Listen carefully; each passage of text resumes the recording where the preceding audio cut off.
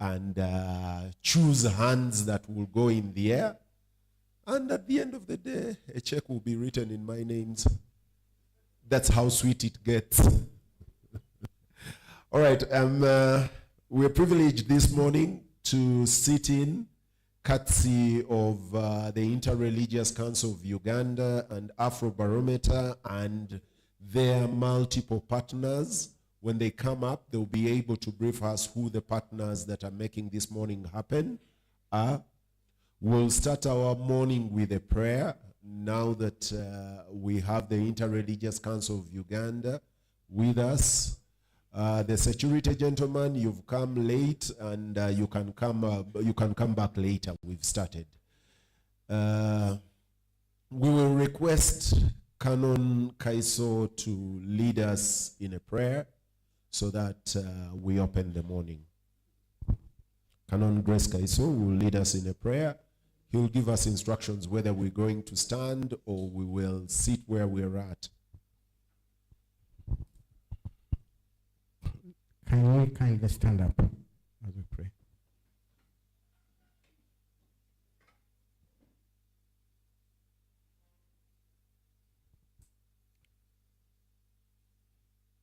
Gracious Lord, our Creator and Sustainer, we honor you and give you thanks for the gift of life.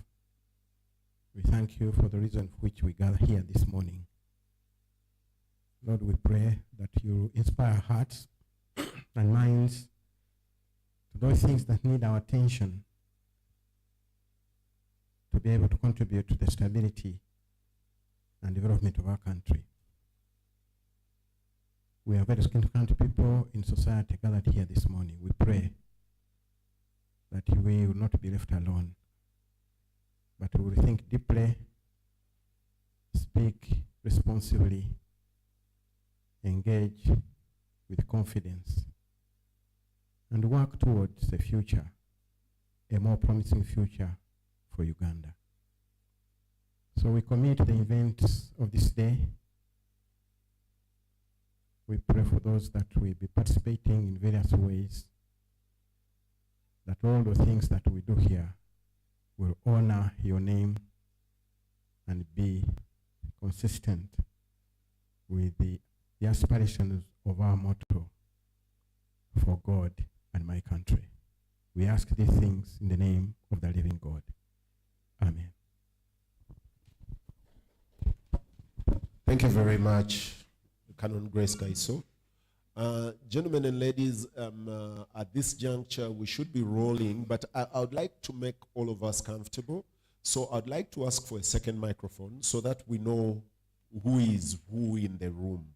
It's very important for us to be able to know who is seated next to you. I will only do the honors to introduce members of the panel that shall be this morning and our keynote address. Okay, I'll start with Lady Justice, naturally. I'll start with Lady Justice Margaret Sekaja, who will give the keynote address this morning.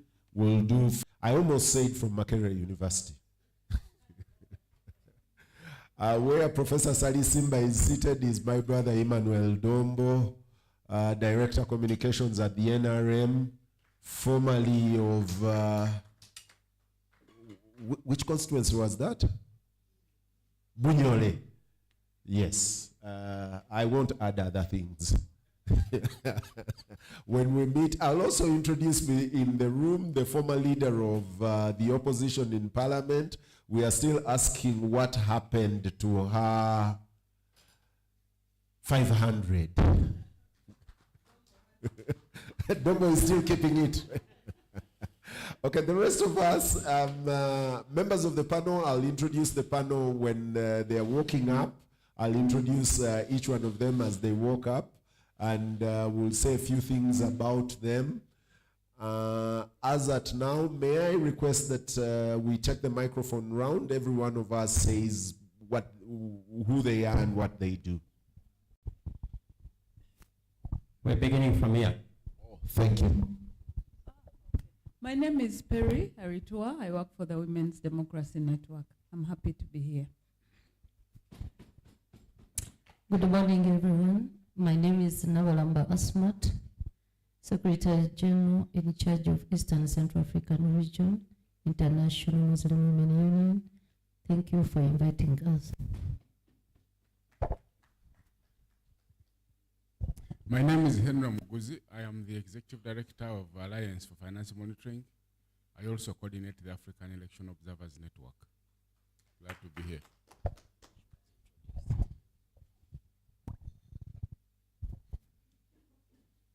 My name is Paga Gloria, the Deputy Secretary General, Forum for Democratic Change. Glad to be here. My name is Major Retired Awich Pola. I'm the Director for External Affairs. I'm representing the Secretary General of NRM.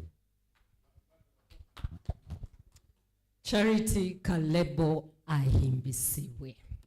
I'm the Executive Director at the Electoral Laws and Governance Institute. Canon Grace Kaiso. I support the Inter-Religious Council in the areas of peace and governance. My name is Dr. Primrose Nakas, where I'm the Director of Research and Innovations in the J University.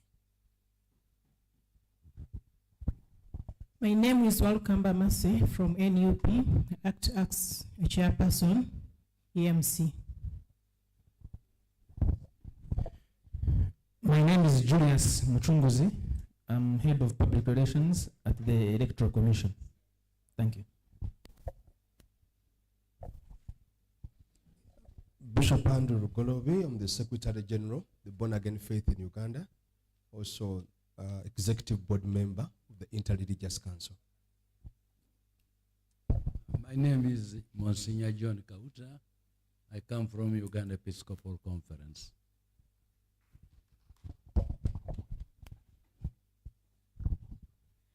My name is Nambalira Davina. I'm with her child consult.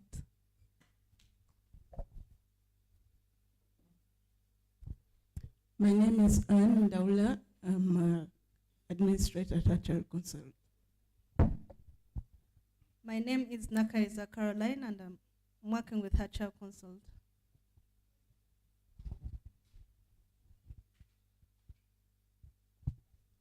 My name is Muhammad Senkumba. I work with her Child Consult. Good morning, everyone. My name is Daniel Iberi. I work with Afrobarometer as the communications coordinator for East Africa. Thank you. My name is Moses Chalbulin. I work with the Child Consult, the national partners of Afrobarometer in Uganda. You're most welcome. Dr. George William Karanja, Child Consult.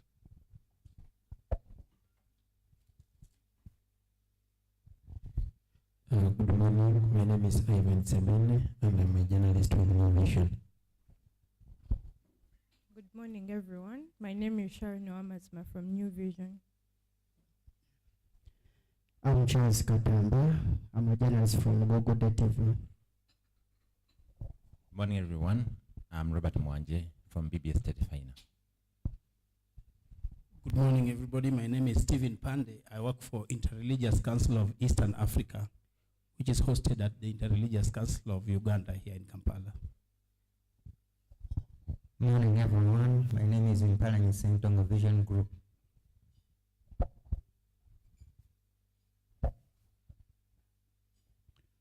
Good morning, everyone.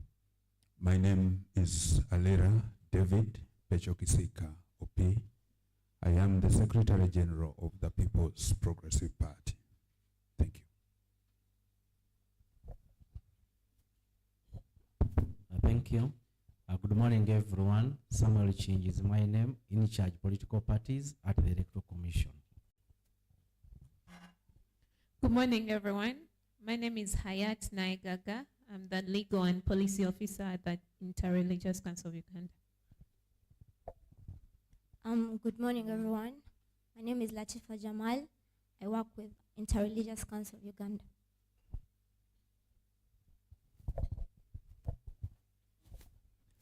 Good morning, everyone. The names are Edgar Waliwulia, a senior PR officer at the Electoral Commission.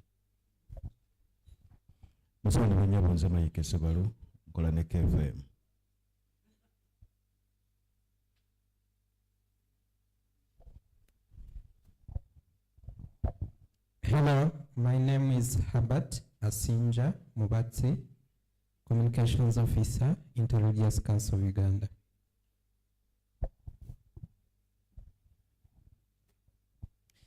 Good morning, my name is Daniel Kibet. I'm a news reporter at NTV Uganda. Good morning, everybody. Victoria Baga is my name. I work with NBS TV. Thank you. There's some members that have just joined us. Good morning, ladies and gentlemen. Dr. Lawrence Serwambarakakwa. I work with iPod. Thank you. The others may introduce themselves as and when the opportunity arises. Ladies and gentlemen, we know each other as much as is possible. You know, there are no strangers in the room. The program this morning, we are talking. The purpose of this morning is for us to engender a talk, to be able to look each other in the face and say we are able to talk, and disagree but not be disagreeable, and be peaceful at our disagreements. I've been looking at the room, and last week and this week, lots of generation descriptors are being given from letters. We've gotten to the Z. I don't know where we're going after the Z. Maybe we'll turn to the Greek alphabet after the Gen Z. Maybe we'll go to the Beta and the Greek alphabet. But yes, different generations. I see here the X's. I don't know, the inviting group maybe deliberately made sure there are very few last letter of the alphabet invited in the room. I don't know why. But yes, the ultimate is today we need a talk. And we'll start this discussion, this talk, this interface this morning with Afrobarometer. They are going to quickly welcome us, make a statement of why we are here, and then after that, I'll have the privilege to invite Justice Margaret Sekaja to give the keynote address. So at this juncture, may I invite the Secretary General, IRCU, to come and make very brief remarks and kick us off. And thereafter, we'll have a statement from the Afrobarometer very shortly after that.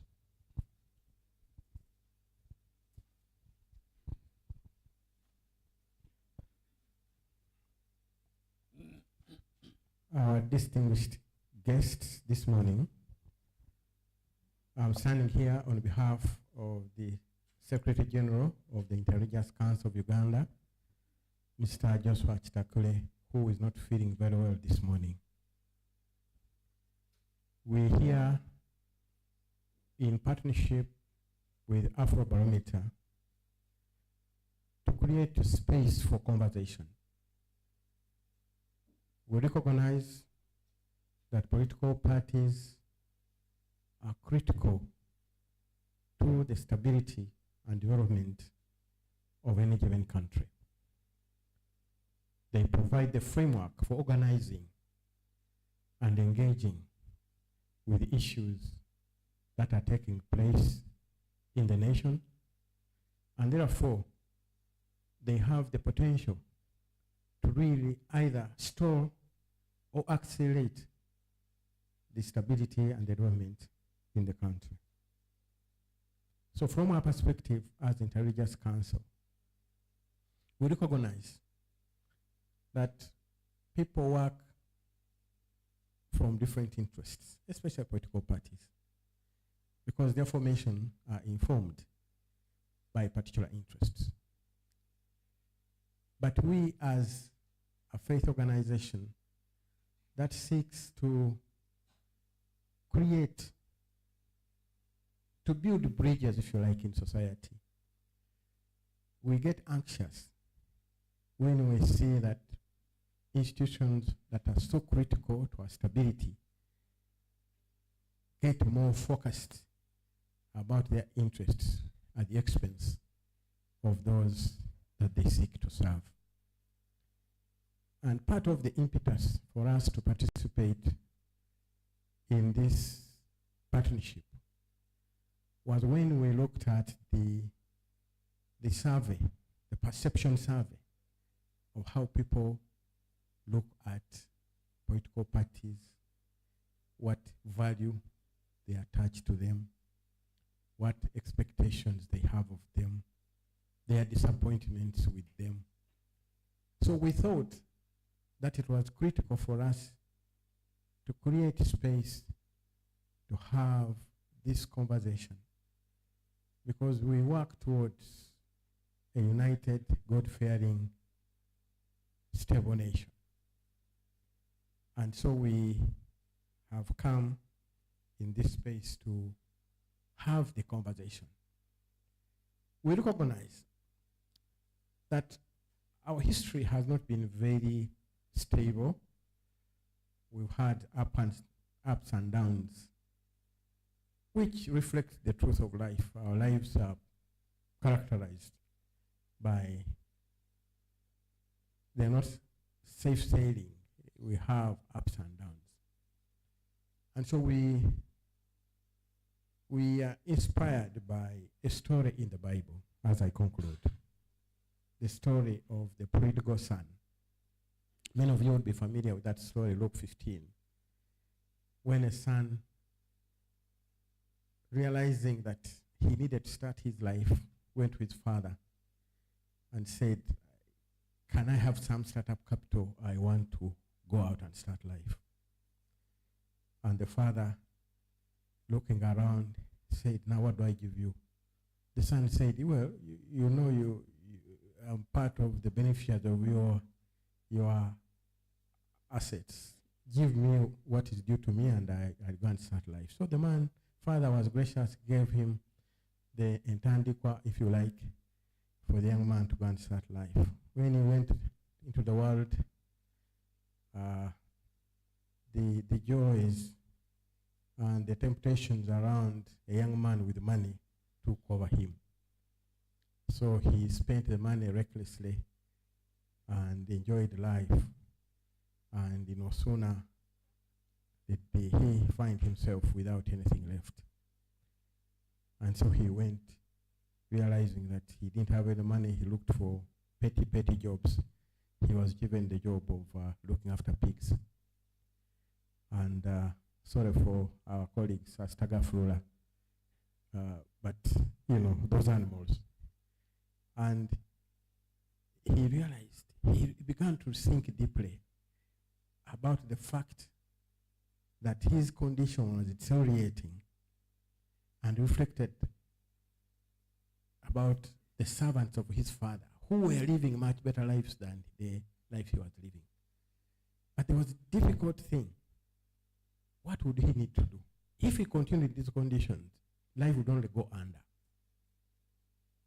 So he started on what I call a difficult conversation within himself, to begin to weigh the options and say, surely must I continue to eat out of the leftovers of these pigs? If I went back to my father, the servants of my father eat better. So that journey of a difficult conversation within himself started him off on a fresh path. He decided to say, now, I think it will be better for me to swallow my pride and go to my father and confess and say, I'm sorry, I am not even fit to be called one of your sons. It will be enough for me to enjoy the status of your servants. What am I emphasizing? Is that time must come when we must have a difficult conversation within ourselves. Sometimes those times are forced on us. But it's better when those times we freely choose to realize that it is time for us to have some difficult conversations. It is important for us within our lives to have those conversations. When you realize that your life is not having the value you desire to have. But the need for difficult conversations can extend to families, where you find there is a growing stalemate within the family and you're not making any progress. The need for difficult conversation may extend to the nation, that you get into an environment where you realize that for us to make any positive step, we need to face some difficult conversation or engage in some difficult conversations. And so our invitation in light of that experience is that maybe we are at that point where we need to have internal conversations within ourselves, in our lives, within our political structures, in our institutions, within the nation. So we think that this is but the beginning of that journey. IRCU would like to create a platform where we can engage around difficult conversations. Issues that we know if we don't attend to them are going to be responsible for our instability and may affect our progress. So I want to invite you at the beginning of this journey. Obviously, any conversation expects that you start it in the right disposition. The right disposition of the openness to listen to one another, the willingness to learn from one another, and to the willingness to act on what you recognize as needs action. So we hope that you start this process with the right disposition. We're not here to quarrel among ourselves. We're here to engage around issues that we think are critical to our future as a country. So I want to invite you into this space with a lot of hope and expectation that God will be in our midst to guide us, to temper us, and to inspire us along this new path of finding ourselves and working towards a more promising future for Uganda. Thank you so much.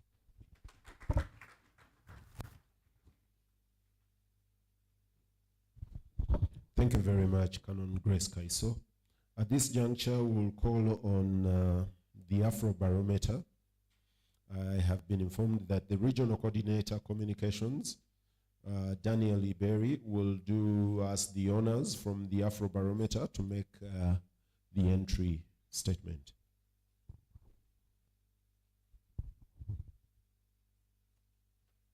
Good morning. Thank you very much, Canon, for setting the stage and the mood.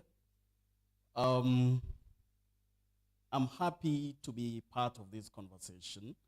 And when Francis said that it will be high-level dialogue, I really doubted that. But when I saw the panelists, just a couple of days ago, I agreed with him that it's a high-level dialogue on, looking at the literature, looking at the news, looking at the trends in Uganda, that it's really a high level on very important matters. My name is Daniel Iberi, as I had introduced myself. I work with Afrobarometer as the communications coordinator for East Africa. I'm here to bring you greetings from Kenya, East Africa, and Africa. I'm being reminded something trending in Kenya, the Gen Zs. Yeah, I mean, I don't want to go into that, but again, I just want to just comment on that, this is the effect of youth bulge. And if we don't address it, it's going to be a time bomb. It's a time bomb, and it's going to be very, very difficult in the future. And that's what is happening right now. And if we don't really take them seriously and address issues affecting them, it's going to be a difficult future for all of us. Okay, so as I said, I'd like to bring greetings from Kenya, East Africa, and Africa at large. Why? Because in terms of coordination, Afrobarometer is coordinated by 3 core partners. In South Africa, we have Institute for Justice and Reconciliation, which coordinates Afrobarometer activities and surveys in southern part of Africa. In East Africa, we have Institute for Development Studies at the University of Nairobi, which coordinates Afrobarometer surveys in East Africa, and that's where I'm based, at the Institute for Development Studies. And greetings from Professor Karuti Kanyinga, who is the co-partner director at IDS and oversees the region's activities. And in West Africa, we have Center for Democratic Development, which coordinates activities from in West Africa. So greetings from that. So yeah, I look forward to this discussion, very pertinent discussion, and at the end of the day, I'd like to also take my notes and see, how can we borrow? What can we borrow as Afrobarometer and as Kenya in terms of dialogue, for instance, and especially in these difficult times for Kenya when we have demonstrations by the youth. So yeah, I'm happy to be part of this conversation, and I was not on the program, and I was not meant to talk much. And yeah, I look forward to the conversation. Thank you very much, everyone, and I wish you well ahead of your discussion. Thank you. Thank you very much. Ladies and gentlemen, we get to that point where we shall receive our keynote address. As I listened to Canon Grace Kaiso and Daniel here before, I kept writing a few questions that maybe later we shall get to ask. At what point do people get to talk? When do we get to talk? Do we talk when it's crisis? Do we talk when it's happy times? Do we engineer talk deliberately? Are we forced to talk? Do circumstances force us to talk? As Canon Kaiso spoke, I thought, okay, this prodigal son, if things had gotten better for him, if the author of the Bible at that point had tweaked the story and things got better for this prodigal son, would he go home? Would he find his father? Would he, maybe a more affluent one, go to his dad and say, I invested the money and I come home better? Maybe, maybe not. The guys that moved from Egypt to the desert, across the desert for 40 years, Canon, I'll come and sit with you so you explain a few things to me. This journey that I could cross in 2 days, these fellows spent 40 years in that desert. If things hadn't gotten bad for them, would they get to talk? Do we wait until such a point? Can we whip the talk? Ladies and gentlemen, we have the privilege of having Justice Margaret Sekaja, the Executive Director, Human Rights Center, Uganda. I am sure all of us know her as the former Uganda Human Rights Commission chairperson, former United Nations Special Rapporteur on the situation of human rights defenders, and very many formers. But a friend of mine lately reminds me that it is good for people to introduce you as who you are, not as any former. Ladies and gentlemen, put your hands together for Lady Justice Margaret Sekaja. And delete every former and just have her as she is here. She will give the keynote address.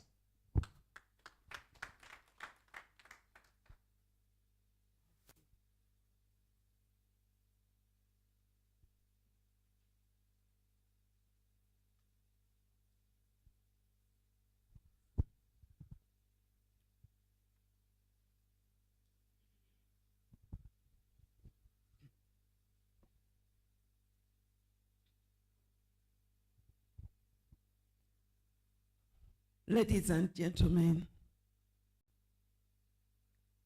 I will not mention the dignitaries because I think I might go wrong by not going with protocol.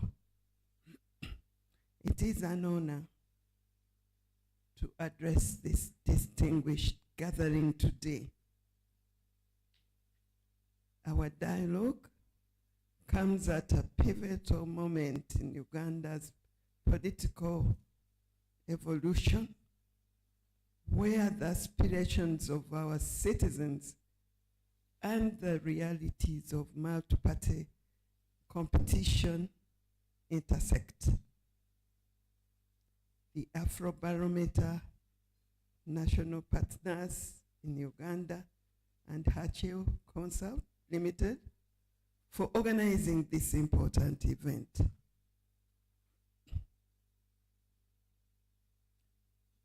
Recent surveys, as well as our country's experience with multipartyism, reveal a strong citizen support for multi-party competition in Uganda, reflecting a deep-rooted desire for democratic engagement and diverse political representation.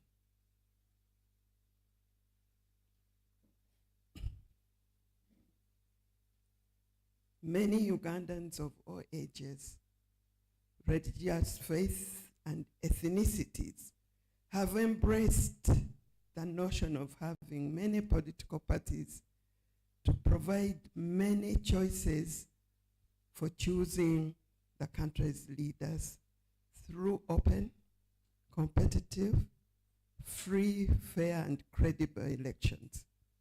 However, the same surveys and our experience have also showed us a troubling paradox: the high level of violence associated with political party competition.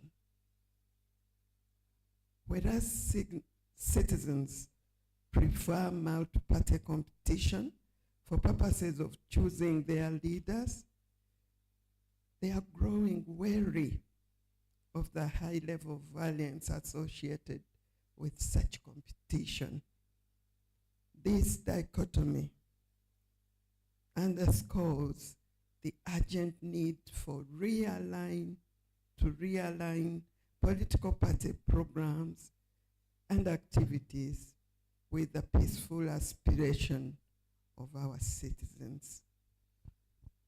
So here you see the concern is more on violence. So I think you will have time to deliberate on how you can get rid of this violence. Citizens' aspirations. Ugandans yearn for a democratic system where multi-parties can compete freely and fairly without fear of violence or intimidation. Citizens desire political parties that prioritize their needs and address their concerns and promote inclusive governance. What are the current challenges prevalence of violence in political competition undermines public trust in the democratic process. Political parties often prioritize short-term electoral gains over long-term national stability and development. I wish people could get rid of the need for short-term gains. The role of political parties. Political parties must act as vehicles for positive change, embodying the principles of democracy, peace, and development. They should engage in constructive dialogue with citizens, understanding and integrating their aspirations into party programs and activities. Reverend Kaiso has talked already about this constructive dialogue. Can we humble ourselves and come together and think of a constructive dialogue? The key actions: promoting peaceful competition. Political parties must commit to non-violent competition and adhere to codes of conduct that emphasizes peaceful engagement. They must also establish and strengthen mechanisms for conflict resolution within and between parties, which is essential. The other aspect is engaging citizens. Regular, transparent communication between political parties and citizens is crucial. This includes town hall meetings, public forums, and effective use of digital platforms. Parties should incorporate citizens' feedback into their platforms and policies, ensuring that they are truly representative of the people's will. Collaborative efforts. Political parties must work collaboratively with civil society organizations, religious groups, and other stakeholders to foster a culture of peace and mutual respect. They have to join initiatives aimed at promoting civic education and democratic values, which can play a significant role in reducing political violence. The institutional reforms. We need to strengthen democratic institutions such as the Electoral Commission, the judiciary, law enforcement agencies, to ensure that they operate impartially and effectively. And we need to implement reforms that enhance transparency and accountability within political parties. Ladies and gentlemen, the path to peaceful and vibrant multi-party democracy in Uganda requires unwavering commitment from all stakeholders. From all stakeholders. Political parties, as the custodian of democratic ideals, must lead by example by realigning their programs and activities to reflect the aspirations of our citizens, and by fostering culture of peace and inclusivity, we can build a strong, more resilient democracy when we do this? And who are the other stakeholders? People expect to have an independent electoral commission. By independent, you expect that it will not side with or favor any political party. So it's good we have someone from the Electoral Commission. This is the people's wish, that we have an independent Electoral Commission, which is not going to favor any political party. The other aspect is for security agencies, especially the police. We expect, or the citizens expect, that the police will keep law and order, thus creating a conducive environment where each party can be able to communicate the messages to the people. So we should actually have the police here to be able to assure people that the environment will be conducive for everyone to pass the message. Civil society organizations should also play a facilitating role by carrying out civic education and voter education to the citizens. The commitments, the work of the mandated institutions will be complemented by civil society. It's a bit of not good coordination between civil society and the other institutions. What we pray that they realize that civil society can always complement the work of other institutions and plays a bigger role in the country. A peaceful citizenry who will exercise their right to vote in a peaceful manner. We are calling on the public, the citizens, our people, our brothers and sisters, our parents, people out there, that they can be peaceful and play a bigger role in this process. They should accept the results.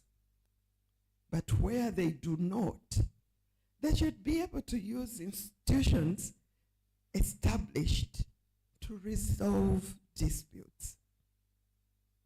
Of course, many times we see people taking the law in their hands, but then we have institutions which can dissolve the disputes.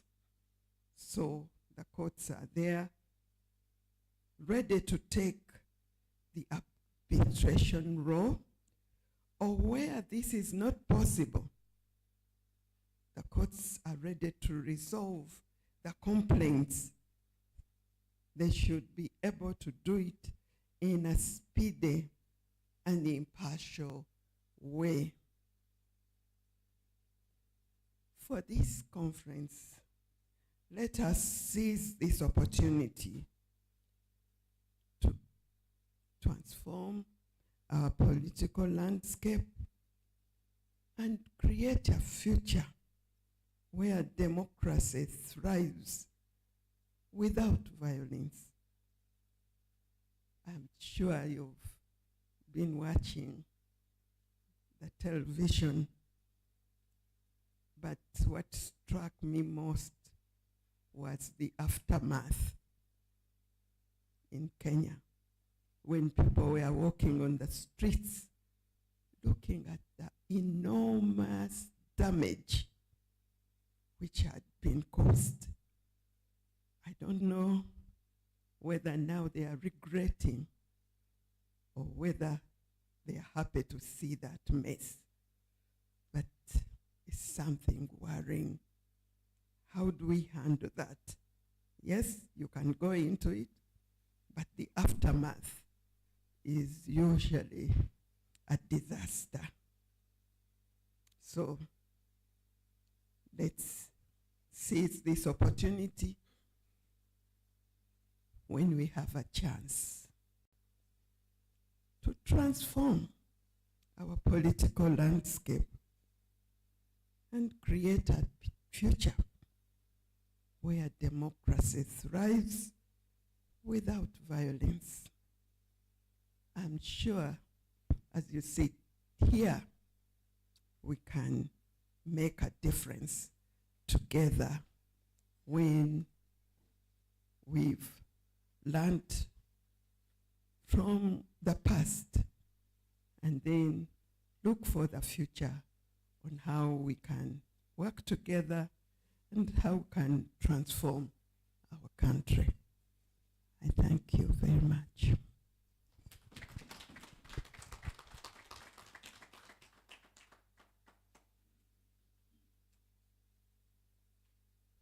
Another round of applause for. Thank you very much. You couldn't say it better. And I know that our next will be a walk into the presentation aligning Uganda political parties with their aspirations, with the citizens' aspirations, a dialogue on relevance. And she asked so many questions. She put us in that port, and I closed my eyes and looked at the country Uganda as Justice Margaret Sekaja spoke. And I said, okay, where did we, if we indeed went wrong at any point, because that is also a subject of debate. Did we go wrong? Are we wrong? Do we even need the talk? The first one, the first people that took government, the very first parliament failed to talk. The president and his prime minister. How long did it take us to change? Those that took power thereafter, I've just looked down and I see the disagreement between Basil Bataringaya and Dr. Obote, and the explosion in 1965 that fires Dani Wadara Nabudere, Raiti Omongin, Bidandi Sali Kintu Musoke. It's a failure to talk. They are all seated in one room. They've all agreed before, and they disagree, and the door is opened. That time it wasn't broken. They didn't ban parliament, but they opened the door, and they walked out. And those that remained in thought they would talk. In 1969, we moved to the left. The winds blow us to the left with the Nakivugo pronouncements. Those that sat in Professor Sali Simba's class, you know this one very well. Some people were left the other side of the pendulum. The winds blew them out, and they said, no, we want to come back to the table. And they found a general that brought them to the table and said, okay, we can't talk in this room. Let's find someone to help us talk. And they delivered the general, VC, DC, MC, the great conqueror of the British Empire, not of any other empire.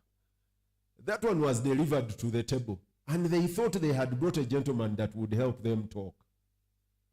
He just shut their mouths and said, go and find somewhere else to talk.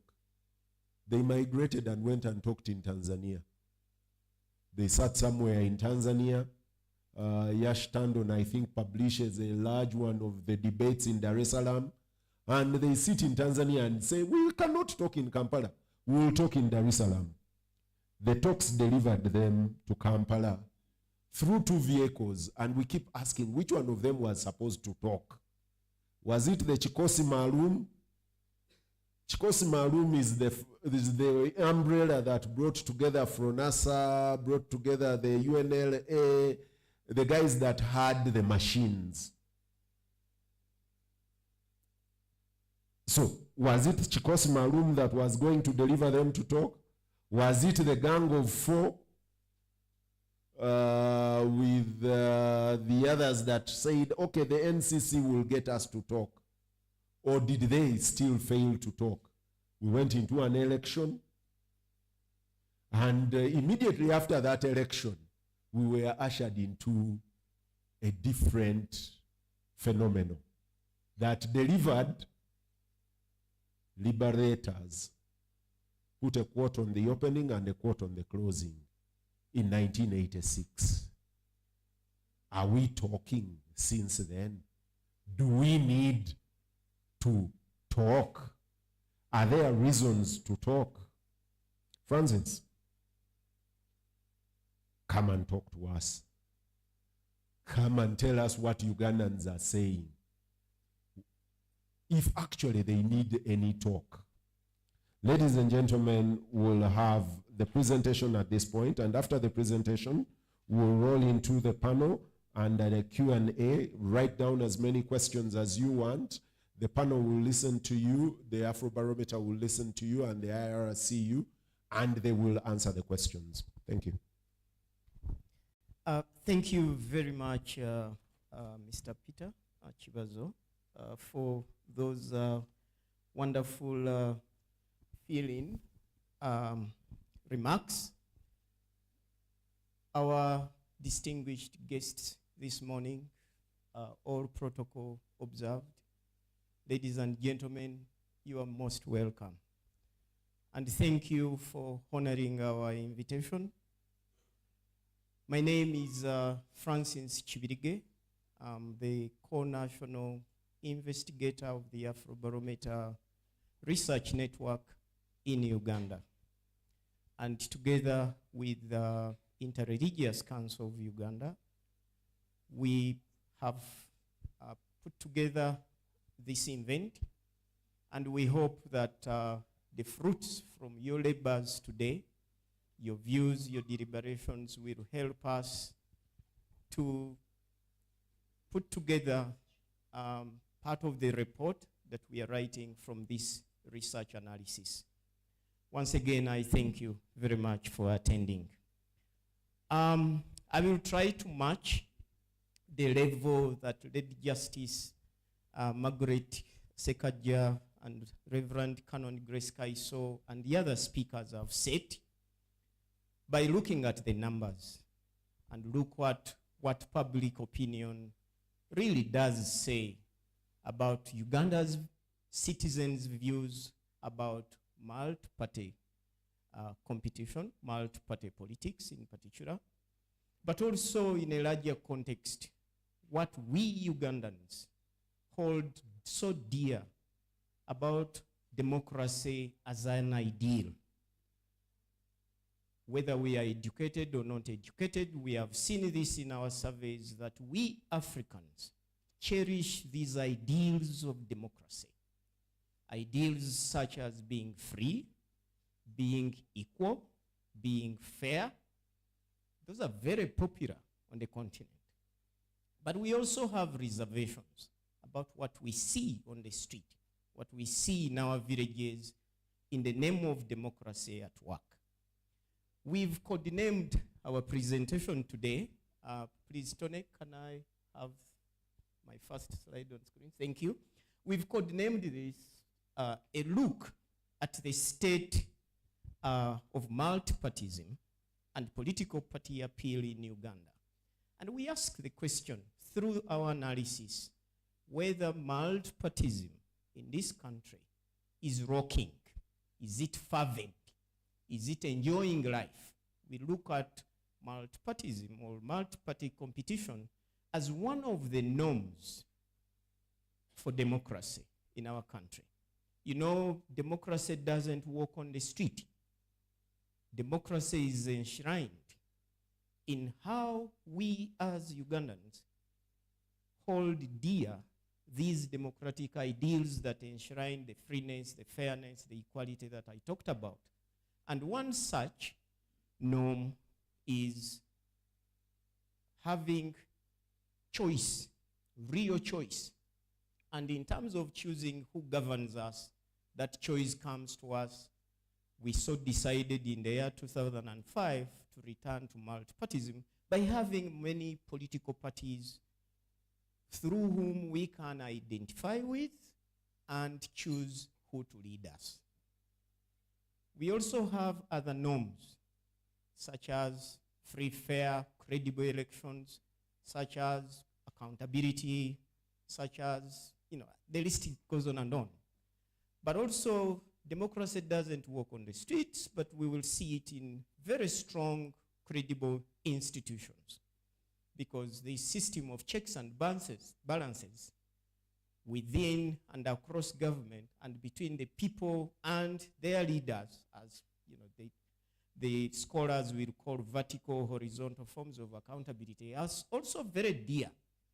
Our surveys have revealed that Ugandans and Africans in general may not be very well educated, but they do understand and appreciate these concepts because the elite promised them and they learn by seeing what was promised to them and what was delivered to them.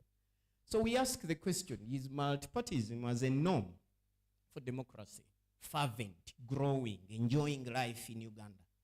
Or is it against the rocks? In this analysis, I will share results compelling to indicate that all political parties in Uganda, regardless of whether they are in opposition or in power, have made big gains since our tracking data began in the year 2000. But we are beginning to see all parties losing ground from the year 2019, from our surveys of 2019. We see a drop in the proportion of Ugandans who say, yes, I identify with a political party. We also see a drop in the people who say, I trust a political party. And also a drop in the people who say, I intend to vote for a political party X should there be an election tomorrow.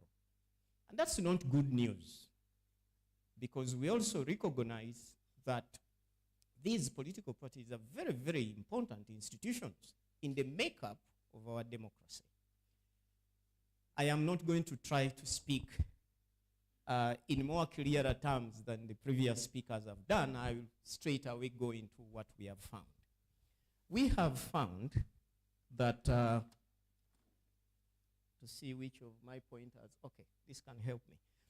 We have found that Ugandans, and like many Africans on the continent, are really committed to democracy. But they identify many challenges as well with the democracy on the supply side, that they like the ideals, but they are not happy with what they see. We also find that Ugandans support vehemently, as the support also is across the continent, support this idea of having many political parties. But they are not happy with many aspects of multi-party competition, but particularly the violence that comes on the show when political parties compete. That's actually one of our results. Will show you that the proportion who feel multi-party politics is needed is being overtaken by the proportion who feel there is always violence when political parties compete. And it's one of the, the points we would want to discuss today with the help of our expert panel, to say, how do we disentangle this? That political parties, regardless of which side they fall on, may feel misunderstood. We are all Ugandans here. So, for instance, the ruling party, NRM, might say, we are misunderstood when we are going about our work of keeping peace, law, and order. And maybe we are seen to be aggressive towards the others. Those in opposition might say, look, we are being, the space where we are operating is narrowing. Civil society might say the same, the media might say the same. We don't want to go there today. What we want to say, that in all our political party programs and activities, can we find space to plan for peace, for dialogue, for de-escalation, for talking, regardless of whatever we are facing, so that we answer to the voices of the many Ugandans who may not clearly understand, disentangle whatever we are seeing. Okay. We also see that about 25% of citizens say that their elected leaders at the local government level try their best to listen. And that number has dropped from about 40% in the year 2005. The same goes for members of parliament. The proportion who feel today that our members of parliament listen to what the ordinary people have to say stands at 15%, down from 19% in 2005. These are not very good metrics. We will share results that speak further about what people think about their elected leaders and leaders that represent these political vehicles. We also see a high number, albeit decreasing, but a high number of Ugandans who feel that there is more that brings us together than divides us. And that's key, because that's at least a building block where we can start to say, can we speak? We may not have a grand occasion to speak about all issues we may think of, but the idea that we can start makes a lot of sense. I would like to, in a minute or so, maybe brief you about what the Afrobarometer is. We are a Pan-African, non-partisan research network that conducts public opinion surveys on this mother continent of Africa for now 25 years. This year we are celebrating. Celebrations will be held in Addis Ababa and in Accra, Ghana, but also across the countries in the month of July, this month of July, to commemorate the founding of the Afrobarometer surveys in the year 1999. We are represented in now 42 African countries. We conduct a fresh survey in each country, each about 18 to 24 months. Our surveys major a focus on the quality of democracy and governance. These are big concepts, but we try to break them down in simpler terms and forms that ordinary people like my mother can follow. Our surveys are conducted at the household with randomly selected respondents. In each country, we work with a national partner that is competitively identified, picked, and we work closely with those partners to conduct these surveys, so that a survey conducted here in Uganda and a survey conducted in Angola or Mali or Senegal are the same. And we work with the formal institutions in each country that that review and approve the conduct of research in those countries. In Uganda, we begin our journey with the Uganda National Council for Science and Technology to get technical ethical review and approval of our surveys and our methodologies. We go through the approval processes, working with the Uganda Bureau of Statistics to obtain most recent census data to work with in constructing our sample. But we also work very closely with the local leaders, the local council one leaders in particular, to gain access into the communities for the conduct of the surveys. Our surveys, the objective of these surveys, three main objectives. Today I will speak about one, is to give African publics a voice in the policy making arena. Because many times we've heard about our leaders say, our people want this. And another leader says, our people want this. And we're like, okay, so which people are whose people? So with the surveys of this kind, we can aggregate the views and aspirations of all Ugandans through a scientific sampling process. So we get to know what people really want, what really people have as their development priorities for that matter. To date, we have conducted 9 rounds of surveys across all these countries. Round 10 surveys are being conducted starting this year in hopefully 42 African countries or more. And one day we hope to cover the entire continent. This slide deck has been provided as a copy to you in your info pack, but we can also provide an electronic copy. Maybe let me also mention at this stage that all the data we collect through the Afrobarometer is freely available at no cost on our website. And we have an online analysis procedure, 3 steps. You can log in, you don't need a password, you don't need an approval. You log in, sign in, not sign in, click on a link there and select a country of your choice, questions of your interest, and a round of data, and run the analysis. And you can produce charts such as I'm going to share with you. If you are interested, let us know. We can show you how to do it. But it is for free. So all the data we have ever collected in any of these 42 countries across these 25 years is available online for download. You can take and analyze and feed into your programs as you so wish. So this graphic will show you which countries we are operating in. The gray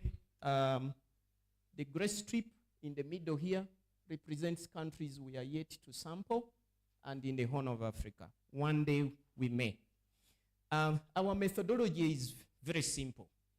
First of all, these interviews, these surveys need to be nationally representative. So we take smaller sample, and that sample represents the entire country. And the science has been with us for very, very, very many years, millennia, I would say. Something similar to what the doctor will do when you are complaining of a fever. They will not take your entire blood to tell that you have maybe malaria or another infection. But a little drop, they know where to pick it. We use the same metric, and we will select a smaller sample of adult Ugandans and use it to expertly tell what the rest of us feel. So our interviews, as I mentioned before, are face-to-face and conducted in the language of the respondent. So we have teams we have trained and prepared to do this exercise that work in the households, door to door, to conduct the surveys. We use a standard questionnaire. That standard questionnaire allows us to make comparisons between countries. We can compare the Uganda of today to Kenya of today, to South Africa, to Malawi of today, but we can also compare the Uganda of today to the Uganda of yesterday up to 25 years ago. This also allows us to compare with other surveys, similar surveys. We conducted a survey, 2,400 interviews, 2,400 interviews between January 16 and February 2nd, 2024. This sample carries a margin of error of about plus or minus 2 percentage points. Sorry, let me undertone the math. What that simply means is if we report a percentage that I'm going to share with you, if we say 50% prefer this, what it really means out there that proportion in the population can be anywhere 50 plus or minus 2. If you went back to do another survey, you can find 51 or 52, 49 or 48, but they are roundabout. That's what it all means. And then you can apply that to the adult population of Uganda. So recently we have a new census. So we can be able to tell if 50% feel like this, what's 50% of the adult Ugandan population today? So are we talking 12 million, 15 million that feel like that? That's what I'm talking about. This shows how the sample compares with the population from the census. most recent census updates. This slide tells us about the different questions we ask in the Afrobarometer survey. We are not talking only about multipartyism and multi-party competition. I said the survey is about quality of democracy and governance. So it's a little broader. We talk about concepts such as political and electoral reforms, justice and rights, access to justice. We recently published across the entire continent from the year 2015 to the year 2019, how Africans feel about access to justice in their individual countries. We have questions about lived poverty, livelihoods, accountability, and perceived official corruption and the like. And this graph here presents to you the areas that were sampled. Each little red dot there represents an individual village that this survey in the month of January this year reached and conducted interviews. Okay, and today's presentation is broken into 5 smaller parts. I'm going to go through each one of them quickly because I have kind of summarized what is in there for the purpose of creating enough time for our panel. I'm anxious to hear and to learn from them. So when we begin off by looking at democracy and Ugandans' views about democracy and democratic norms, this is what we find. As I said earlier, Ugandans rank among the top African countries in our commitment to democracy. But like many of our fellow Africans, we record significantly lower levels of public satisfaction with our democratic processes. And this is our responsibility. It is not anyone's job to enhance democracy in our communities. It's us, all of us, equally responsible. And in Uganda, we see an interesting trajectory in this demand for democracy. We tend to have high hopes and commitment to democracy when we are going into elections. And thereafter, we see a slump. And this cycle has been going on for the last 20 years. We also see that in terms of consolidating democracy, we have an interesting chart I will share with you shortly that shows our journey in the last 25 years in our attempts to democratization. Have we moved closer to full democracy or have we moved laterally? And that's very key to determine on what we can do. This is what I have talked about earlier. So if you look at these 39 countries that we interviewed between the year 2021 and 2023, Uganda ranks second, only behind Zambia, in the proportion of Ugandans who are committed to democracy. But in the green, you will see, a disclaimer here. Throughout the presentation, you will see us making use of different colors, color codes to show this result versus that result on this chart versus that chart. Our colors on our charts have no political connotations. So when I'm showing a green, a yellow, whatever, that is just the color. So please don't say we are talking DP, NRM, UPC. No. We are just using colors because if we were to do so across 42 countries, we would have no colors to use at all. So please, if you see a color, you think I imply something. No. I'm just using the color from the color palette. Thank you. Okay, so this side, we represent the proportion of Ugandans who say they see a full supply of democracy in Uganda. This graph shows commitment. Please take a look at the countries in the slower end of the graph. Countries that we recently associate with a return to non-democratic governance. Countries such as Mali, you will see countries such as, let me not mention the names because it is not a very rosy picture to talk about. But what is key to note here is that we are up there in our aspiration for democracy, commitment to democracy, there. but only 34%, only half of us feel satisfied with the level of democracy we see on the street. And if you want to look at Uganda alone, this is our journey from the year 2012.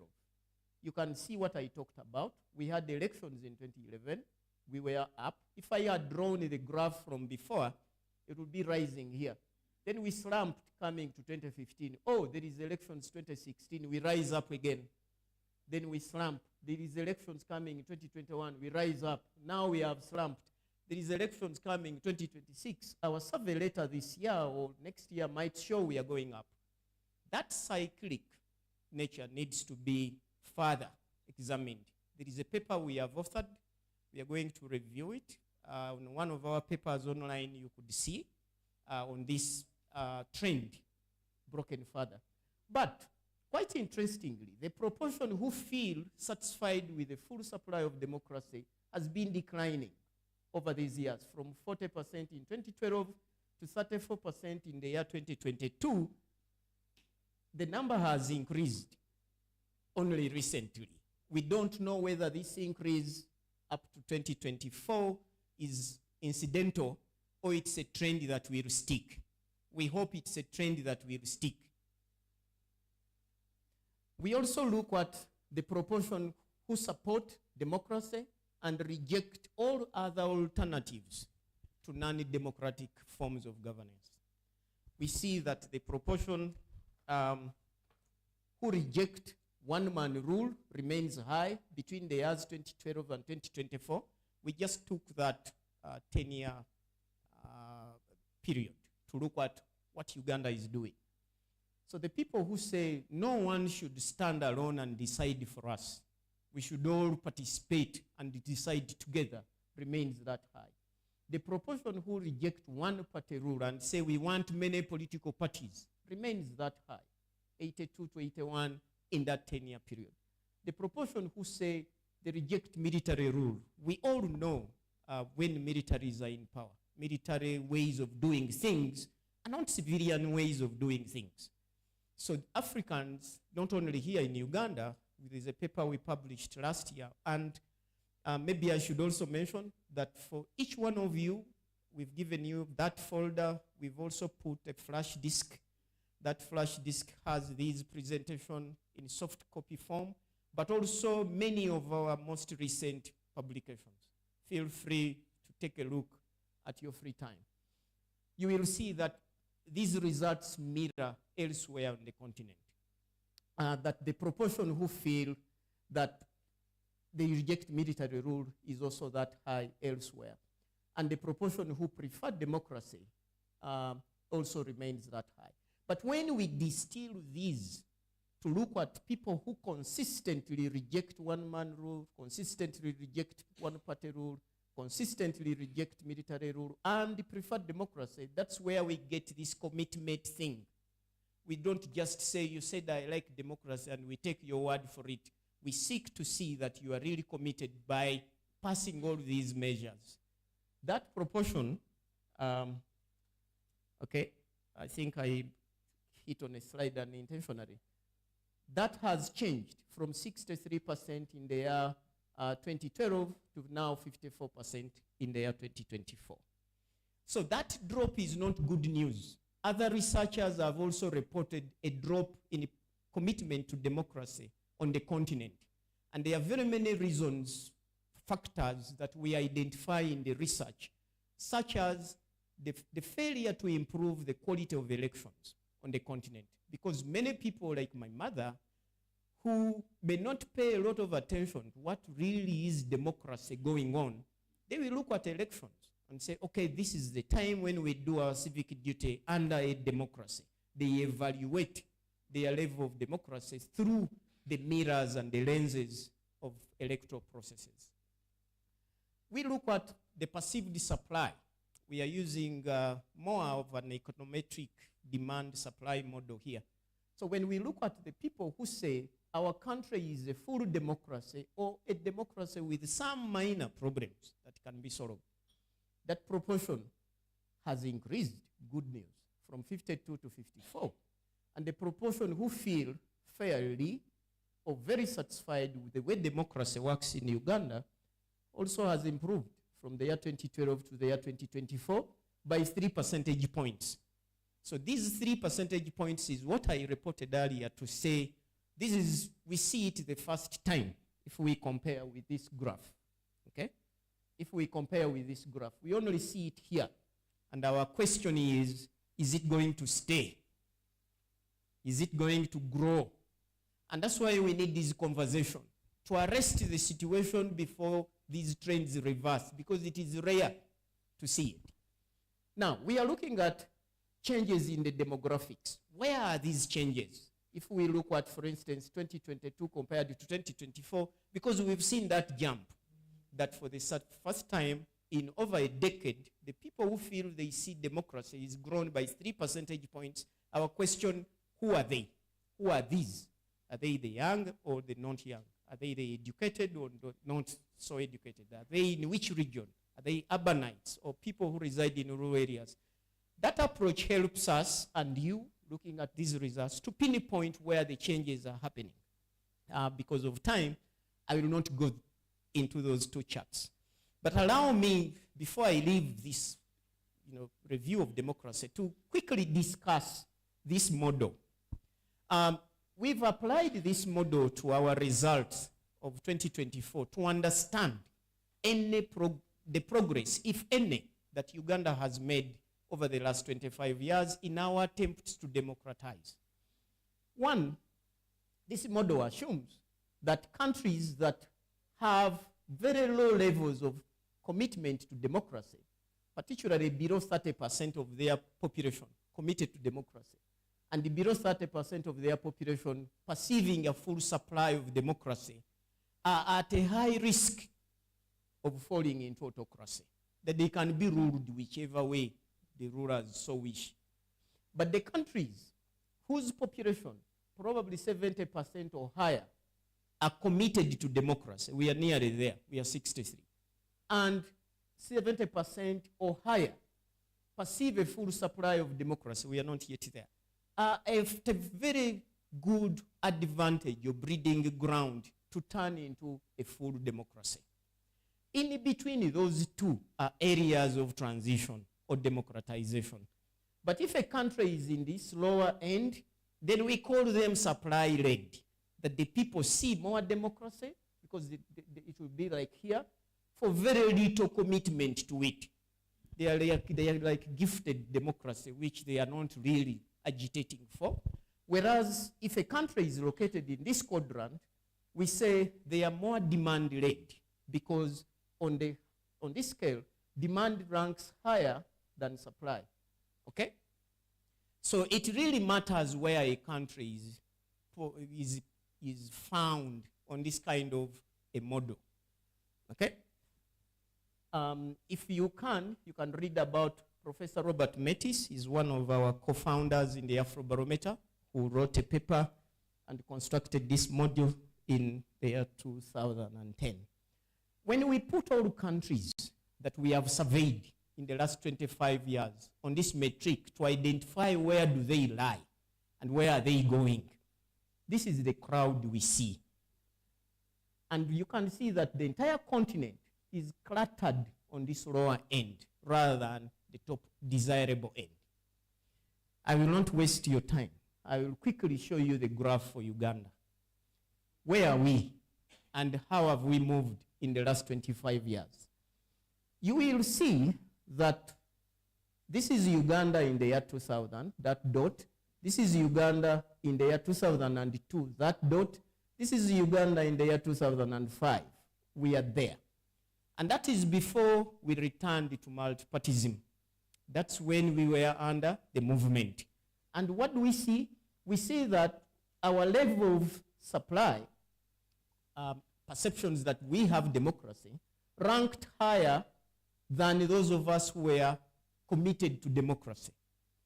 But once we crossed that, and it went multi-party, and multi-party politics took root in Uganda, once again, this is what we see, a shift to more demand-led zone, okay? The arrows here show us three movements first that in green, then back in red and back in purple, to where we are today here in 2024. My summary here is that instead of moving towards there, if you see my red arrow, the intention is to democratize, to go towards full democracy. We have moved lateral to that line. And the big change that has happened is, one, that our people have crossed, we Ugandans have crossed from being supply-led, seeing democracy that we don't want, we think is there for granted, to now demanding for it. And what we really need as a country is for the demand side agitations to be addressed. Issues like good quality social services delivery. Things like conducting free, fair, credible elections. Things like accountability. Because the people who stand up and say, we want more democracy, that's where their voices now lie. Okay, I will quickly, and maybe pick up the pace, look at what are the citizens' development priorities. Because when we are talking about political parties, we have seen what Uganda is in terms of preferences for democracy. Now we want to see what is on people's minds. What is it they want so that political parties can try to pay attention to those? Okay. And this is what we see, that social services and economic issues dominate the narrative of the citizens' development priorities. Issues such as health, education, water, electricity, and those rank as the country's most important problems since 2012. And those are also followed by economic management, issues of employment, poverty, eradication, and addressing taxes, as well as infrastructure. We also see that people feel that elected leaders don't listen to what ordinary people have to say. Now, the listening bit is a challenge, because whereas our political leaders will say that when they go into the communities, people are not really asking so much about their mandate, the delivery towards their mandate, which is sometimes legislative, for instance, but they want handouts. Nonetheless, people say our leaders don't listen. And this is an issue that must be addressed. We also see a high proportion of people, from 72% in 2015 to now 62%, who say our leaders, on top of not listening, serve their own interests rather than serving the interests of the people who elected them. And then we say, where does this leave political parties? Now, this is a slide you will see often in Uganda. It looks like that shape. On top there are those services that I talked about. And this is not to mean that these are not important, like issues of land, issues of democracy or political rights are 6%. It simply means when someone wakes up in the morning, this is top of their mind. Where am I getting health care? Where are my children going to school? We are a country with, I think, the second largest young population in the world. So many of us have children we are taking care of. And the question is, how are they going to go to school? So those issues are very important. We have also compiled those issues across election years in 2012, 2015, and 2021 to basically show you that there is no difference. Each year, these issues remain the same. They are issues that people are confronted with. And this is when we look at the proportion who feel that elected leaders try their best to listen what ordinary people say. What are ordinary people saying is what I showed you earlier. Now, that proportion is dropping. For the district councillors who are closest to the people, that proportion has dropped from 40% in the year 2005, 40% thought our councillors listened, to now only 25%. It's cut by about a half. And the proportion who feel that our elected members of parliament listen has dropped from 19 to 15%. And we feel that should be addressed. This is the proportion who feel that our elected leaders serve their own political ambitions rather than serving the people. And this has increased from 72% in 2015 to now 79%. And then we look at the people who say that leaders serve their own interests by demographics. Who are they? Where are they? Where are these people who don't see that our leaders are doing their best? And the result is they are not anywhere. They are everywhere. Because there is no specific demographic that overshoots the other. Unless maybe we look at Kampala and the central region that maybe outpace the regions below here, western and the like. But across all demographics, just by looking at this picture, we can say it cuts across. We also want to look at, maybe for the interest of the day and the audience, this political party identity and trust. I told you earlier that we have seen a very interesting connection between the proportion of Ugandans who feel close to a political party and also trust that political party and feel or intend to vote that political party should there be an election tomorrow, a hypothetical election tomorrow.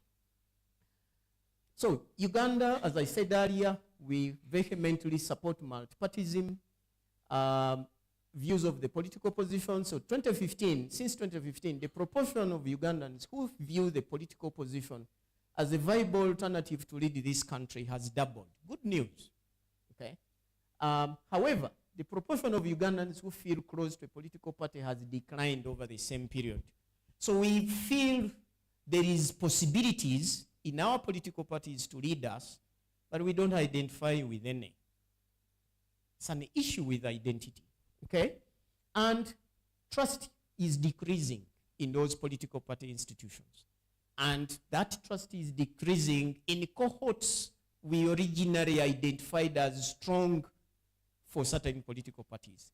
The narrative here that I want you to go away with is that all political parties appear to be losing on those three metrics: on the proportion who feel close to them, the proportion who trust them, and the proportion who say they would vote for them should there be an election tomorrow. And of course, this survey is done in a time when there is no major campaigning, okay? So we take it with a pinch.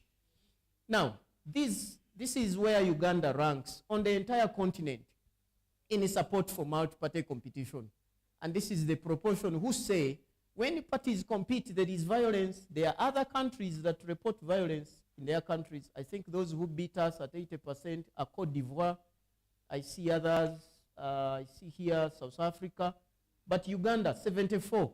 This is the graph I said earlier. The green line shows those who say they support many political parties competing. So we have choices in who governs us, who we elect to lead us. But the red line is those who say there is always violence. Look, it's overtaking the ones who say we want many parties. And that picture alone is not tenable. Is not tenable.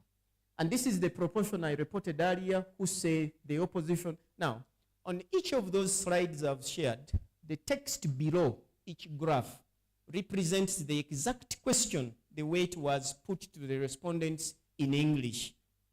And of course, there were translations for all the other languages where the interviews were conducted. Now, gets interesting. This is the proportion who feel close to a political party. And for purposes of comparison, we brought in our immediate neighbors for thinking we can easily identify with them. What do we see? The black line here are Ugandans who say they feel close to a political party. That has grown from 29% in our surveys in the year 2000 to now 61% in the year 2024 for Uganda. But it once was 73% between 2011 and 2016. It has dropped. Check number one. Two, our neighbors, Kenya and Tanzania, are not doing any better. You will see that they once had highs. This is Tanzania in green. They are also seeing a slump. Our neighbors in Kenya, same story. there are reasons to feel so. Like, for instance, in Kenya, we see that sometimes, maybe a year to the elections, the eventual winner prior to the election does not have a political party. They will form one along the way. Maybe that contributes to this graph looking like this for Kenya. But the reality here is, in terms of identity with multi-party politics in the region, we suffer the same challenges. How about feeling close to a ruling or an opposition political party in Uganda? The green line here are the people who say, I feel close to none. Those are the ones, green. The ones in yellow, oh, did we? No, we call this gold in the Afrobarometer. Are the ones who say they feel close to the ruling party, okay? And the ones in purple here feel close to the opposition. What do we see? We see that this started very high. Obviously, during the movement era, all of us were under the movement. It has transitioned to a low, and now, technically, it is higher than everyone. So 44% of adult Ugandans say today they feel close to no political party, and they are higher than any other group who feel to any individual political party. And that's interesting. So there were highs, for instance, in the years 2008 to 2012, but all political parties register a drop, even for the ruling political party, from 47 to 42% since that year, 2019. And we all know what has happened recently, the kind of challenges that political parties as institutions have faced. I once used to say, well, I belong to none, I don't care. Until when I read a piece, and the writer argued that, look, under a democracy, these institutions matter, and their life, their institutional life is very important if you are interested in a democracy. So if Party X suffers, the entire democracy suffers. It's like if the Uganda Football League, I don't know how many teams played there, but let me assume, my apologies, let me assume there are 20. If 5 of them have challenges, the entire league, at least its standard, its reach, its appeal to the supporters suffers. The same with here. We should not allow individual political parties to suffer, to get into turmoil, and fail to recover, because those are vehicles that contribute to the level of democratization, the growth I showed about, the stagnation. Instead of going forward, we are laterally moving to where we would have otherwise wanted to go. Now, when we talk about trust, we are bringing back that identity, and then we're matching it with trust. What do we see? This is our black line like before, the proportion who feel close to a political party. And in purple here, these are the proportion who say they trust an opposition political party. It once reached 40%, and in this period between 2008 and 2012 was neck and neck with the ruling party. It has once since then dropped to now 33%. And there is another slide we took out to make the slide deck shorter, but we are trying to compare these with results from elections conducted along the way. But that you can do for yourself. This is what I said earlier, that all political parties are losing. Look at the ruling party NRM, 71%, the highest they have registered in terms of trust. In the year 2015, 55. 26 percentage points gone. Look at the opposition, from 47 to 33% who trust them. When we look at the intention to vote for a political party compared to trusting that political party over time, we are taking a look from 2005 to 2024. This is what we see. Now, for the ruling party, this side is for the ruling party, that side is for the political opposition. And the line in purple are those who trust, or is higher than those who say they would vote for that party should there be an election tomorrow. And for the ruling party, that proportion was 172 in 2005 who trust, 62 said they would vote them. It dropped to 41% in 2008, went up again to 71 like I said earlier, 65 saying they would vote for them. It is dropped to 55. The interesting thing for the ruling party is these two have merged since 2019. So maybe the challenges within our multi-party political, especially at the institutional level, landscape, the challenges we've seen each party having issues, maybe those in the NRM say we better stick together. But there is a line I removed, the one that shows who trusts you, who intends to vote for you, and what did you get in the last elections. When you take a look at that, you see also another trend. And this may look good, but not so good, because it needs to be addressed. When you look at the opposition, similar story. But here, there is no convergence because of the challenges faced there. That what's the basis? Where are our political parties built? All of them. And they are built on one hand, and this is not only in Uganda, we see this across the continent. They are built on individuals, strong leaders, strong man, strong leaders, one. Two, they are also built on sometimes waves, trends that sometimes change. But where does that leave? If your strong leader that led you to this party left, where does that leave you? Or if they are treated unfairly, in your view, where does that leave you? That's why that green line I showed you earlier here is now rising to go beyond any affiliation to a political party. And what happens when we go into a general election, when the people who say they don't identify with any political party are far more than those who do? That's a challenge. Okay? And then we try to show where are these changes. For instance, when we compare 2012 to 2024 in the trust for the ruling party, where are the changes taking place? And we do the same for the opposition to say where are the changes taking place. You can take a look and see the demographic that maybe interests you the most, and you can try to see how you reach those people. But the message, my advice from the data we are looking at, would be to work for peace, because that's one central area we see in all of this. Quickly, when we are talking about views on electoral competition, multi-party competition, we talk about also who are managing these elections. And this is what we see. I'm about to finish. You give me 5 or 7 minutes. Support for elections, as we said earlier, through the roof. Everyone wants them as the best method for choosing our country's leaders, but we are not happy with the way elections work. And many of us don't trust these institutions that manage the elections. I'm going to show you quickly. This is our support for elections on the continent. We rank that high. Always, we are hungry, but we are not happy. Only 54% compared to 84% who support elections. And this is our graph. The green line are the people who say that on the whole, how would you rate the freeness and the fairness of the national election held, we put the year, okay, depending on the survey. And these are the people in green who say that that election was completely free and fair. That's the green. It's dropping from 64% in 2012 to 55%.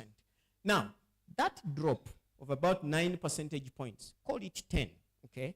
But 10% of a national adult population of, say, 25 million, 10% is 2.5 million people who are now saying, this is not good. That's what we are talking about. As increasing, that's a rate of people joining, saying this is quality is not good. This is the proportion who say the electoral commission, is it neutral or partisan? Now, EC is neutral, was 52% in our survey in 2019. That dropped to 41% in our survey of 2021. These are people's views. They may be wrong or right. The only answer here is they must get an answer. Where do they think the EC is not neutral in Uganda? Areas that, the EC knows and the EC can address. Talk to them more, show them more transparency, explain processes you take through. It is very tedious work to organize a national election on one day for everybody. So people need to know the details that go into those processes and understand better. So maybe some food for thought. Trust in electoral commission and the views of the national election tend to go together. When one rises, the other rises. When one falls, the other falls. I want to pick up speed. You see these zigzag lines. In between them, if you map for each of these three countries, when they went to the polls, you will see what happens. That soon after the polls, the trust in their electoral commissions slumps. Okay? And what I wanted to show from this graph is that the challenges we have with the trust in election management is not only peculiar to Uganda. We can draw these zigzag lines across the entire continent. The idea is to address those sentiments from the people and communicate. Now, I will end this section with trust in the institutions that we highlighted to be playing a role in managing the 2021 general elections. None of all of them scored above 50% rating, except local and international election observers, 59%. All others, including opposition political parties, national resistance movement, the presidents, Uganda Police Force, the Electoral Commission, Uganda People's Defense Forces, and the courts of law, all ranked below 50%. Who said, and the question was, how, I don't want to read the entire question, but you will see. So those who felt that those bodies that had a role to play, however minor, did their best to ensure that we had free, fair, credible elections that year. Limits on free speech, I will be quick here. So despite high levels of perceived freedom in Uganda, to choose who to vote for, 93%, express opinions, 83%, or to join any political organization, 89%.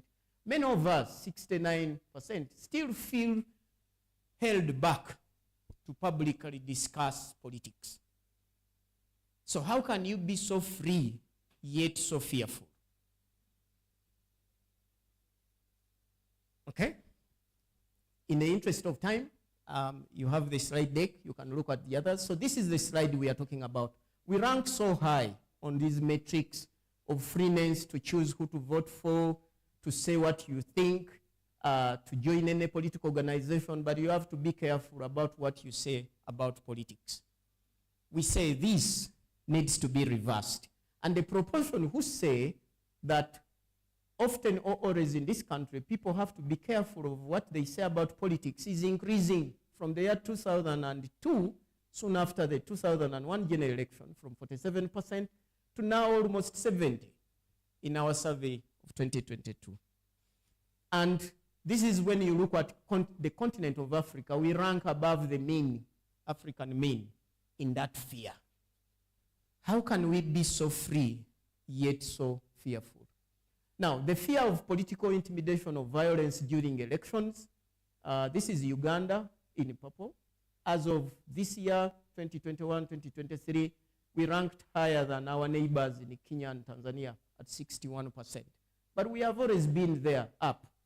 And these are some of the voices we would want to be addressed. Now, who are the likely perpetrators of this electoral violence? In Uganda here, in our survey of 2021, people are divided. They say it's the opposition political party or their leaders, the ruling party supporters or leaders, mostly 29%, the ruling and opposition parties and their leaders in equal measure, 21%. They don't know who it is. So we fear, but we don't know who to fear. We fear this violence, we don't attribute it to any particular individuals. We think it is all those people involved in politics. It's time we clean this up. It's time we talk about it and address it. The proportion who feel in the year 2021 that political parties and their candidates use violence grew from 51% to 62% to now 61% in our survey of 2021. And those are some of the voices. Oh, finally, I'm in the last section, so I will have the chance to hear our experts talk about these issues. Please give me 3-4 minutes. I will be done. Support for national dialogue. But amidst all those challenges we see in the public voices, there is hope, and big hope. Where is the hope? Our surveys indicate that people who feel that we can dialogue about these election-related disputes or disagreements have unfortunately decreased from 84% in our survey of 2017 to 65% in our survey of 2019. So in 2017, we asked about these views about dialogue, because you may recall during that time, the Interreligious Council, the Elders Forum, the Women's Situation Room, and other partners worked hard to engineer dialogue. We are not yet back there, maybe. So we asked how many people were in favor of talking, just talking, to say what is it that we are facing that we cannot solve. 84%. Because those voices have died, slowed down, we see it is dropped back to 65. But that is 2/3 of all of us. And it's still a significantly high number. So 2/3, 65% of our respondents believe that despite our diverse culture, ethnic, religious, political, and economic backgrounds, there is more that brings us together than divides us. And that's sweet to hear in a period like this. And we think that can be a basis to build this lasting conversation, however small, to begin. And this is the chart that shows that drop I've already talked about. This is the support for consensus. You see it is high, growing to now 65%. And this is the proportion, 65%, that say there is more that brings us together than divides us. But there is that 33% who say no, there is actually more that divide us than unite us. Our hope is that in forums like this, in engagements of this nature and beyond, we can find within our own resolve to say, much as we are agitating for more support as political parties or civil societies building our programs to reach out, we may include peace building and bring people together. That as we may go to engage with our colleagues and speak and demand and complain, we all say we will do so by a leaf, by extending a hand to say we can also speak, we can also resolve whatever we think is dividing us. And that way we will bring back these many Ugandans who feel distanced from multipartyism because of the likely increase in violence when political parties compete. I really thank you for listening.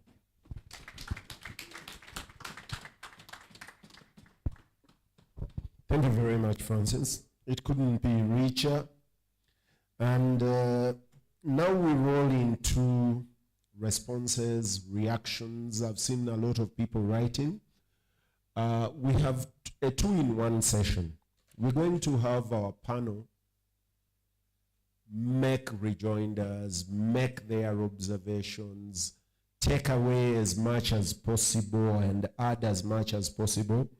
And then immediately after them, we're going to open to all of us. When we open to all of us, we'll start with representatives of political organizations or parties that are here. I see at the table where I was seated, there is a representative of the Secretary General of the NRM, Major Awich Pola.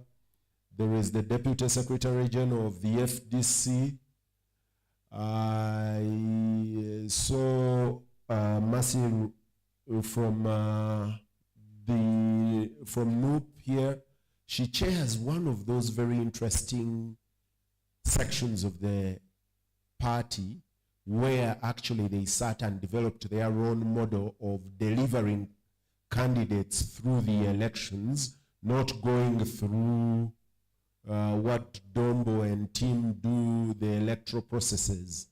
So ladies and gentlemen, at this juncture, I will invite the former leader of the opposition, the Right Honorable Emeritus, Winnie Kiza, to the podium.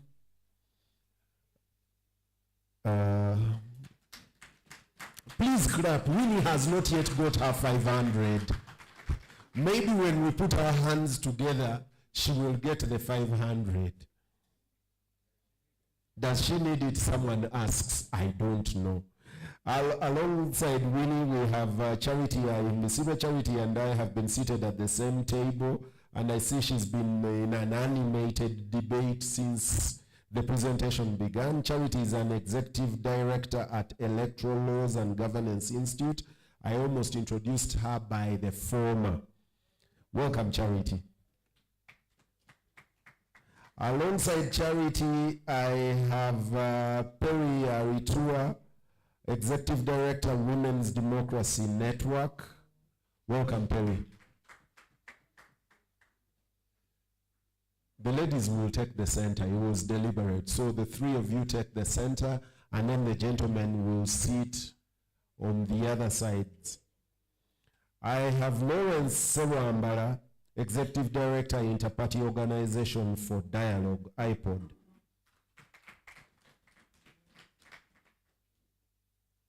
I have Francis, no.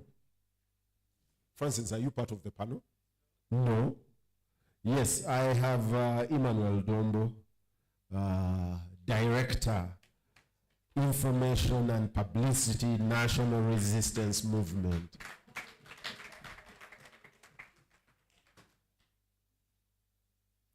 Ladies and gentlemen,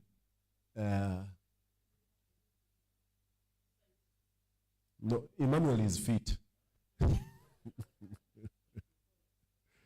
Okay, this is our panel. The rest of us are going to join the panel.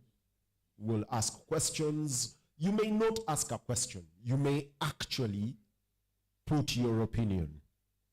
At this juncture, I'll start with Winnie. Honorable Winnie, if you close your eyes, okay, if you close your eyes, think of the discussions this morning and think of the spectrum where you have been involved variously. I said to Francis earlier and Canon Kaiso that Uganda came very close to a forced table or round table seating between players after the election in 2016. And the ladies in the situation room, women's situation room, interreligious council came this close to having people sit at a table. And somehow the winds blew it away. And I know that the Right Honorable Winnie Kiza was operating somewhere in the midst of that mix. You've looked at the publication by Afrobarometer. You know where you've been at. You've had the feedback. Give us your gut. At what point do we need to talk? Or do we even need to talk? Each of them will have 5 minutes. I need someone to time and be callous enough to ring a bell at 3 minutes and tap something at 4 minutes, and then we'll switch off their mic at 5 minutes. Thank you.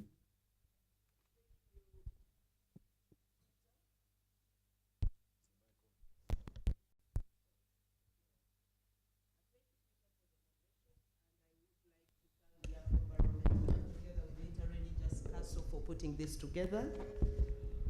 The Afrobarometer brought us here on the 15th of November last year to discuss the state of democracy. It was again another survey where we were discussing the state of democracy in Uganda and of course giving comparisons with the entire African continent countries. And I think this is yet another eye-opening research to us who are into politics. Coming back to the question as to whether we really need to talk, I will say yes, there needs to be talking because Uganda is bigger than any one of us. Uganda is our home. We are all equal participants and equal players, equal beneficiaries to a better democracy, to good governance, and to fair play in elections. And so when should people talk? The unfortunate bit from where I sit is that people start thinking of talking, one, when we are going towards elections. And it's no wonder that even the research shows that people now start getting very active in terms of demand for democracy towards an election. Because it is during these periods, like a year before elections, that's when people will begin asking to us who are in the opposition, you members of the opposition, why don't you get together and then you start talking, possibly come up with a candidate, a single candidate as members of the opposition. But that does not just work like that. If people are to talk, they need some time. One, to understand each other, to understand the intentions of the other players. And even when we are gathered in this room talking about this finding, I know majority of us have different views and opinions about the findings, the research findings. So at what time do you think we should all have a consensus in respect of this research? It will take time. And now to us, if we are to start talking, we need possibly as soon as the election is over, can we now go into the plan of the next round of elections so that this talking begins some years before the next round of elections. As we are right now, political parties have started processes of looking for candidates. So when you say they start talking, which candidate are you going to put down and you say this one is better than the other? Candidates of political parties at all levels, local level and national level, they are already showing up. So that talking should have happened far back to enable the political parties either prepare mentally and psychologically so that when we go into the year before elections, the stage is already set. It is the same reason why you see that even elections in Kenya, where they unite, you will not be sure of what will come out of the unity as soon as the elections are over, because they also don't take enough time to talk to themselves and prepare.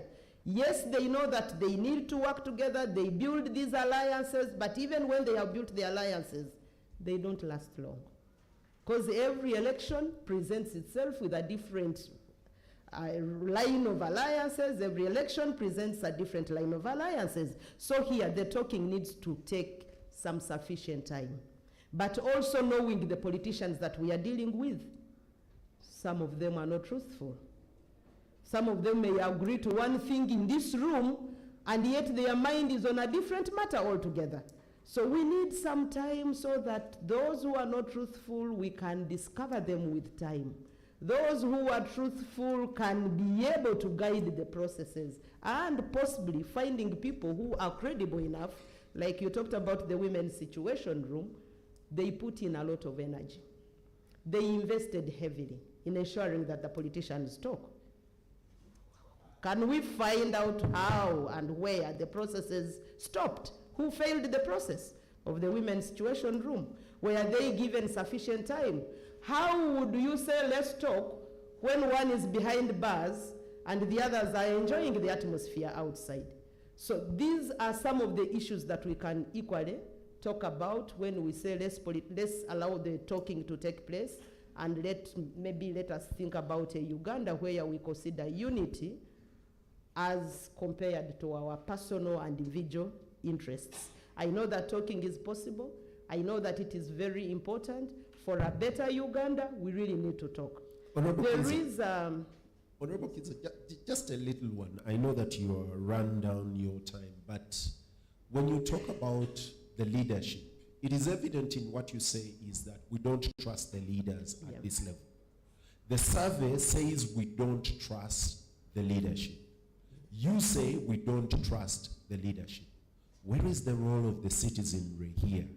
Where does the citizenry whip the leadership to a position where they want, where the citizenry desires? If you do that in a minute. Just like the survey indicates, and like everybody here knows, our political parties are hinged. While I also believe that political parties are vehicles to democracy, and therefore they need to be harnessed, we need to support political parties to make sure that they build that capacity. But the citizenry which belongs to these political parties, for now, they don't have the sufficient capacity to whip their leaders. Because like we have said, majority of our political parties are hinged on a strong man syndrome. Many of them are around individuals to the extent that when that individual goes outside the political party may collapse. And so it is not really very, very apparent that the individuals or the citizens can whip their leaders into accepting certain principles. The other issue is that even the citizens themselves, they will follow particular leaders because of their personal interests, like we are seeing in the research. Each politician, known or unknown, they have their personal interests which they don't bring to the fore. To the extent that for us, when we vote them, knowing that they are going for our own interests, actually we don't get to understand their personal interests. If only there would be a moment where they would say, politicians, before you go to represent us, can you declare your personal interest in this matter? I think at that point, we would then be in position to understand the people we have trusted with our votes, the people we have given our mandate, are they going for us or they are going for themselves? Thank you very much. I know we'll come back to you. Charity, I come to you, and I've been looking at one of the survey PPs, and it's talking about the democracy on the supply side and on the demand-led side. And I'm thinking, do Ugandans actually demand? Can their voice be heard to the level that the leaders at a political level would say, wait a minute, you need to look over your shoulder, this is what the people need? Because looking at this, the survey slide seems to say we are stuck at a point. What would the people do that would rock the base to a level that the leaders politically would have to say, whether you want or not, this is the direction where people would like to go? So do Ugandans demand? And my answer to that is yes. Ugandans have been on social media and they have made their positions clear. There's nothing they've not said about corruption.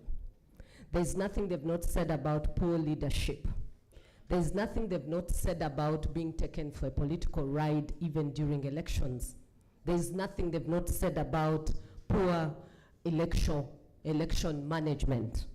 There's nothing they've not said about a bad electoral commission. But who is listening to them? And I like the survey. The survey says the leaders are not listening. They don't care.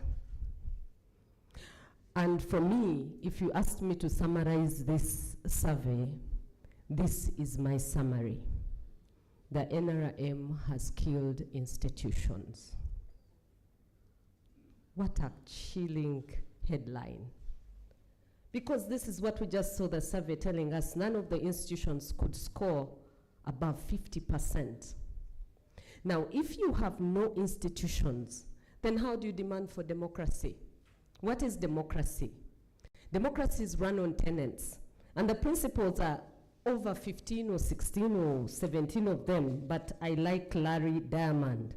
Larry Diamond depresses them into 4 key tenets. 1, human rights. 2, elections. 3, the rule of law. 4, civic participation. It is up to everyone in this room. If you are on a continuum, like what Francis was showing us, and you're gauging, how do we gauge ourselves against human rights? The answer is with you. How do we gauge ourselves against civic participation? How do citizens participate? We have said here that we are free, very free, but our mouths are closed. Our mouths are closed, and that is what the survey has said. The survey has said that we have freedom, but be careful about what you're saying politically. So we have freedom, and yet our mouths are closed. What are you saying? How are you free with your mouth closed? Then is that democracy? Democracy has principles like multi-party democracy. Do we see it flourish in Uganda? We've just been told that when Ugandans were under the movement system, they felt they were closed away from democracy. But the moment they got into multi-party, they saw hope. Because ideally, if you went into a house, it's not possible that all of you would have the same opinion. I don't have the same opinion with my brothers and my sisters, no. There's some things I say and they say, oh my God. But I insist, that's my position. But they have their own positions. But is it also possible that you can build consensus even with varied opinion? And in my estimation and from what Afrobarometer has presented, we have a good ground for dialogue. We can build consensus. We can be varied in opinion, but choose to build consensus. So what do we want to build consensus on? You just asked me on a democracy. We want to agree. Is there a perceived one or a real one? We've been told that we have a perceived or real democracy, that in Uganda we look like we have a perceived democracy. And the people who tell us this are my friend Paula Wich, with whom I have been having an animated discussion throughout. The NRM keeps telling us we have a perceived democracy, but is there anything like perceived and real?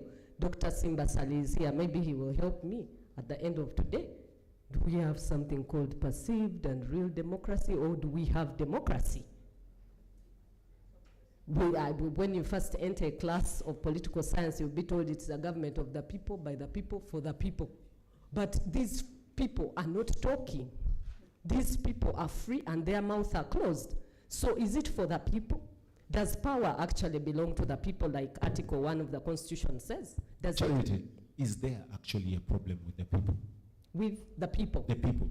Because listening to you, if the leadership is dumb and deaf, where are the people to poke their ears? Because maybe we are talking at the people at a leadership level.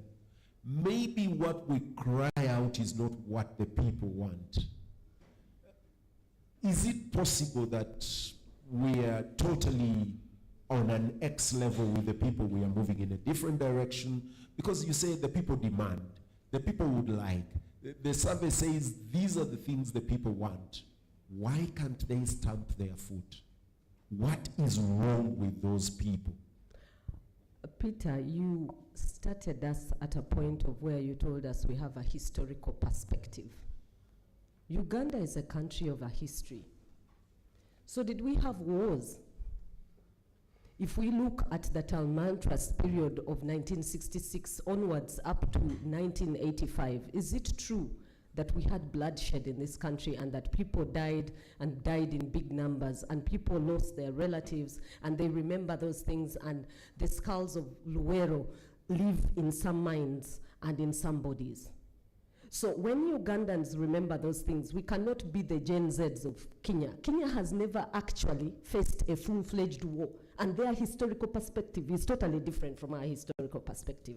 And until the day they lose 20,000 people, and they don't know where their people are living, and their presidents are taking people in boots and they are disappearing like in the Idi Amin era, will they remember to be as conscious as Ugandans? So Ugandans, I don't want to think of them as docile people. No, they are not. I don't even want to think of them as people who don't know what they want. They know what they want. But they are conscious in action. And the reason they are conscious in action is because of their history. The preamble to the 1995 Constitution does say, recalling our violent history. This day for us in Uganda, we did promulgate a constitution. It is a political document. You and I have had this conversation. But in that politics, we cannot forget blood. We all love blood. We hate it. Someone says, I'm time out. Thank you. Thank you, Charity. I know, are you actually saying that Ugandans are still suffering a post-traumatic disorder and maybe we need someone to exorcise a ghost from us? Maybe, maybe not. I want to move Emmanuel, you've been accused of murder. Murder. Over to you.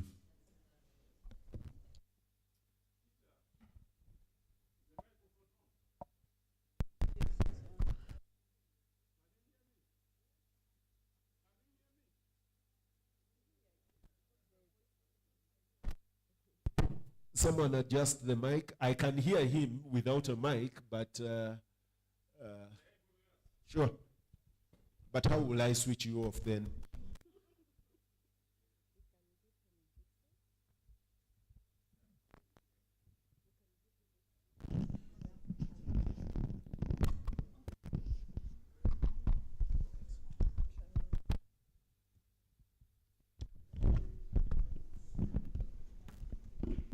Let me hope that somebody did not imagine that NRM murdered the institutions.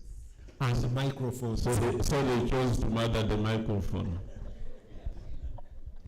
Peter, what is happening in Uganda is very absurd. Because I keep hearing people talking about need for talking. Talking about what? Before you talk, you must agree what to talk about. Because even the people who went to parliament and are paid to talk, they run away from talking to one another. You must find out where the fundamental problem is. Parliament, where it was for 20 years, is a talking place. But you take people to parliament to go and talk, and they boycott one another. And they are paid heavily, substantially paid. They go out celebrating the income they have earned, but they cannot treasure talking to one another in order to talk about the consensus of our country. And where is the problem? Here is the problem. Peter, when you go to the garage, to which mechanic do you give your car? The one I trust. Absolutely. Where do you put your leadership when you're going to elect?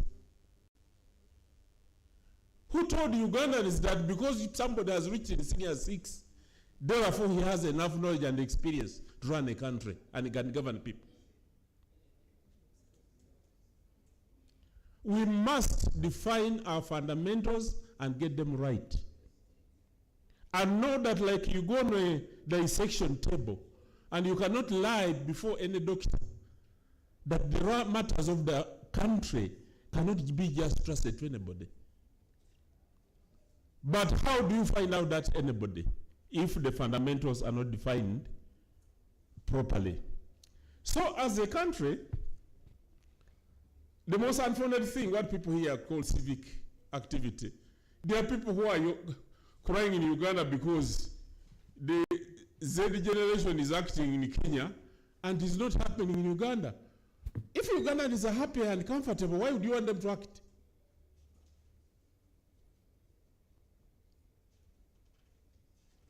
Go to Kenya and find out the cost of living.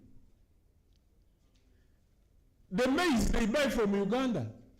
If they had done like President Museveni, who prevented the cost of rice to go high and allowed the rice to come in from Tanzania, rice went down. So every Ugandan enjoyed the cost of cheaper rice. If Kenya did the same and opened its borders, they will get cheaper milk, they will get cheaper maize, they will get cheaper food.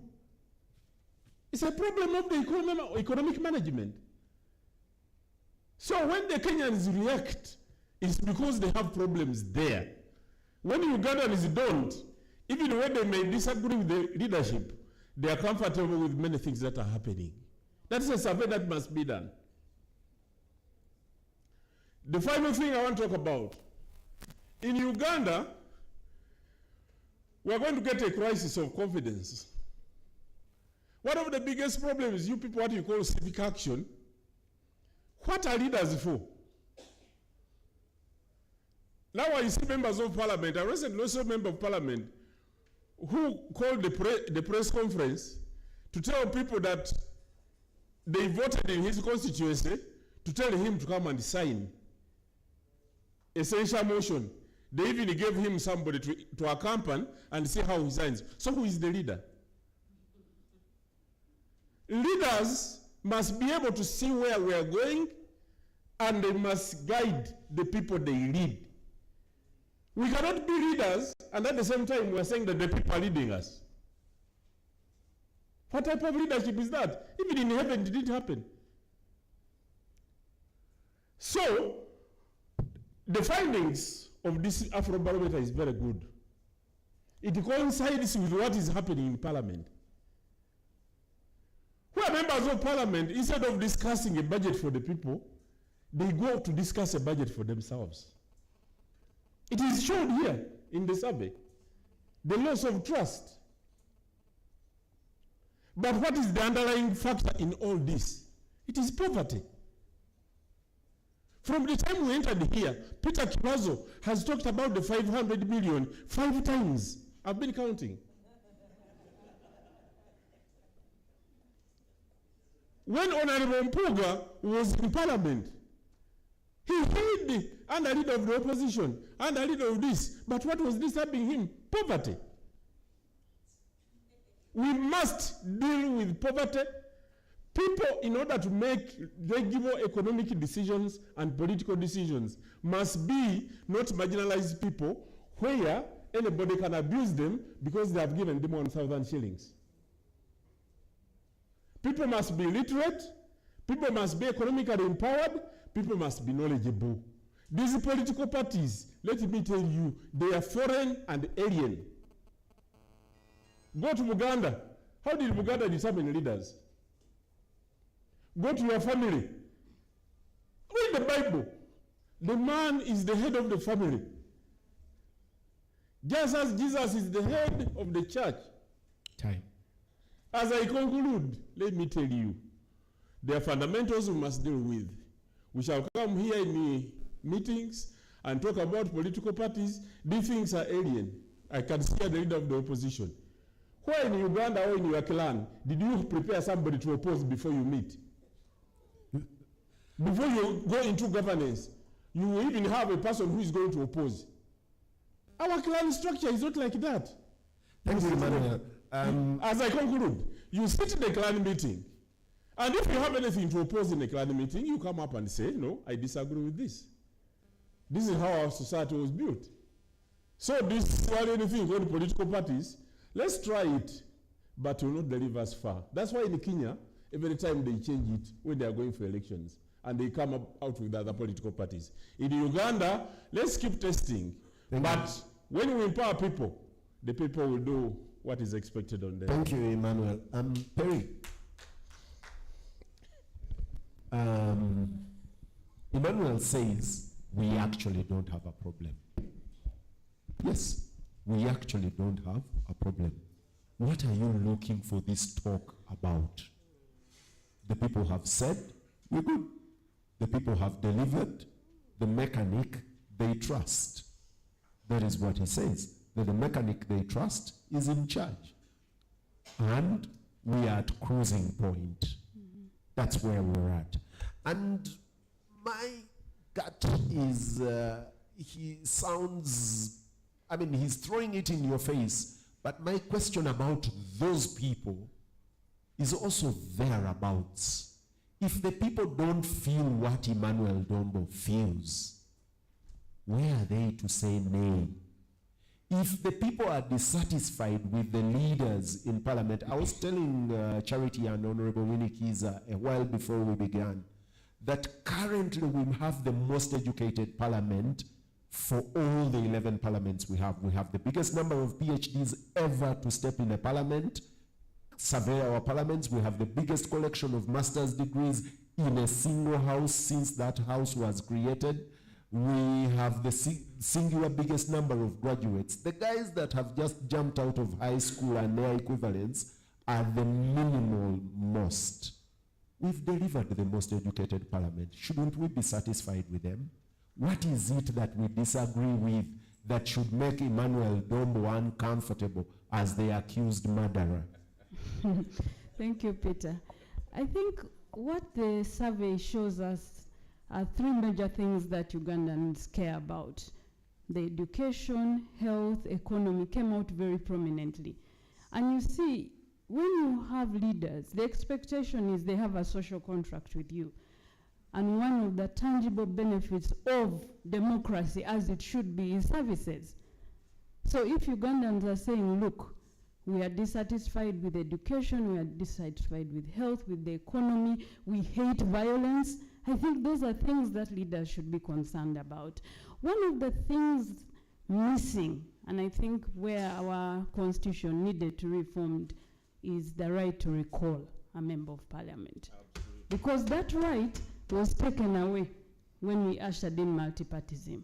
So you have a citizenry that is very agitated but has to wait for 5 years to get that person who is not representing them out of parliament. And I think that's a tragedy. Kenya is struggling with the same thing right now because they also don't have the right to recall, you know. So for me, this survey is really critical to not only the politicians, but those who have executive power. That at the end of the day, the ordinary Ugandan is saying, look, I'm paying taxes and I want services. What struck me is the level of trust. In fact, I was telling Winnie that if this study was done, or if the survey was done maybe this month, maybe the 15% would be at 5% for trust in the members of parliament. And if I was a member of parliament, I would actually be questioning why I should even return to that house. Because your work is to represent people. And if people don't even trust you, it is under 20%, it's a tragedy.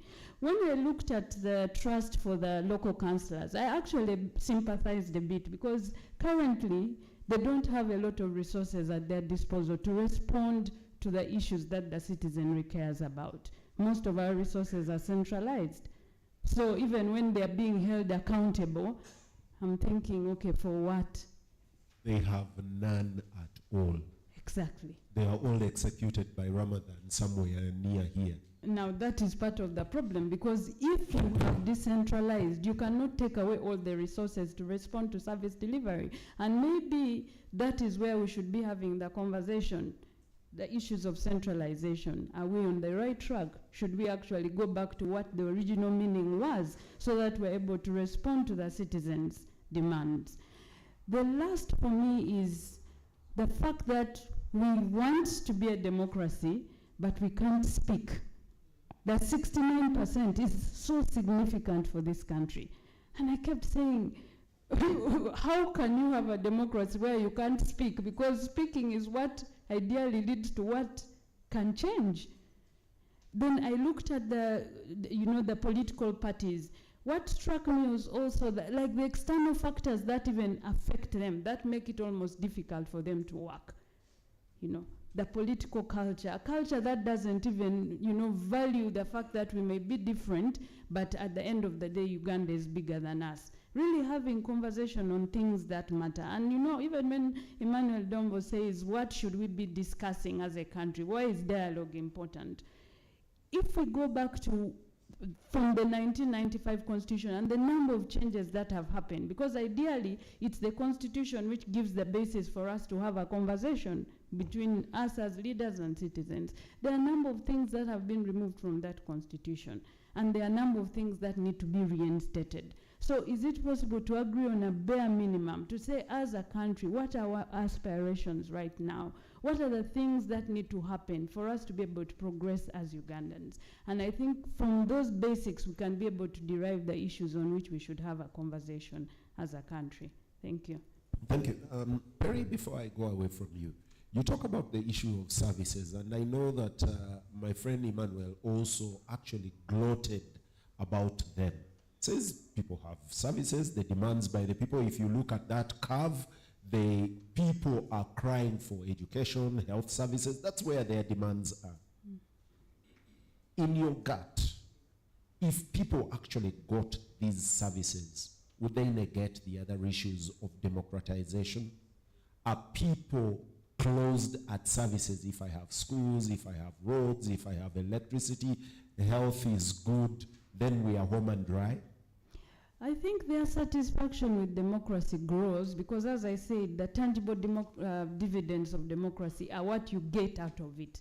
That when you pay tax, you get services because the leaders are then appropriating based on your need. So for me, the basic is if maybe they got those services, then the agitation would be less. And that's why I said you can't ignore that statistic of 69% of people not being able to speak, yet they say we're a democracy. I don't want to go away from that yet. I want to use an example. South Africa, the apartheid regime, the tail end of the apartheid regime. There was basically, and this sounds obscene, the quality of education they offered to the Africans was better than what a lot of African governments offer today to their people that vote. The quality of health in apartheid South Africa today, compared to today in a lot of governments across Africa, was better than what we have. The quality of housing, another obscenity, in those little houses was 1,000 times better than Katanga, was 1,000 times better than where we broke shacks in Rubiji. But those people still stamped their foot and said, wait a minute, my right to self-determination is not measured against these services. Why aren't the people that are getting worse than the apartheid South Africa got able to voice themselves? Why are these 69% people muted in their voices? Two things. I don't know when you refer to the quality of education. My question is, for who was that education? Because if you follow the history of South Africa, actually a lot of the blacks got more affirmative action after the ANC came into power because many of them were disadvantaged from those services. Absolutely. That's the reality of South Africa. So the question is that when you are providing services, there must be a level of equity. That if the girl in Nakapirit wants to join the university, she's not competing with the girl from Namagunga for the 1.5 points, So the issue of ensuring that there's equity in the way our services are delivered, but that our leaders at a bare minimum have just some level of morality to say, let's do the right thing. And for me, that is why I cry, that even when you have these PhDs in parliament, and someone is not even satisfied with the fact that they have, I don't know how many mansions, and the hospital in Atutul only needs an X-ray machine, needs an ultrasound scan machine, and an incinerator. How can you call yourself a leader with a PhD? Where are the led? No, the led are calling out, and that's why I'm saying the right to recall should be reinstated in our constitution, and our citizens should learn to vote some of these people out. Lawrence, you've had the privilege to listen to everyone across the table. I want you to make a rejoinder and take a shot from your gut. You've looked at the research, you've listened to everyone across the table. Speak from your heart. Thank you very much. First of all, I want to state that the views I'm going to express are not the views of iPod. You don't need a disclaimer. You are here by your right. Yes. Yeah. For starters, I want to thank Afrobarometer. This report is extremely, extremely rich. I was whispering to her that if I belonged to a political party and I was one of the top leaders, this would be one of my working documents. It's a very, very rich tool. One thing, you've asked me to make a rejoinder. In 2018, in our space of iPod, there was a leader of a political party who used to talk to us and say, well, we need to engage. President Museveni has kept elusive. He keeps hiding, he doesn't want to talk to us. And this leader of a political party said that, please, even if it means having a cup of tea with him, it will be a gesture of willingness to engage. When the moment came, this political leader and all his entourage ran away. So the question of whether we need to talk, this country has a very rich history in terms of, you just took us through a bit of it, a very, very fertile ground and reason as to why we need to engage. Yes, I think you asked one of the panelists, talk about what? I think it was Honorable Dombo who mentioned it. In IPOD, one of the things we have been telling parties is that if we are going to talk, we need to agree on the agenda. Okay? We need to agree on the agenda. But let me tell you, one of the reasons why we are failing to talk as Ugandans is there. First of all, we want to talk about very, very touching issues. I know one of the issues, at least from our surveys in IPOD, one of the things that people have been telling us to talk about is the transition. Okay? But look, there are two things to that. The transition, the constitution or the legal framework of this country has provided a means of managing transition. That is one. Okay? But then, talking about something like transition requires, in dialogue, we talk about an agreed upon agenda. If you haven't agreed upon an agenda, it's going to be very difficult to talk. So you will enter the room with clearly drawn lines of opposition and pro. That is one big challenge. Now, the other thing is, why we are failing to talk in Uganda is that the perpetrators of issues that require a national consensus are still active in spaces that have the levers of power. You do not expect somebody who was a perpetrator of a crime or something that has hurt people from a certain part of the country to be in a space that influences things to actually give a go-ahead of these things to be talked about. It's going to be really, really difficult. That said, this report has surprised me. And in my surprise, I think I am also emboldened. We have all along been informed or known that the leading suppliers of electoral violence are these people, they are funders who are just walking in. Yes, the security agencies. But this report speaks about something else. It talks about political parties. What we see today is that violence, and I think we need to reframe our cognitive framework. Violence is not only what we see in terms of people clobbering others. We have a new trend of violence that we need to address through dialogue. That is the hate speech. Hate speech is becoming a very, very big problem. You talk about something, a dissenting view, everybody is going to abuse you right from, from the very beginning of your parents to the end. So, I think political parties need to rethink. If you do not engage, I can tell you there's going to be increasing levels of distrust from the public, but also you are deliberately setting this country on fires. The earlier you do something, the better. One last thing. Again, this is something for us to reflect. And I'm not saying it direct. There is one political philosopher who said that if you meet one fool, that's a fool. If you meet two fools, those are two fools. But if you meet many fools, they have formed a party. One political philosopher said that. Okay? The political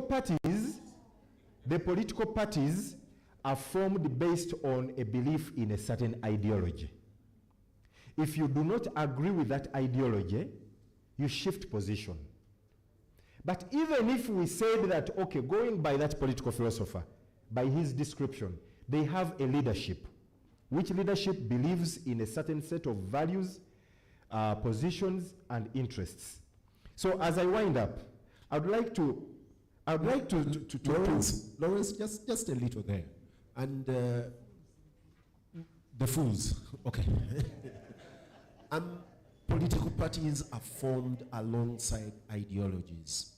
The world is actually running only a duopoly of everywhere we have an election.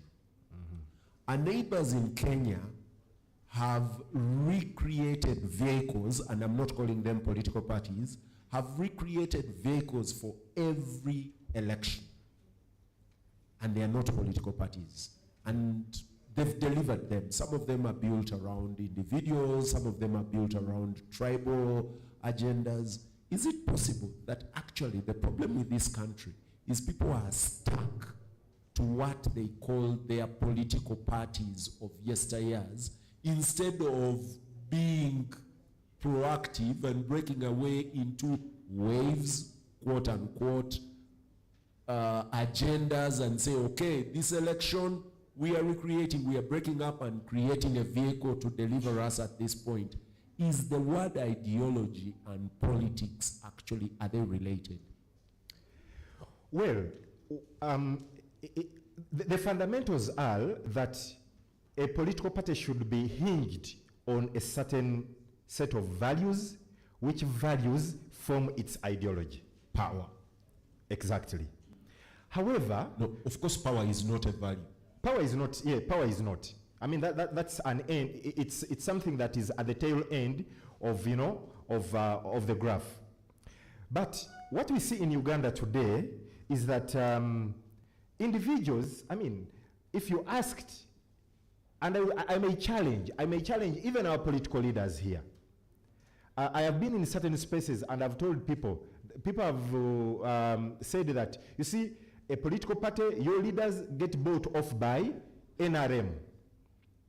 And I've told them that a leader or somebody who has been oriented in the value system of a political party is not susceptible to being bought off by another party simply because they have completely divergent views.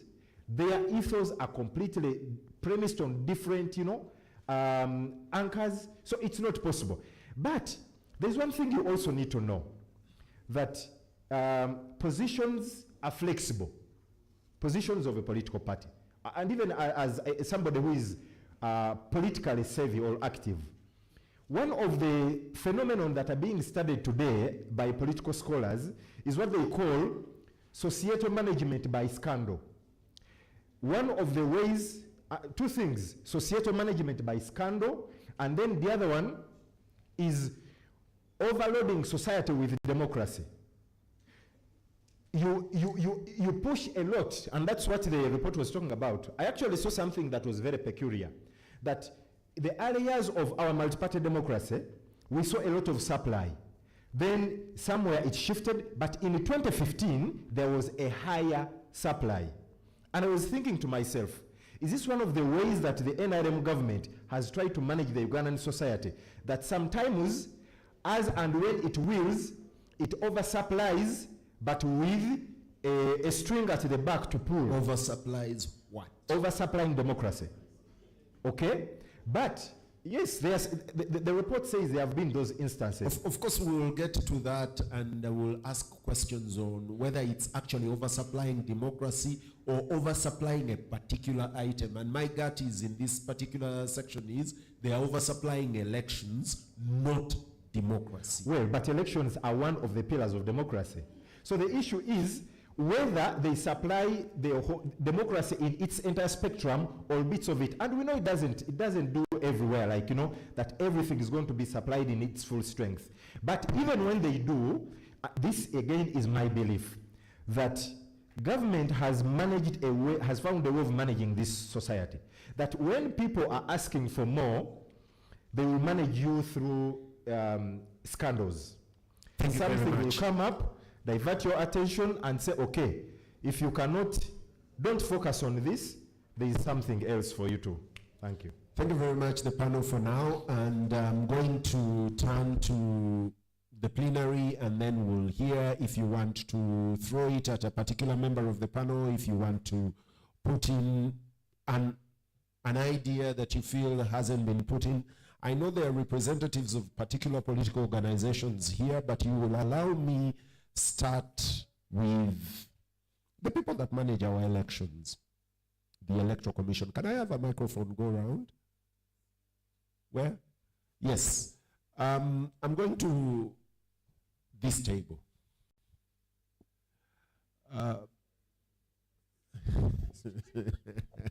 Professor, you are unfortunately right at the heart of this storm. And you've looked at the matrices, and they say where you sit is one of the most untrusted places for us to deliver an election. I want you to speak to us from looking at these slides and from sitting back and saying, do I want to sit in this place where Ugandans are saying, you're part of our untrusted? And what do you do for these Ugandans seated at the table, the political players, to say processes can be trusted? Professor. Moderator, why do you choose difficult questions for me?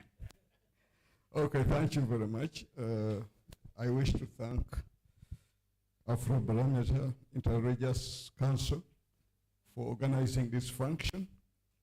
I'm attending, but actually the invitation was to the chair, Justice Simon Mujenyi Byabakama. So he just requested me to represent him. So probably I will speak things which are somehow official. With me, we have a team. Kiinji, he's the head of political party department at the Electoral Commission. So whatever you are discussing,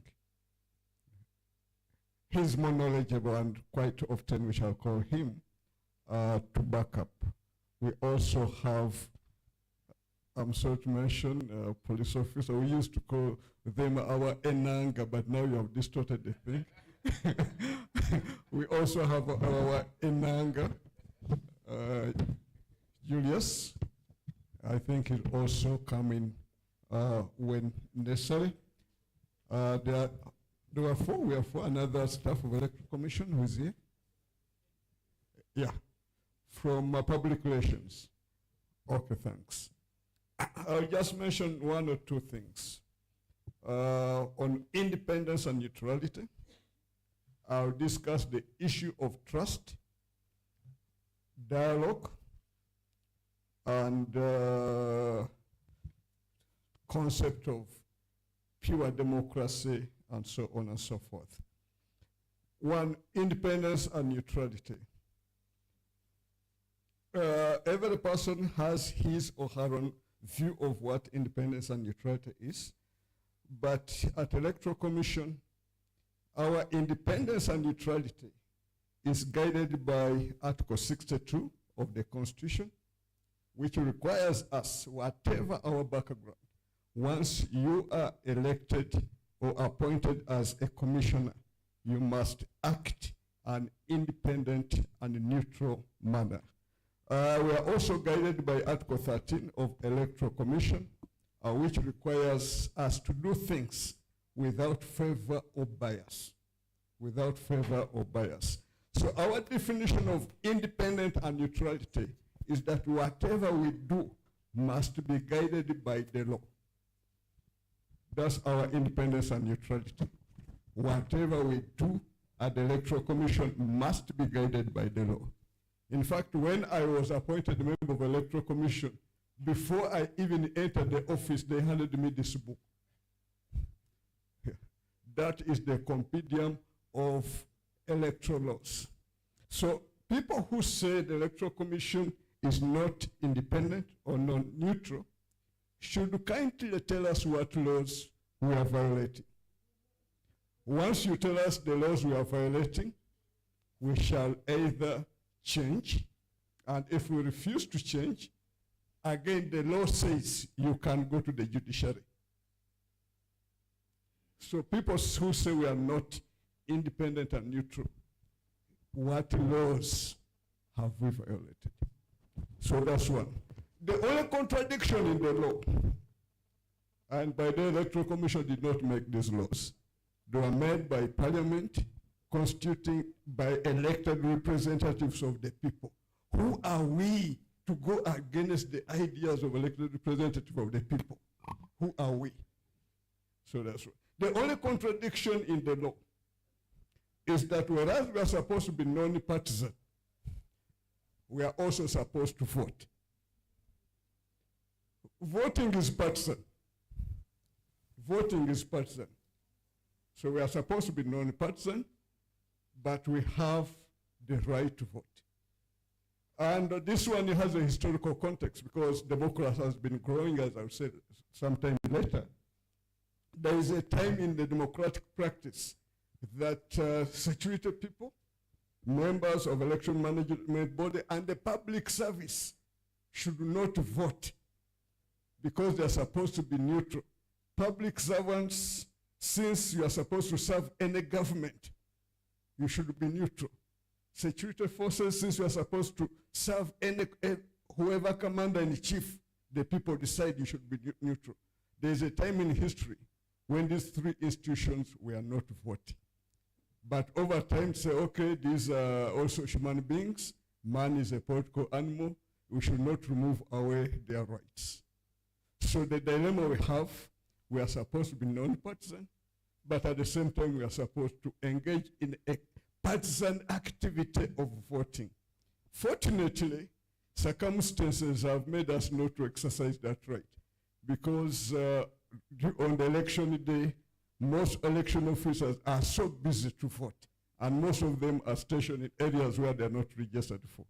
So that is independence, our definition of independence and neutrality, to follow the law to the book, to follow the law to the book.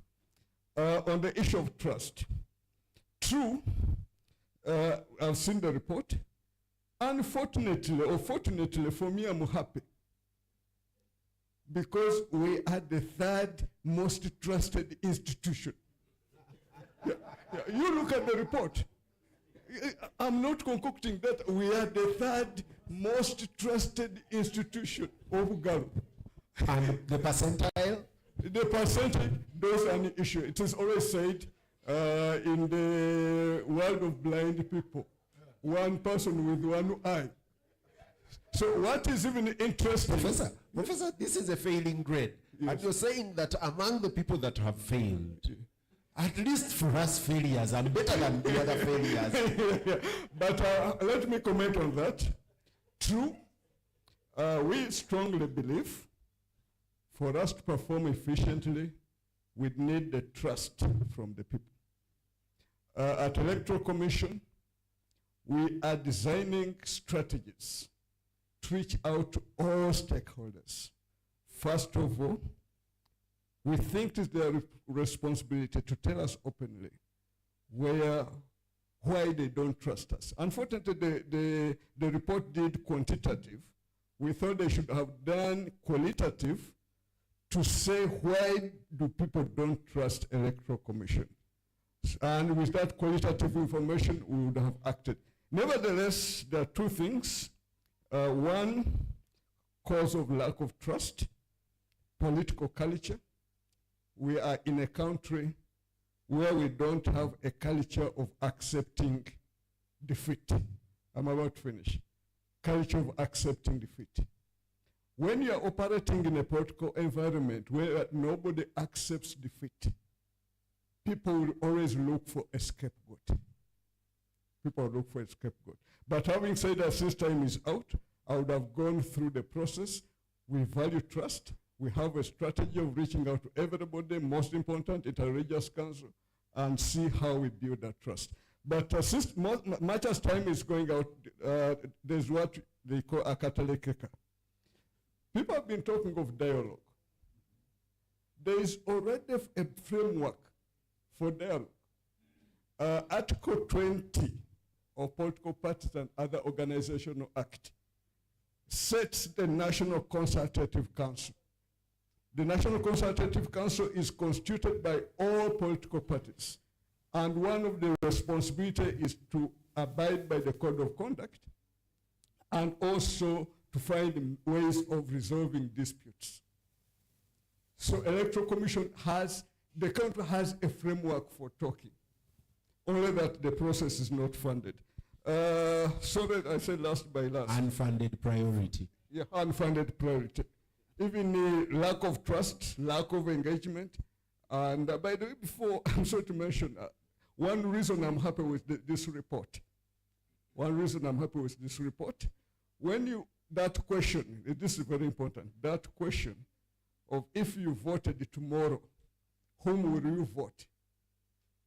The results are close to the results of the 2021 election. Very close. The winner had 58. For them, they have 55. The second person had 35. Their report has 33. So thank you for exonerating Electoral Commission for conducting a free and fair election in 2021. Thank you, Professor. Okay, as the microphone goes round, I see here we'll take, let's have the round of hands. Okay, we'll start with the 1, 2, at that table 3, then 4, 5. After taking 5, then we'll switch to the other side. As you take to, I had a microphone. Someone has just sent a message and said, what explains this finding? And the question is directly to Afrobarometer. And the finding is, compared to 2012, trust in the ruling party has increased marginally, particularly among those with lower levels of education and residents in the east, north, and west, and rural areas of Uganda. Conversely, trust in the opposition has declined across all demographics, including men, urban residents, and those in the central region. The question was to Afrobarometer that how did you arrive at this, and does the room feel a similar impression of our polity? Sarah. Thank you so much. Sarah Birete from the Center for Constitutional Governance. I want to thank Afrobarometer for a very, a job well done, except for one section. I want to add my voice to the concerns about perpetrators of violence. I think Afrobarometer could have done better. Neither NRM nor opposition are perpetrators of violence in this country. It's the security agencies, the state agencies. And so I think there was no justice on that. All the reports are out, including Human Rights Report, our own Human Rights Commission report. They all point to security forces as being the #1 cause of violence in this country, including election violence. So I think, that question, justice was not done. I want to go to the question briefly of Ugandans desire democracy, Ugandans desire dialogue, but on the other hand, they cannot speak up. 69% of respondents said they are scared of engaging with political questions.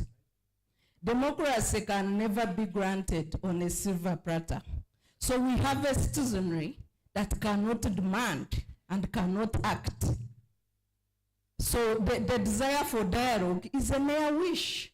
We can see how dialogue is taking root in Kenya. Citizens must demand. So during elections, there was contestation of legitimacy. And that's why the president gave, some light for dialogue through the situation room. But what is the contestation today? The people in power are so comfortable. Like Honorable Dombo said, there is no demand, there is no pressure on the people in power. It's not that they are happy, of course there are fear factors and other issues, but my call is for the citizens to demand. Democracy is not served on a silver platter. And as I conclude, Mr. Moderator, to the Electoral Commission, I now have spoken after the commissioner, but my call to the Electoral Commission is that in the next elections, please grant Ugandans a chance for witnessing a transparent national talent center. Let's see on the screens as the results coming and as they are tabulated for presidential elections. As an election observer, I've not seen this. I thank you. Thank you, Sarah. I know that in Kenya, a similar system either deliberately or unfortunately or systemically failed. Yes, we had a second hand there, and then we'll come to Major Paula, which. Thank you very much, and I want to thank Afrobarometer for the job well done. This is a very good document. My name is Nani Jolinet from the People's Progressive Party, so I am from the political party wing. So I think I have two points to point out. Why are Ugandans not listening? Or why are politicians not listening when the Ugandans are talking? It's clearly because whatever we have a problem of not understanding what the politicians are saying. The line between legislation and service delivery has also been very blurry. The line between democracy and service delivery has also been very blurry. That makes it very hard to the ones that are speaking and the ones that are listening. So the questions of why are we not listening is because we are not understanding the language each of us is speaking. Secondly, when we talk about... Lynette, is it that why aren't we listening or why aren't we talking? Both of them.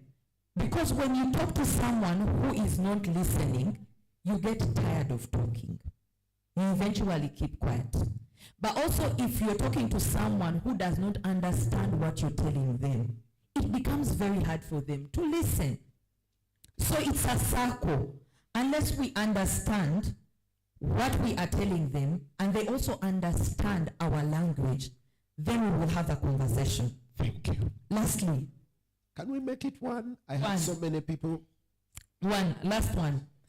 As the history of Uganda, as I think Charity stated it, the history of Ugandans clearly states where we have been.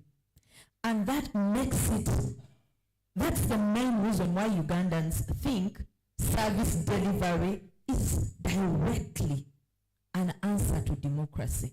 Because let's face this, let's face this. What is democracy at the end of that day? Ugandans do not care budget. Ugandans do not care who the next president would be, as long as they get services that they are clamoring for. The democracy questions will be answered for Ugandans. Really? Okay, I don't know which Uganda Lynette you're talking about, but yes, Major Paula Witch and the lady next to you, we are doing this one shot. So whatever you have a list, choose the most scratchy one.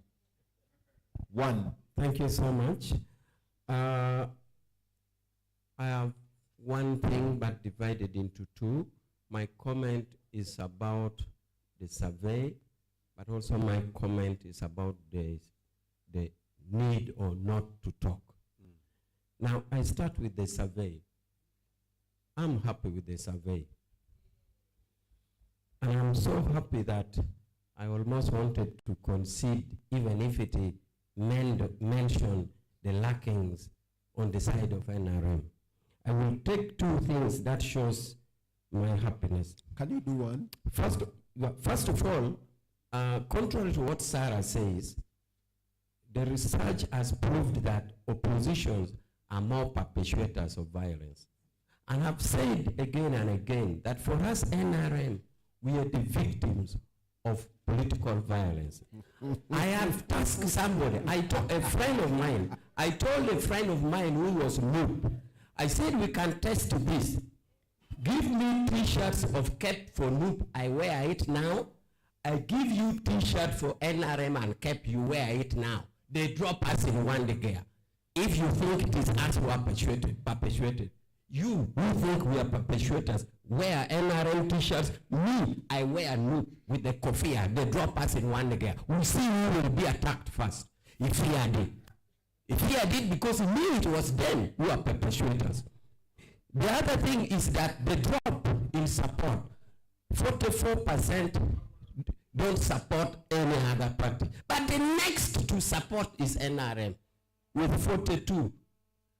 All I can say is that we shall try to do better and better to address the needs of the people. Thank you. Can we take the lady? No. How about on the Thank you very much. Thank you very much.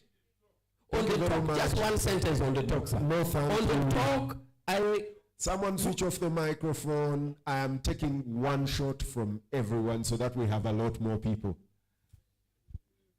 Thank you. Thank you, Afrobarometer. Choose the most important of the ones you have.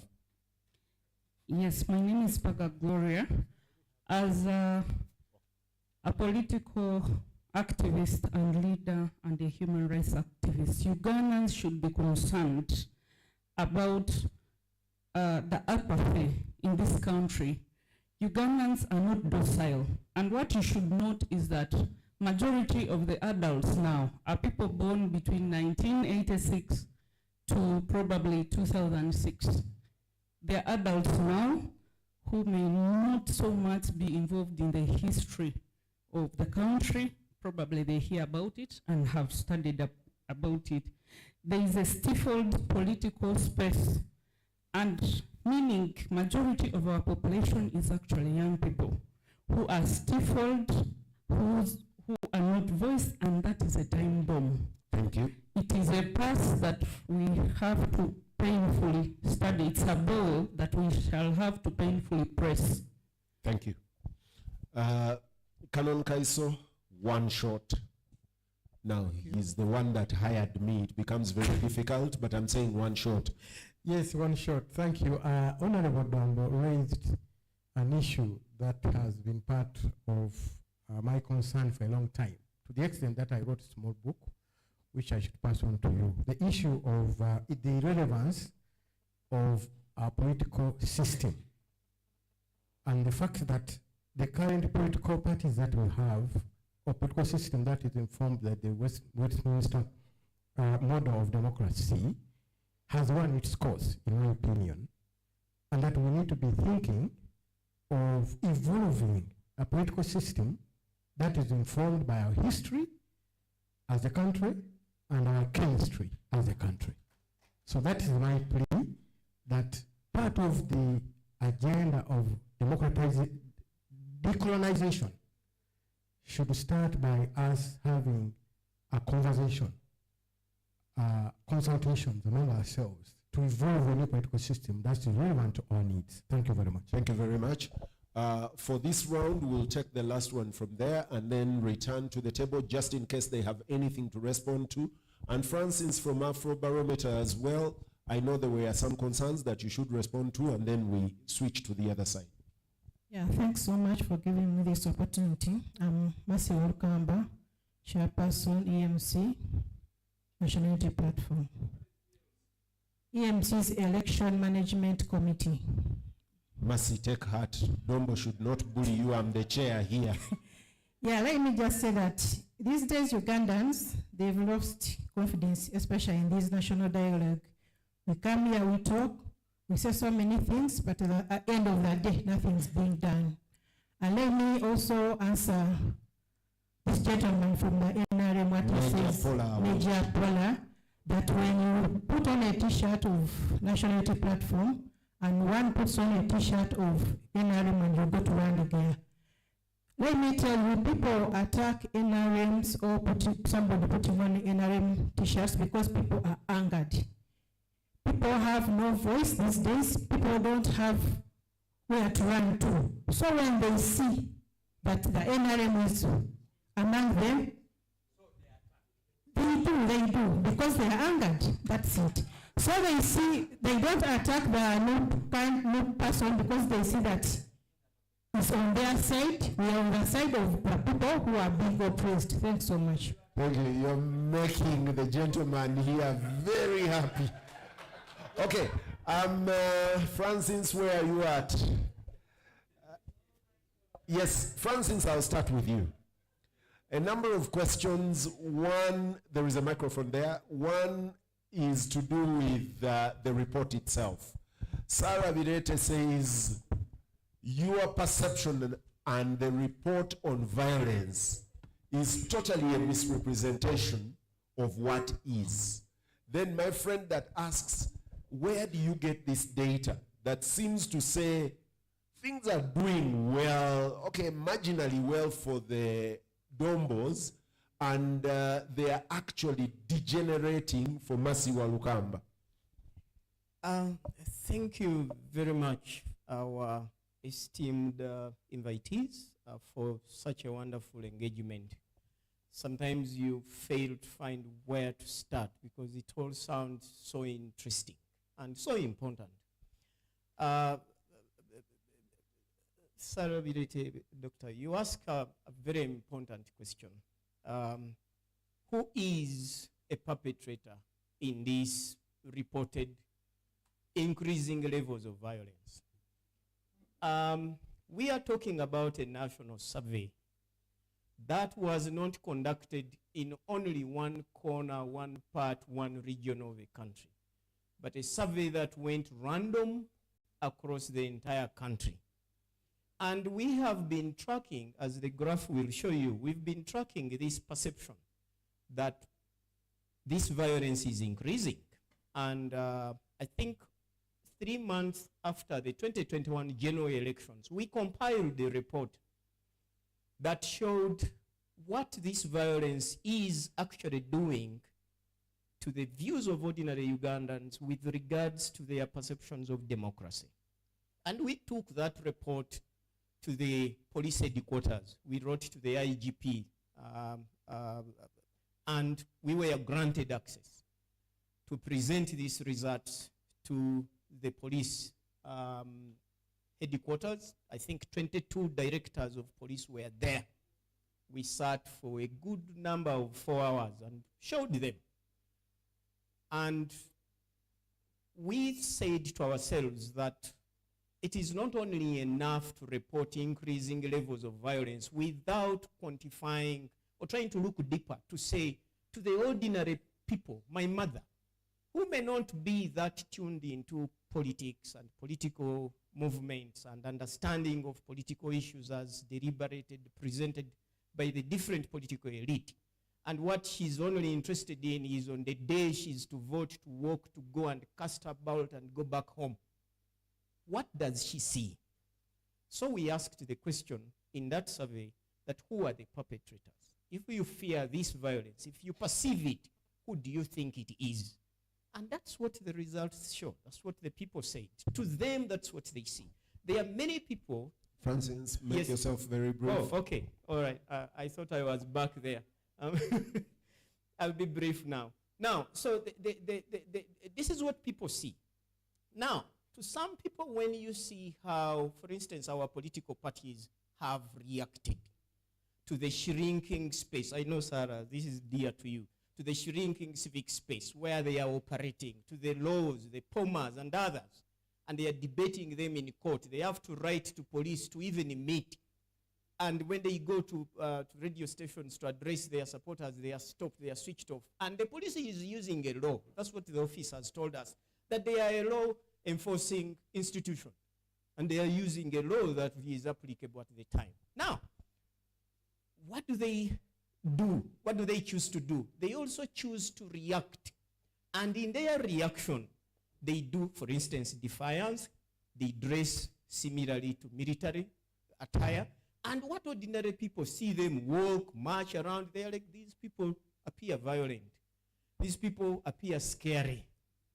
So to me, the way I understand it is the way we have resorted to conduct political activities that seems to tell people that we are showing off maybe attributes that may engineer violence. I will quickly go to the other one. Yes. Okay. Okay. Add this on. Yes. One of the people watching online is asking, was this research actually relevant to the current political situation in Uganda? If it wasn't relevant, I really don't know why we would be here. To me, it is very, very relevant. We may. Was Dombo one of the funders? No, Afrobarometer is, is not funded by governments or political parties, at least here. Is funded by a basket fund, and the funders are online stipulated over the last 25 years. The short answer is whoever funds everybody else, including government, funds the Afrobarometer in those 42 African countries where we work.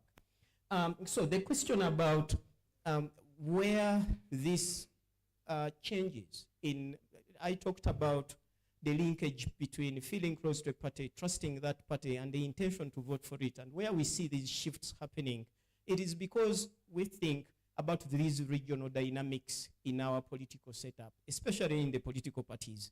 As I said in my address, there isn't a political party, including the ruling party, that has not suffered shocks. And the way we have reacted to these shocks has confused some of the membership. So people have chosen to leave or to not feel close to any party. And that's the reason you see that change in the demographics. Thank you very much. Thank you very much. I would like to go to the panel at the front. Any of you that feels you would like to respond to any of the audience, any of the members of the audience, a particular issue that was sticking out, use a minute to shoot, and then we'll take another round of questions. I'll start with Lawrence. Yeah, thank you very much. I just want to respond to someone who said there's no reason to engage since we know what we are doing in dialogue doesn't seem to be bringing forth results. I think with clarity of where we have come from as a country, it is overloading your expectation to expect or to imagine immediate results from an engagement. Dialogue is protracted. It's a process that will take quite some time. So please, let's be positive that even those small gestures of goodwill are in themselves a good result. Lawrence, she was asking, but who is dialoguing? Because her question is, okay, we sit in these spaces and talk to each other in spaces like this. Does this reflect what is outside this room? Does this reflect what you will get in Masaka, what you will get in Amuru, what you will get in Mbarara? But you see, these are the challenges of our democracy. And I like the fact that Reverend Grace Kaiso has talked about it. One time I asked a question in the New Vision, is Western democracy working for us? And one of the things that I was arguing is that we need to rethink, if this democracy is not working for us, given our social background, where we are, can we come up with something? So our representative democracy that we are currently using has not yielded the results that would take us to where we want to be. Okay, so and then finally, I think again on the issue of violence, probably in the next survey, Francis will help us get or you know, shed some better light, because violence has, we see a changing face of violence. There are many, many domains to violence now. Maybe the security agencies are leading suppliers of physical violence. But you see, that is not the only domain of violence.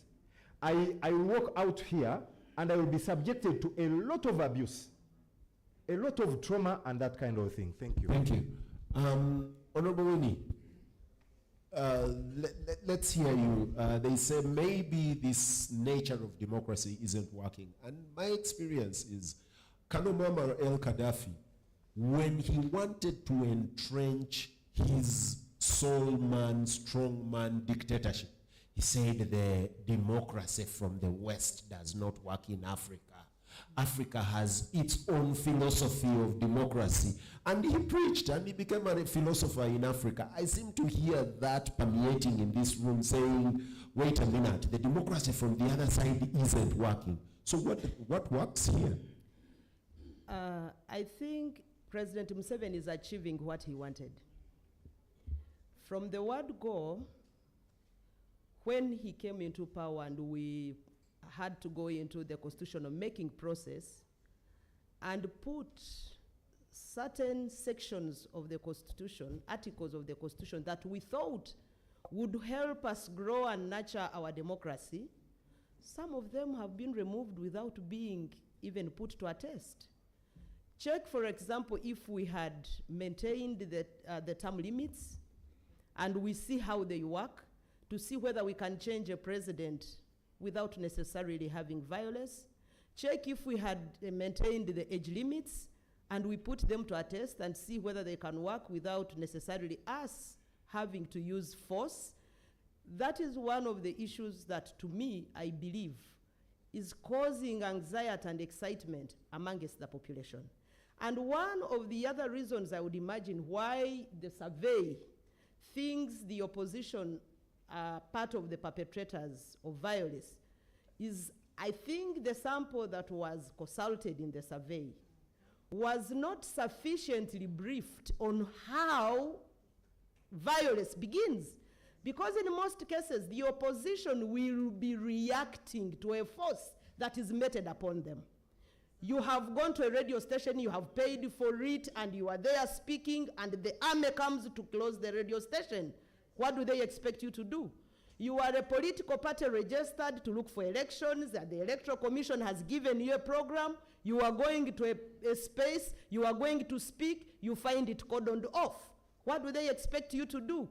Actually, the survey is blaming the victims, because in many cases, the opposition is reacting to a situation that has been meted upon them. This brings me back to the issue that my good friend Paula has raised, of saying that, you know, if I put on an NRM cap, and you put on a NUP cap, and we are dumped in Wampewo, they will come and beat me, and they will leave you free. Does this speak the same language like what is portrayed in the survey, that the demand for NRM is increasing, the trust in the NRM is increasing, as compared to the trust in the opposition? If the population is trusting the NRM, why would Paula fear to put on an NRM cap and go to Wampewo? And he would wish to put on a NUP cap. It brings us back to the same issue that Dombo talked about, of saying that they are really not murderers of institutions. The NRM government has systematically murdered institutions. What do I say in this? You all know that the courts where we go for arbitration, people are released in courts and rearrested by the army. You are all alive to the situation that happened in Parliament. When Parliament was discussing, the army took over Parliament.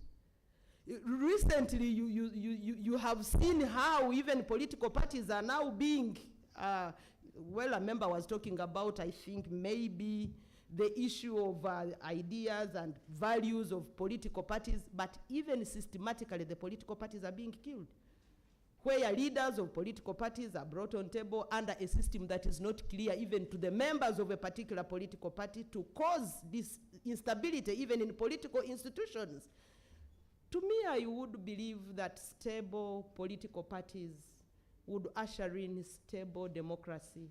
And the quality of our democracy can be good if we harness stability in political parties without necessarily, whether we are in the ruling government or not, by ensuring that the political parties are not stable.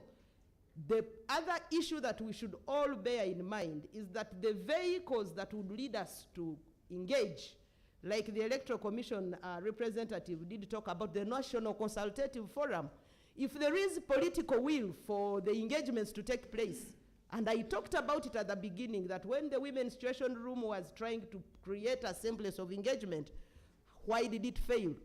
There is a vehicle that we are supposed to use. Why is it not funded? And the other aspects of the budget are funded. It is an institution that is supposed to lead us to maybe a discussion on how to transit from either the current political situation that we are in. Like many people are saying, we need a situation that works for us. We need a situation that is homegrown. Have we even tried the one that we are now blaming that it's not working? Because we have not given it a chance to even stand. So we may even go for the one that we think is homegrown and we murder it ourselves. Let's give the National Consultative Forum budget. Let's go ahead and talk about the National Peace Policy, and we give it time. Let us go ahead and talk about the justice, the Transitional Justice Policy, give it a try, and we see whether the issues that Charity talked about over the murders and that are still alive in our minds, whether we can give people a chance to heal and be able to move as a united people of Uganda for a better future in this Emmanuel.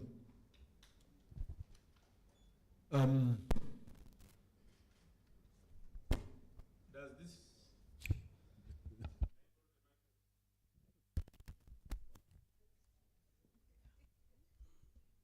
Well, thank you very much. Peter, first and foremost, allow me to congratulate Dr. Sarah, because recently I heard that she was either nominated or elected to some big organization in Nairobi to monitor elections. Congratulations. Is that blackmail? No. To soften her?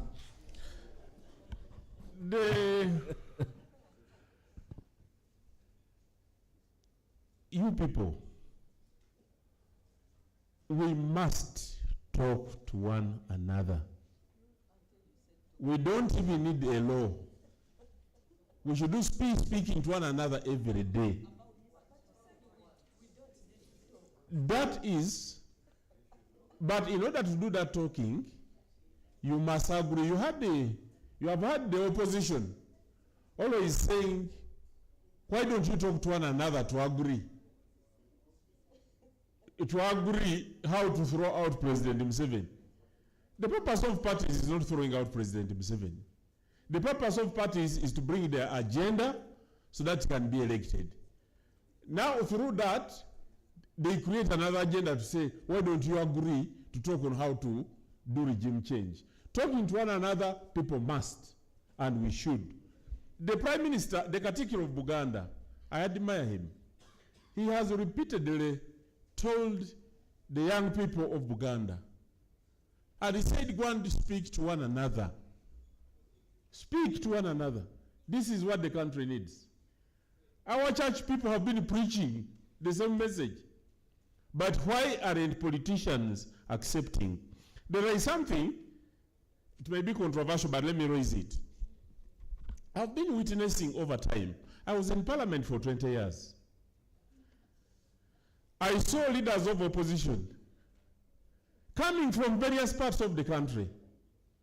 Their methods of work and approach was different. From a particular type of leaders, from a particular type, I mean a particular area. Their method of work, totally different. I was with Winnie. She was excellent. She moved across the aisle. Professor Latigo built the opposition. He was the first leader of the opposition. Nandala Mafabi.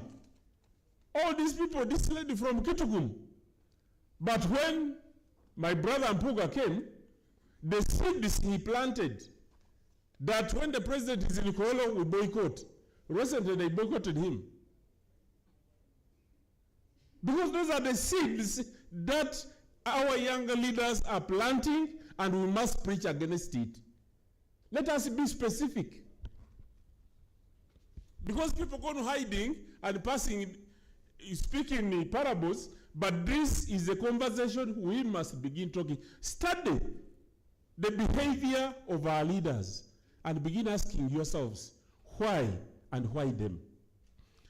My sister Sarah says the barometer survey. I don't speak for Afrobarometer, but I pray that when we do surveys, let us not go there expecting answers.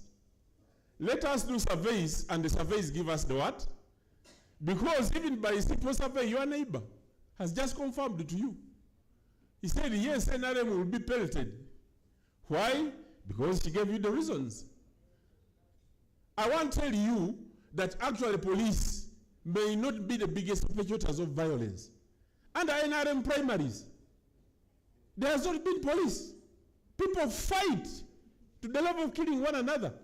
In primaries, where police and the military is not, these are individual NRM contenders, and people begin preparing militias in their respective areas. So this Afrobarometer survey is very okay. To me, I see the things they have raised on our side, they are things that we shall look at and we improve. Finally, I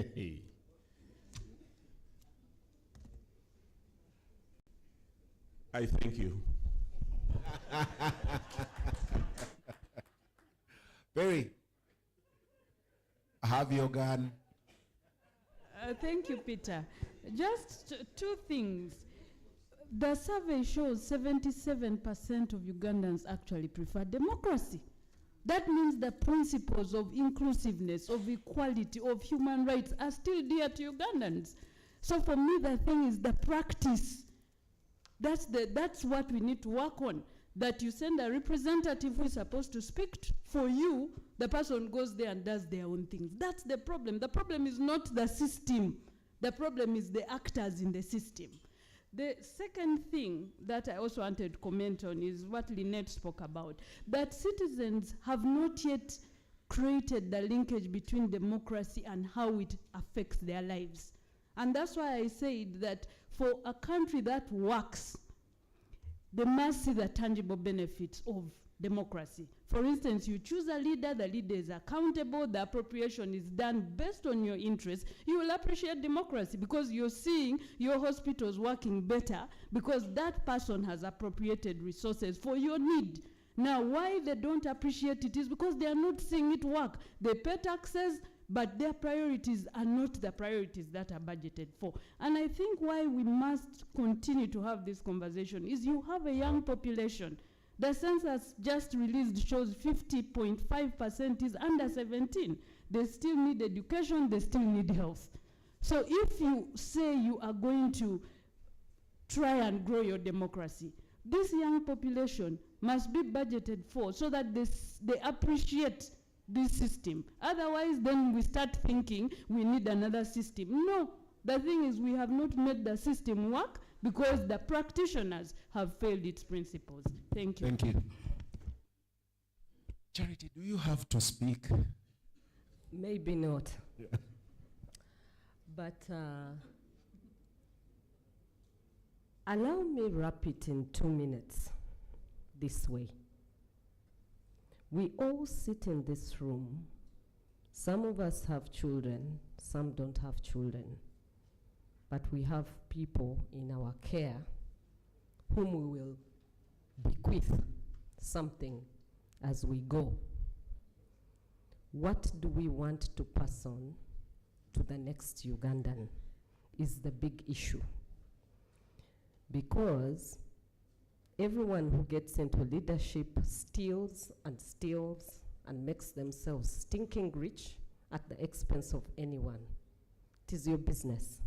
Me, I am there for an agenda. Do we want that mentality to go on to this young population that Perry is talking about?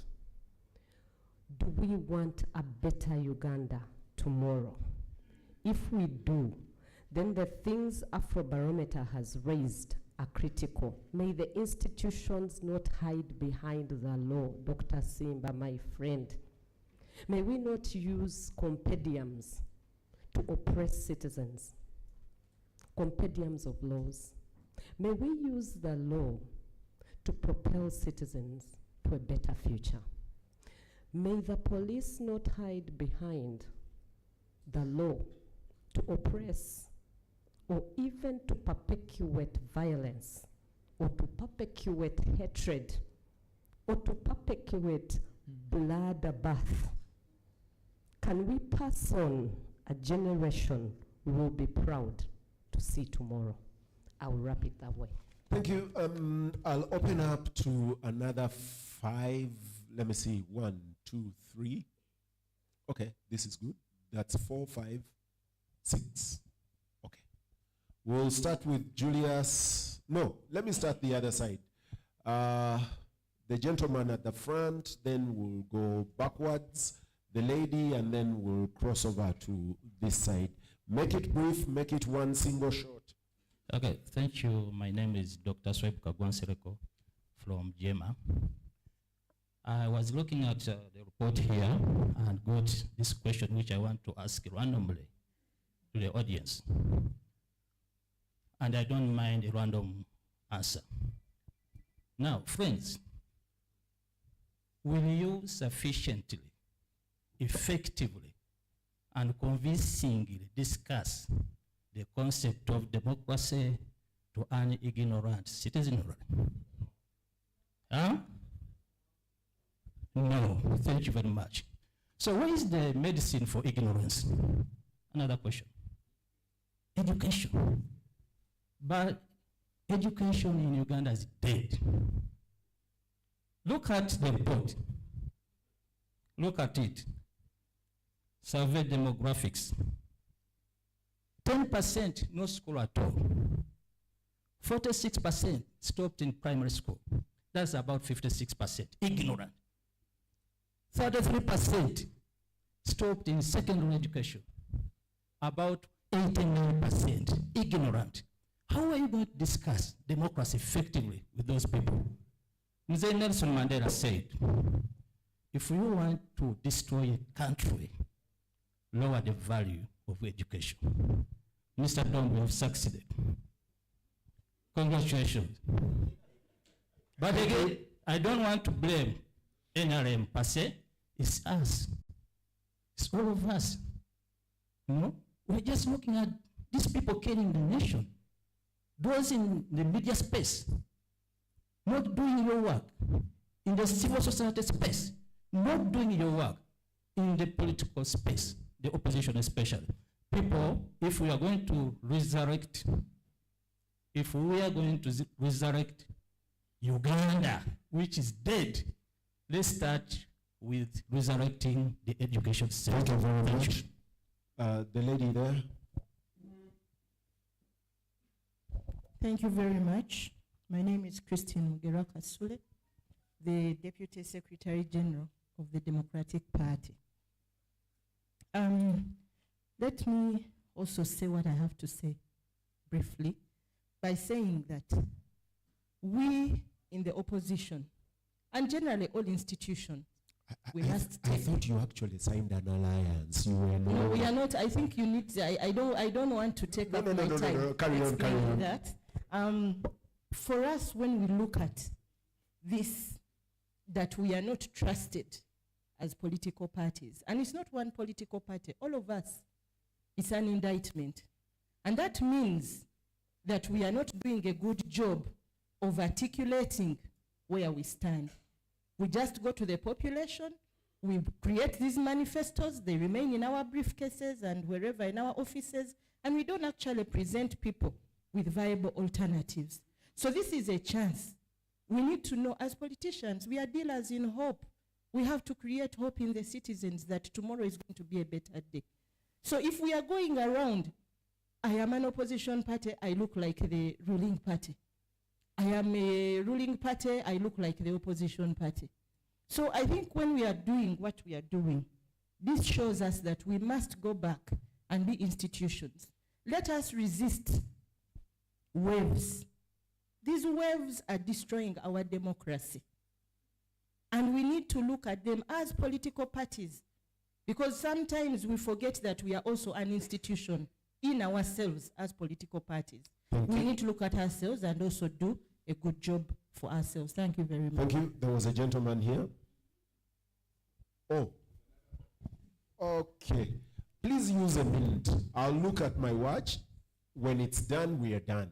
Thank you, Chibazo. I'm Nabalamba Asmat, Secretary General International Muslim Women Union, but I also identify with the National Unity Platform. I want to point out one thing, and it is on demographics. I doubt whether the findings in this survey are 100% or 70% true.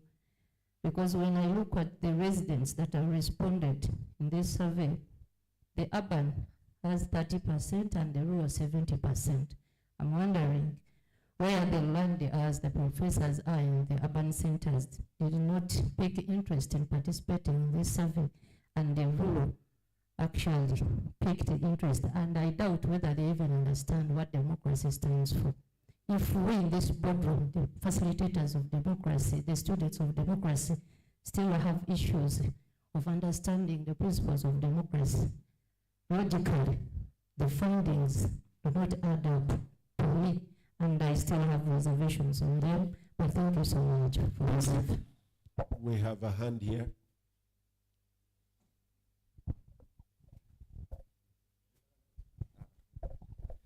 Yeah, thank you very much, Biamboni Peter. My question goes to Professor of the Electoral Commission in a very succinct manner. I know your work is enshrined in that compendium. Why are you always silent? We always see your vibrance during the time or soon after the elections. But when the exercises are done, you cease off. So can that also attribute to distrusting the Electoral Commission? What are the limitations that stop you not continuing sensitizing the citizens about the law of the Electoral Commission? Thank you. And secondly, as I we said have experienced violence growing. We said one. Thank you. And the question you asked, the gentleman right next to you should answer, not even Professor. He is hired to make sure that the Electoral Commission is visible everywhere and is heard. Thank you. Thank you very much, Peter. My name is Julius Muchunguzi. I am the head of public relations at the Electoral Commission. One of the things that the chairperson of the Electoral Commission and the Commission generally has been doing lately and is continuing to do is engagements with different stakeholders like this one that we are having here, so that we listen to the concerns and the issues raised by the various stakeholders. Because at the end of the day, the Electoral Commission is your Electoral Commission.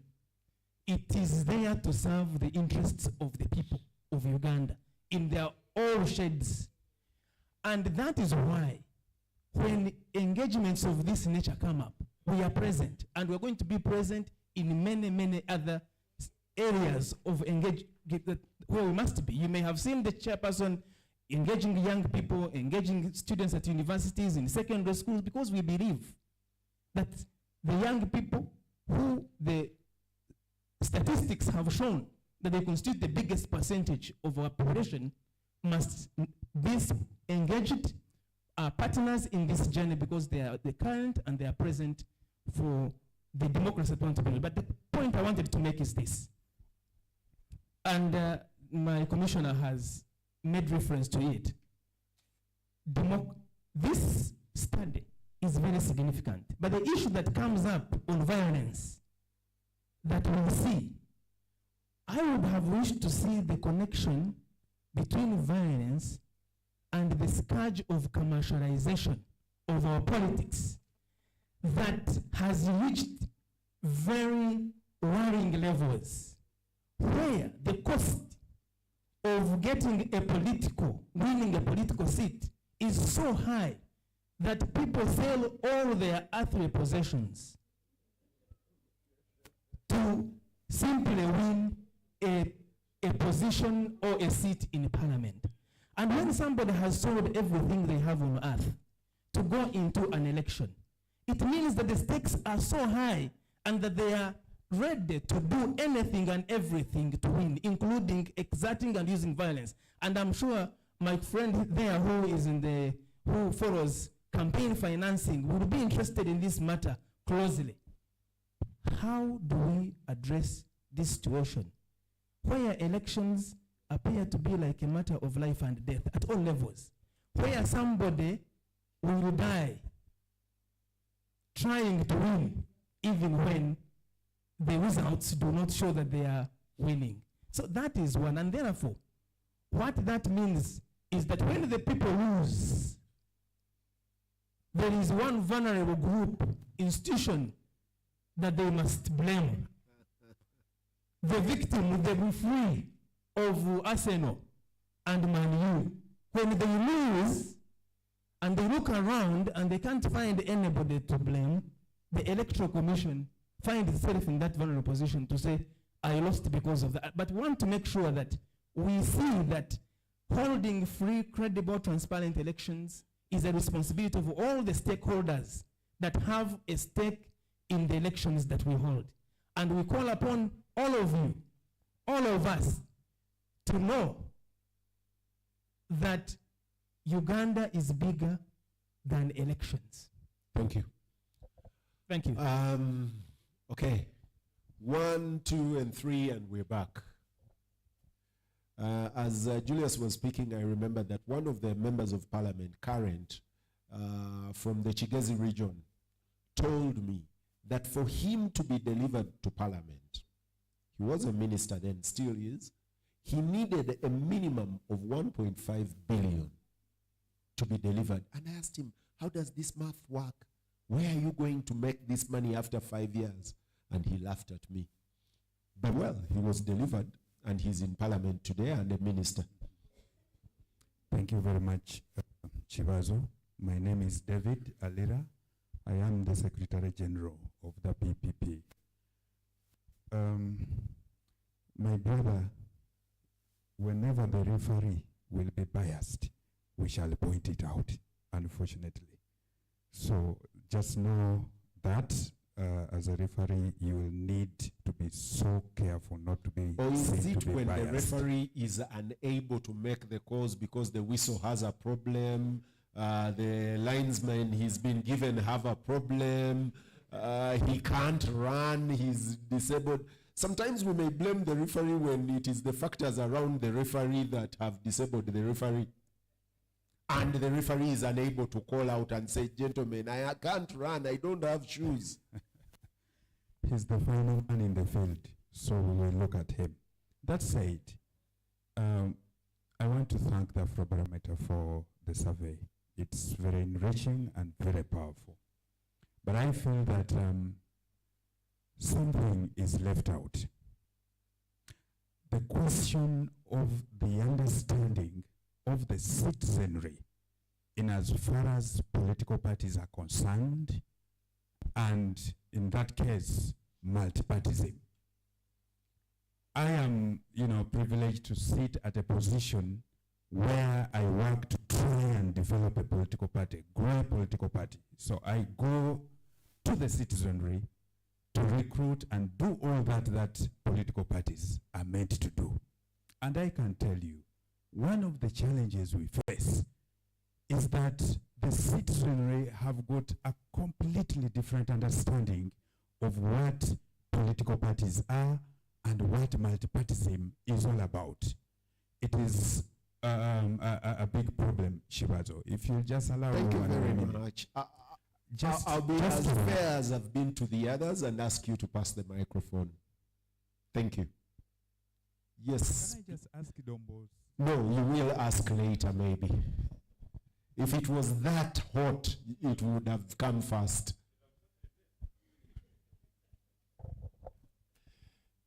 Thank you, Mr. Kibazo. Mark Wamala, board member, IRCU, and General Secretary, Association of Pentecostals and Evangelicals. I came in when the presentation was going on, and I wonder whether what I'm going to say was highlighted, and I was trying to look through to see whether it is there. It seems as if something is missing in the survey. I was looking at something to do with the stewardship. As we are talking about democracy, we must, at the back of our minds, think about stewardship. The people, the leaders that come into leadership, they should understand they are coming in as stewards of responsibilities of the electorates, the citizenry. But as it were, there is a common position where leadership is taken to be a kind of a monarchy.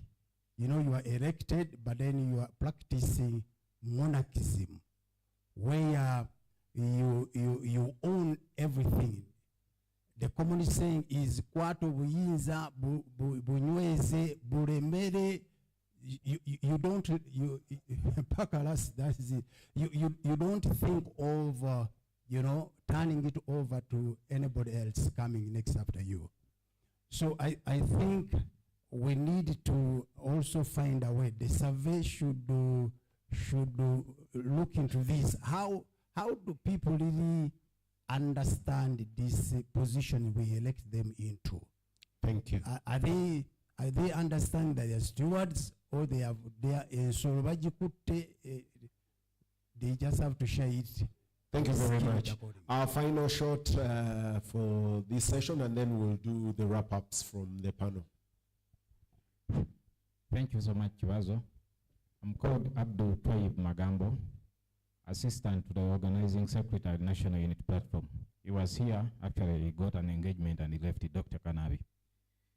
But my worry is, or my query is derived from an astute saying that he who controls statistics has the ability of manipulating the less informed. I see here there is a lot of statistical doctoring. For instance, you can see on the last paper of this report that we have been given, there is trust in institution management in 2021 election. You can say that local and international election observers, of which we all very well know that international election observers, including European Union, we are denied a chance of participating in the previous election. You can't accord them 59%, and you say that they were dominating.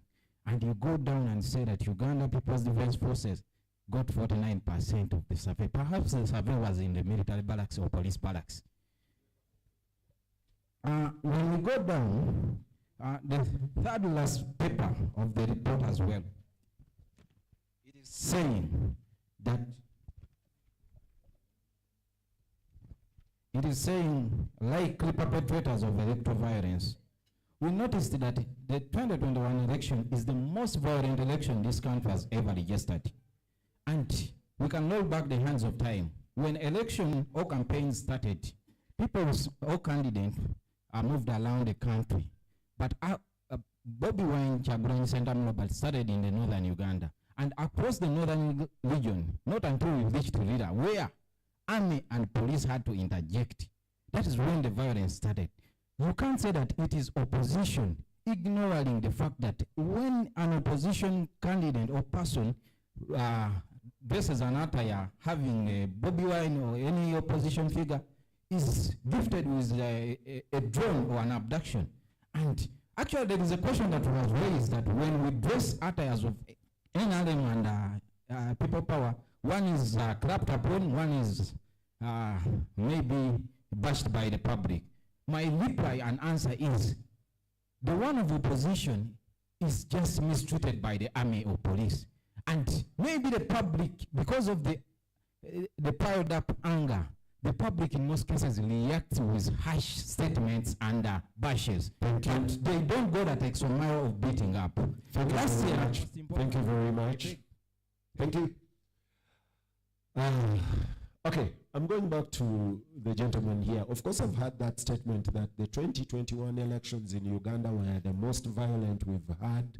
That is a very relative statement for some of us that have had privilege to observe elections from at least 94 during the CA. I still think 2006 and 2001 were as ugly and dirty as they come. I still, as a journalist, see a gentleman run over people in Namamve with a pickup and comfortably driven away. And by the way, later in life, he became my friend. And it's crazy, but all of that says we've had violent, dirty elections across the spectrum. Dr. Simba, professor, was speaking, and I'm thinking maybe the Electoral Commission needs a lot more empowerment. Maybe you need to cry out as well. I've cried out for the police to be facilitated better. I was at National Theatre sometime back in an election in Kampala, and I was with one of the commissioners of the Electoral Commission. It was a mayoral election. And at 6 a.m., the box at the National Theatre was full. And I observed. I called Commissioner Iberi. The gentleman was as genuine as he broke down and cried. He looked at the box. He was in charge of the election. He broke down and cried. I said, can you shoot this man? Is he in charge of this?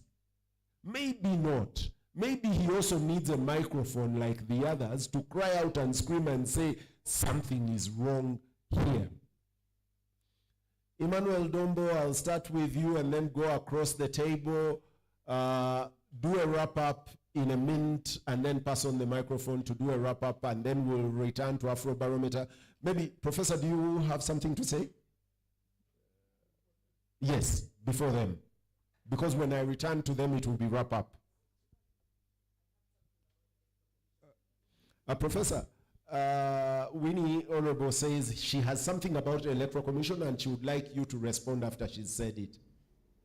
Okay, Honorable Winnie, shoot first. Then possibly let me just take it first. And I will just plead with you, Kibazo, to give me some few minutes, because I just want to share a personal experience that I went through with the Electoral Commission. And that brings me to accepting the fact that I may never trust the Electoral Commission. In 2021, we had an election, a general election, and everybody knows how bloody equally that election was. I was declared a winner. Of course, there were a lot of issues during the campaigns, but after being declared a winner, the one I had won, the NRM candidate, 2011, went to court calling for a recount. When she went to court calling for a recount, the court said, yes, it's your right. They came in. When the recount happened, some results that I had not expected to be coming from Electoral Commission came up. Findings that I saw.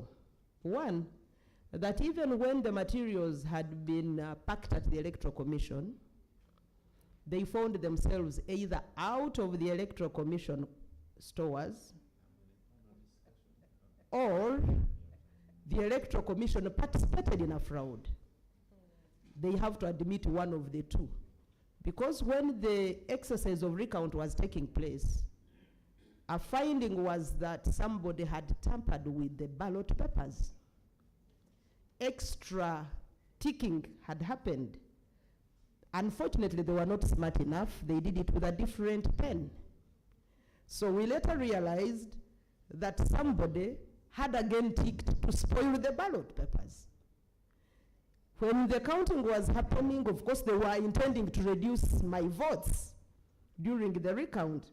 When it was happening, then a realization was that actually one of the ballot boxes had even been left open. And I think that was at the time that the magistrate said we can't continue with the recount. They go to court, and we go to court with the Electoral Commission. Electoral Commission reaches court and says we are to blame for the failure to deliver a free and fair election. And remember, we are on the same charge sheet with the Electoral Commission. The one who petitioned the court put me with the Electoral Commission as a respondent. You should be happy with the sinner that confesses their sins. Not when I'm not party to your sins and you put me part of it. And in this case, it was me going to suffer the consequences of the confessed sin in which I did not participate. Because finally, the election was nullified. And we went back into a by-election. Now, when we get into the by-election, people vote.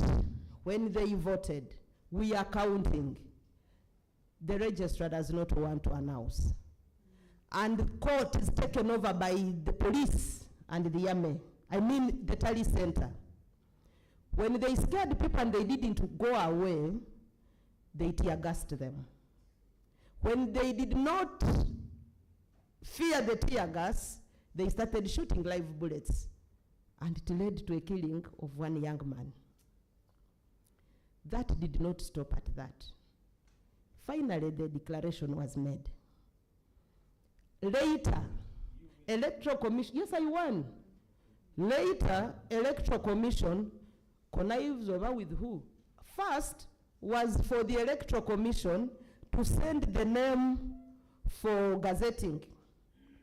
It took a demonstration for Electoral Commission to gazette. We even had to pay for the gazette. Yes, I am speaking from personal experience, and this should help you to do better. So when it ended and the pronouncement was made, they have gazetted, I heard that there was another recount happening at Electoral Commission in Kasese, the Electoral Commission office. What happened? Someone, and it was a soldier, had gone to court, purportedly, to say the election was not free and fair and was asking for a recount. I had already been sworn in, but they allowed, I had been gazetted, they allowed the recount to take place. And I heard from voters who said, you know, there is a recount happening at the Electoral Commission offices. We don't know of which election. All electoral officials had been collected from all over Uganda to go and gather to the office in Kasese to do another recount. That's when I went and mobilized the voters that we must be represented, because first of all, we are not represented in that court that passed a ruling that another recount must happen after a swearing in. Two, you can't recount votes where I'm involved and I don't have agents. So when my agents came, that's when Electoral Commission closed the office. So when the research shows that Electoral Commission is actually not independent, I'm bound to accept, because this has happened to me. Thank you.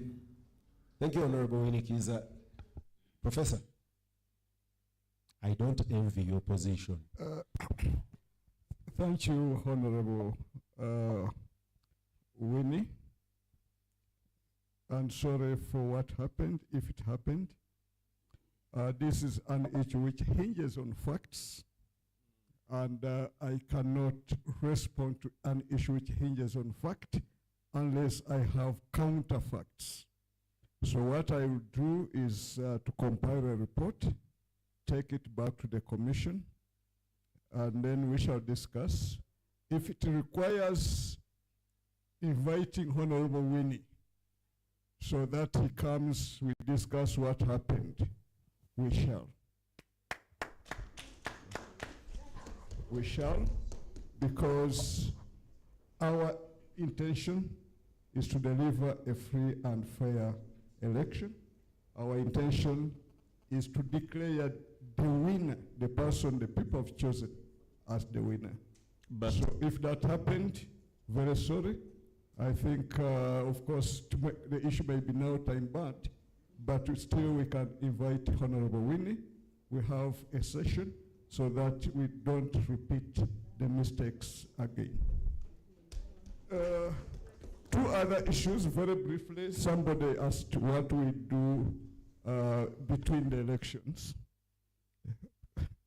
Now my daughter Charity doesn't want me to go the law, but Article 61 spells out the functions of Electoral Commission. Unfortunately, out of the 7, 5 of the functions are time specific. You have to do them at a particular time. You cannot conduct an election when it is not supposed to be continuous, as Julius has mentioned, voter education, and also civic education. Civic education, ideally, it is the mandate of Uganda Human Rights Commission. We are supposed to work together with Uganda Human Rights Commission. Voter education, we are supposed to do it ourselves in conjunction with civil society, who are in the line of voter education. But as I said, one of the areas which are critically underfunded, and voter education is one. It's not necessarily completely underfunded, but not completely funded, but it is extremely underfunded. So because of the poor funds, it may not, we may not do what you do. Having said that, we are rolling out a voter education program in conjunction with our principal partners, civil society, We shall get in touch with Interreligious Council, and then we see how we can partner with progressive institutions in this country within the civil society groups to ensure that our people have the necessary voter education. So lastly, it may not be my area, but I just want to comment on something which is quite dear to me, and that is my people. Who are my people? Now, when I may not remember the name, Representative Gemma, okay, looked at the statistics. No, before we go to Gemma, somebody questioned why 30% urban and why 70% rural. I think simple explanation. I was not part of the team. The level of urbanization in Uganda, 26% of the Ugandans are in urban areas, 74% are in the rural areas. So it is logical to have a sample which represents our social structure. Secondly, when you talk of no formal education, primary, secondary, I'm a teacher. And one thing I've been trained as a teacher is to say that you don't know or you don't understand. As a teacher, I cannot say that, irrespective of the level of education of somebody. True knowledge is important to understand the democratic processes. Knowledge is important. But who says knowledge is only acquired through formal education? The people out there, our peasants, our fathers and mothers, they have lived experiences. They have wrote their own way of understanding our processes, and they take decisions on the basis of how they have lived and understood us. They are not ignorant. They are important actors of our democratic process. They know what they are doing. Thank you. Thank you very much, Professor. And we'll do the wrap-ups. Emmanuel Dombo, you have a minute to... Well, I want to thank the professor because he has really handled the question of education, which my brother had raised, because I was going to ask him whether the situation was better when NRM came in. We had one university. We didn't have universal primary education. We know what was happening in our villages. The quality may not beat the standard that we may require, but we know that the state of education has improved, but we need to work together with the relevant authorities to ensure that we make the education what it should be. What does NRM do for education? It pays teachers. Is that wrong? It builds classrooms. Is that wrong? It sets the syllabus. Is that wrong? If other stakeholders fail to do their part, let us not keep blaming government for everything, but let us work together to ensure the quality of education improves. The final one. I've listened to my young brother, Bobby Wine. He goes outside of the country and he accuses NRM administration. And he says the opposition leaders in Uganda, they are either dead, in prison, or in exile. And then he jumps on the next flight back and he's received at Entebbe. He goes to the Electoral Commission and he receives money, which the Ugandan government brought a law to ensure political parties are given the capacity.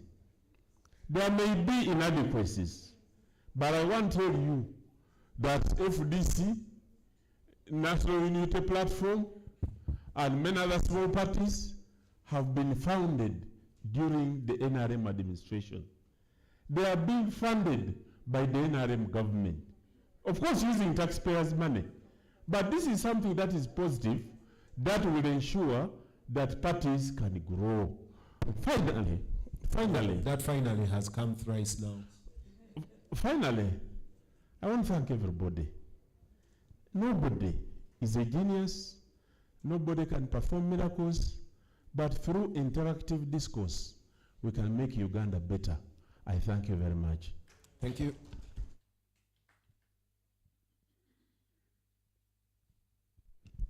Thank you for giving us the opportunity to have this conversation. I think for me, as a citizen of this country, this information is important, and the takeaway, I think for all of us, should be what do we need to do to actually deal with some of the gaps that the report reveals. If you're from a political party, what are the internal things that are making it difficult for the party to work? If you are supposed to support the parties to work, you are an external force, meaning you're either in the police, you're either you're a citizen. What are you doing to ensure the parties function? And lastly, Ugandans, from the study shows, we appreciate democracy. It's important for us to do all we can to practice its principles so that we reap the tangible benefits of democracy. Thank you. Mine, I congratulate Afrobarometer for such an excellent report.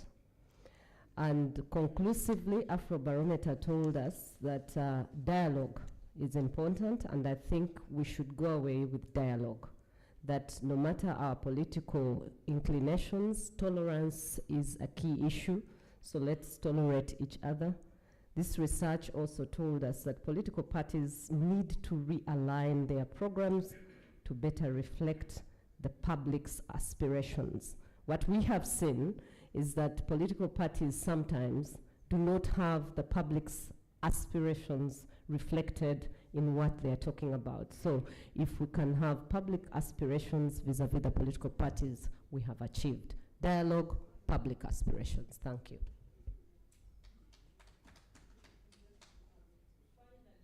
I would like to say that all of us seated in this room, we should be worried about the silence that is reported amongst our communities.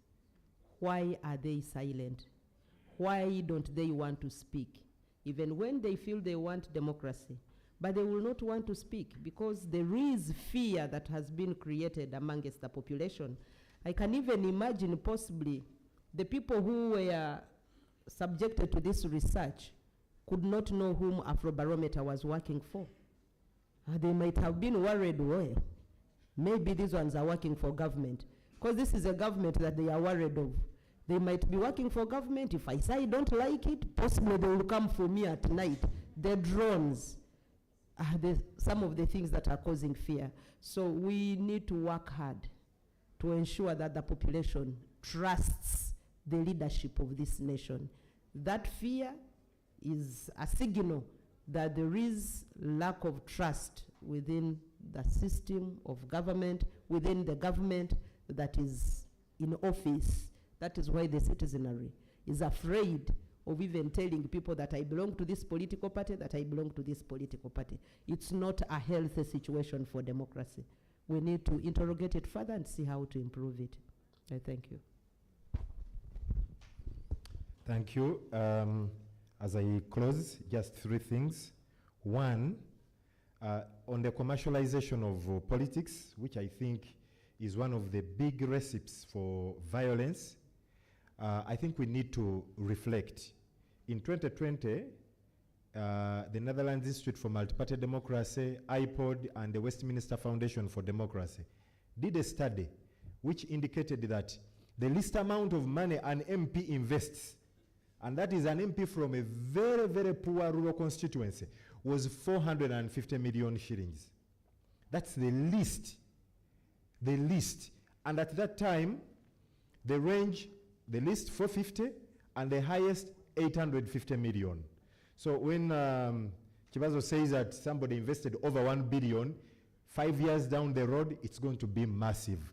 Electoral Commission, I think you need to do something, especially in enforcing the code of conduct of political parties. Secondly, the report should also be interpreted in the sense of the fact that there are pains of belonging to opposition political parties in Uganda, and there are gains that are associated with belonging to NRM. I think we need to look at it that way. Otherwise, some of the statistics will not make sense, and probably it will help us get a little more understanding of why people responded the way they did in one aspect, and yet in another it doesn't seem to make sense. Finally, the trajectory of violence from the 2001 elections up to 2021 has been on the upward trend. We need to do something. Unless a magical bullet is deployed, we engage and speak to each other, this trend is likely not to be reversed come 2026. I thank you. Hello, thank you very much, panel, and thank you very much, the plenary. Please clap for yourself. It's been wonderful having you in the room. Ladies and gentlemen, from this session, we should have broken off for a tea break, but because we started a little late, we ran that over towards lunch. So we've saved the organizers the teas in terms of finance. I hope that we can take our teas along the way. We are going to break up for lunch. And in addition to that, we are going to break up into small groups that will report back into a plenary. I'll ask one of the organizers to come and brief us on how we are breaking up, which groups are going where, what is being done next for this session.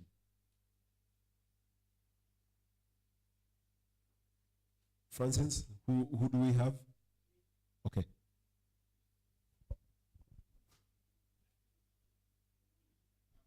Thank you very much, panel. Please put your hands together for them.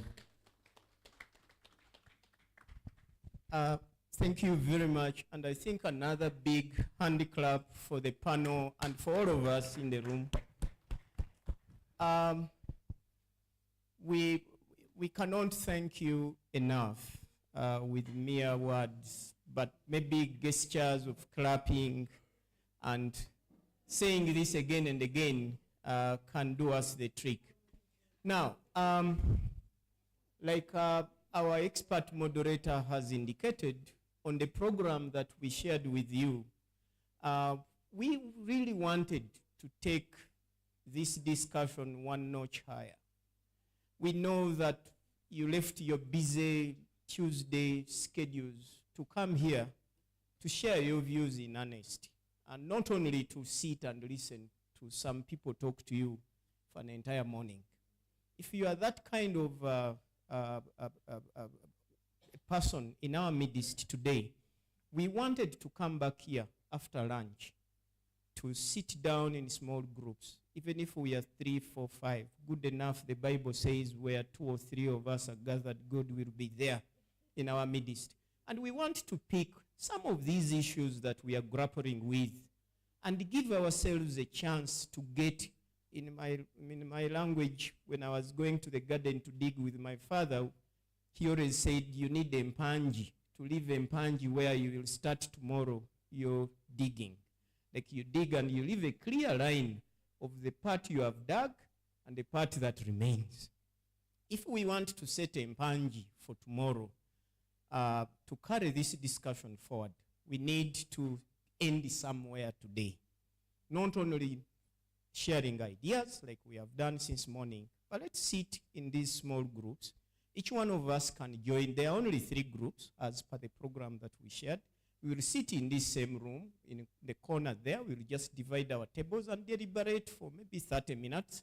And then afterwards, we come back and report back to us so that the Inter-Religious Council and the Afrobarometer and the other partners, political parties and civil society organizations, academia and the media, will know that in this meeting, these are the issues we identified as areas where we can start to address some of these issues, some of these challenges, and build synergies around those.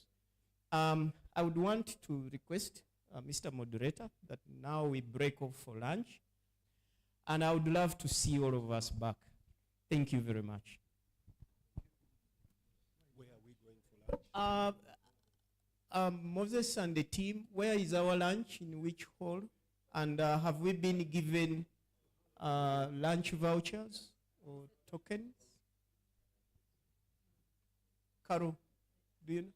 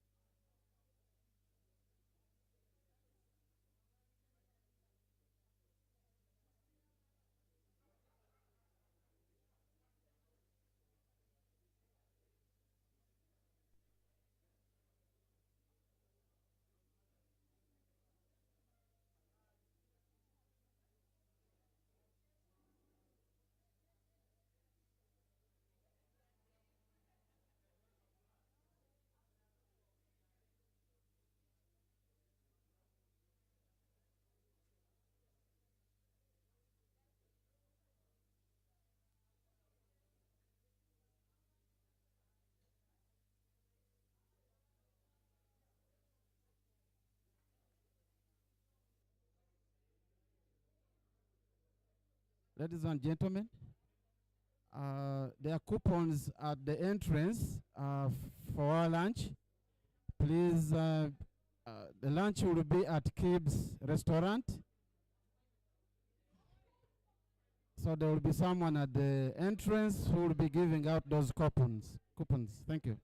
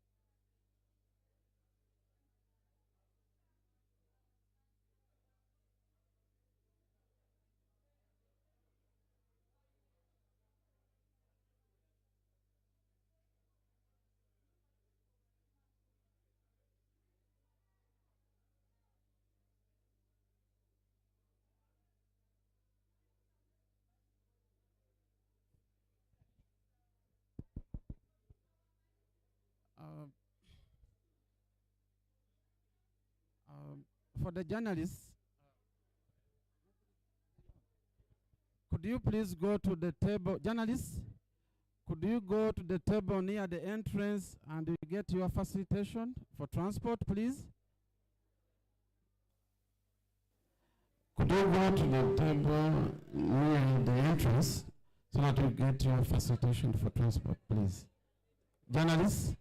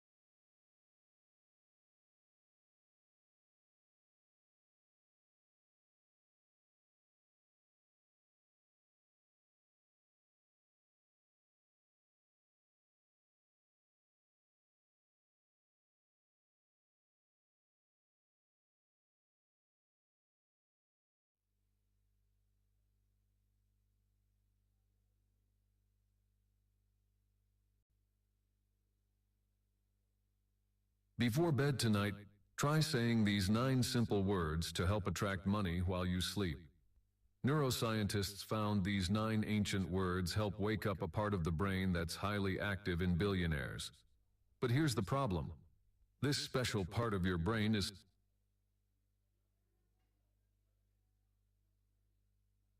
So what is ClickUp? ClickUp is an all-in-one productivity software where you can manage everything and anything related to your work. Your documents, your chats, your whiteboard.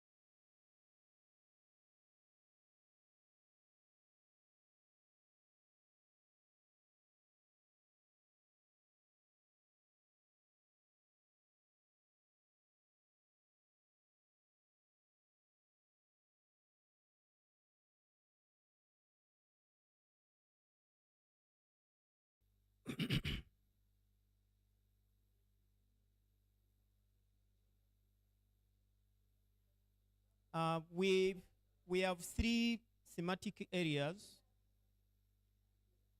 to look at this afternoon. I would like to share that slide with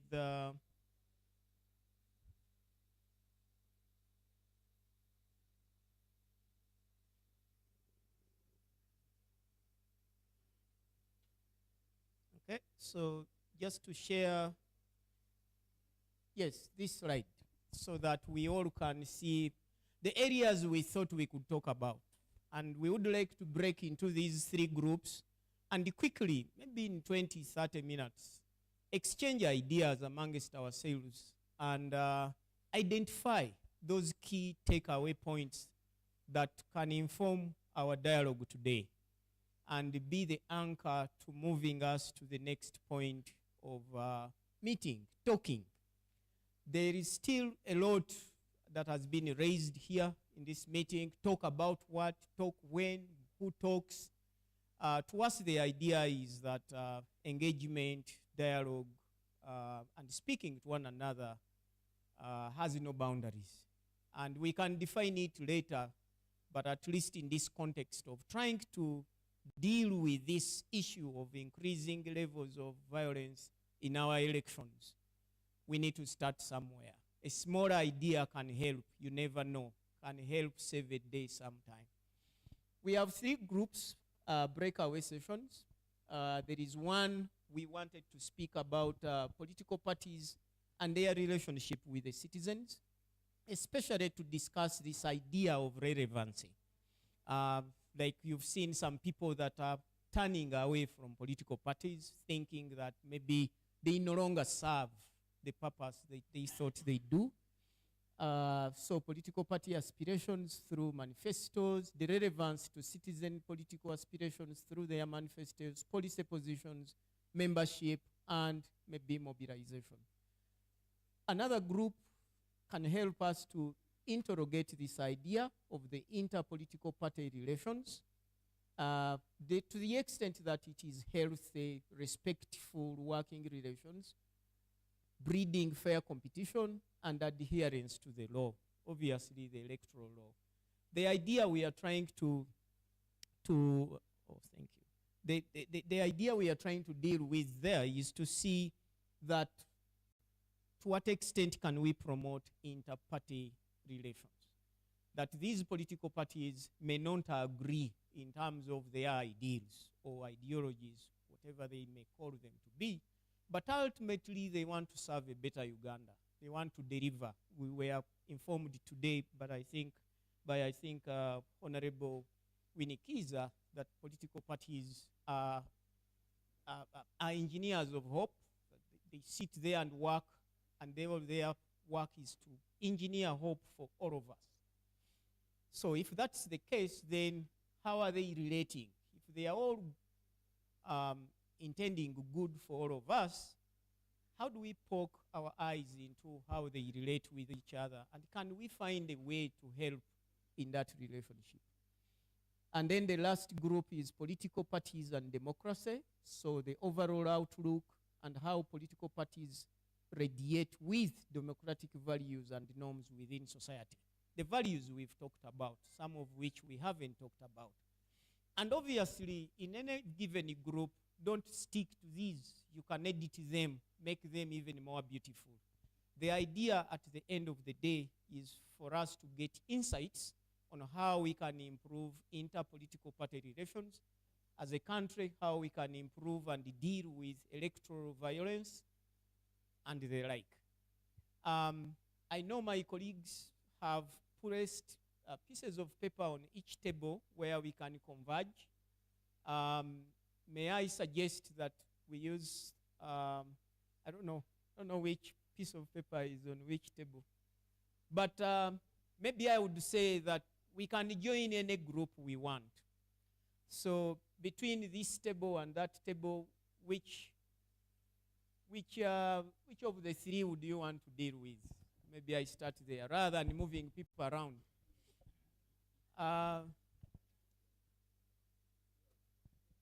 Doctor, which? political parties and citizens. I think they placed them for us to, like when we say, let's sit here, the people would know where they are. But I don't like moving people around. I would rather move the ideas around the table. So can we say this side, if you are interested in sharing your ideas on question number 1 or group number 1, please come this side. The tables here in the middle, if your interest is to share your ideas about question number 2, which is interpolitical party relations, please let's sit here between this table and that table. Then each group will elect a person who will report back to us quickly, just to pinpoint those ideas. Say in our group we found 1, 2, 3, 4 things Uganda can do. And as in sort of a rapporteur, then that will be very beautiful. And then on this table and the table behind, let's have colleagues who are interested in the last group. Which? Yes? I would suggest these people move to the other table because this table this one is full. Okay. Okay, we can suggest they move to the other table. We can sit there. Two. I think they like the AC here. It's very good. Yeah. And come here. Okay, fine. Banange, group number 3, Fred. You can come here. Fred, jangu mkama wangu. Okay. Wanyinya. Wabuzize ekibuuzo. Ngenda kukuddamu. Nze nja kweddiramu sineerabira.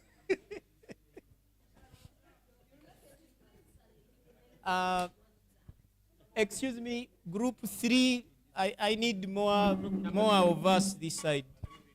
Okay. Political parties and democracy.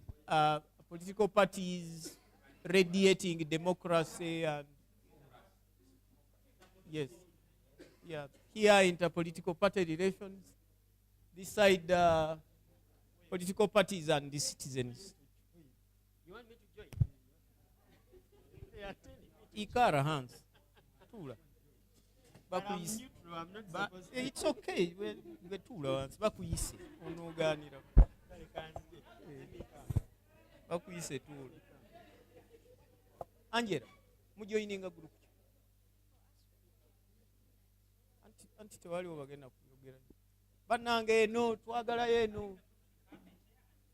Yes, a chair and a secretary. Young Fred. Okay. Kale. Tweyanzize.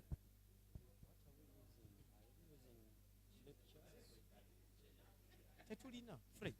Just put notes, someone can read, Funawo tula mukama wange.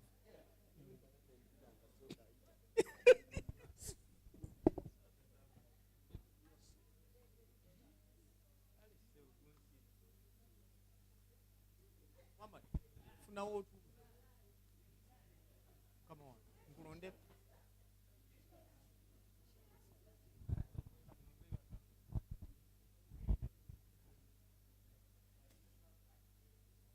Baganda.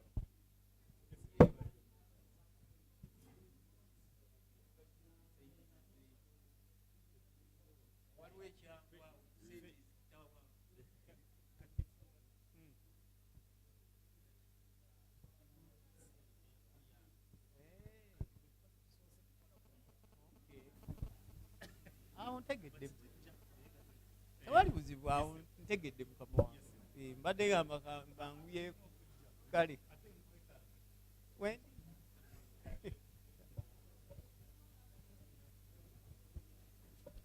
Mama, otuddewo.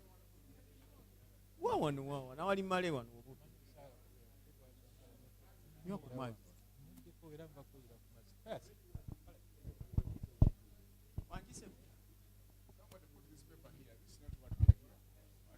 Kankajjewo. Yes, number 3, yes.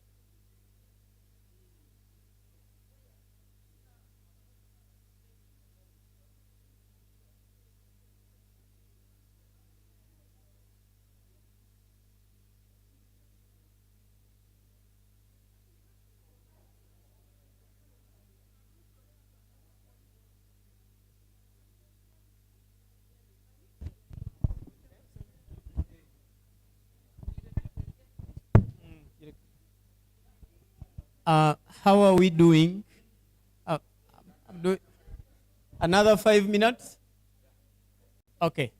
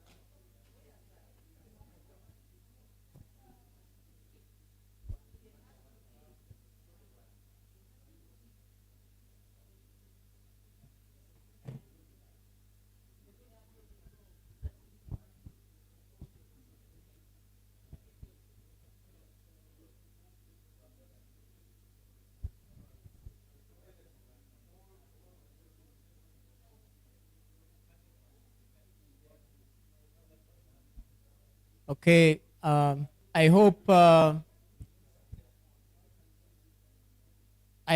points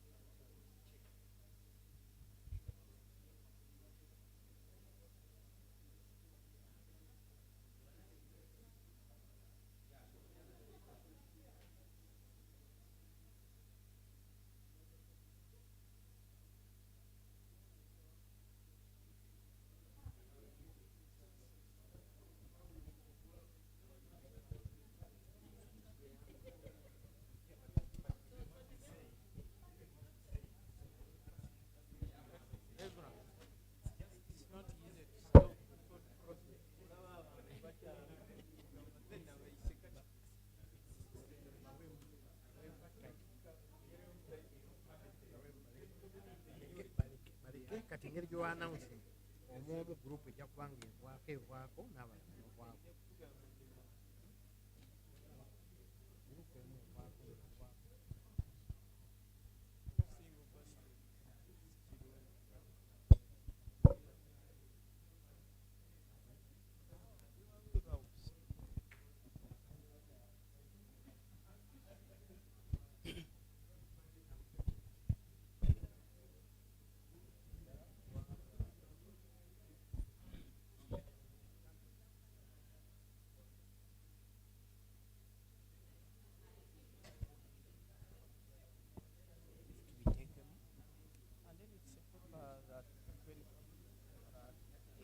Share. But also the other thing is what comes next. Twina survey tugenda okukola mu August ngaggwako, we can look at students related to this to take up because we have seen these going forward, and then we can also see what other activities we else can we go. We have engagement STEAM, we have data supporting processes as long as we can, so that it doesn't naye nga bali nnyo kubanga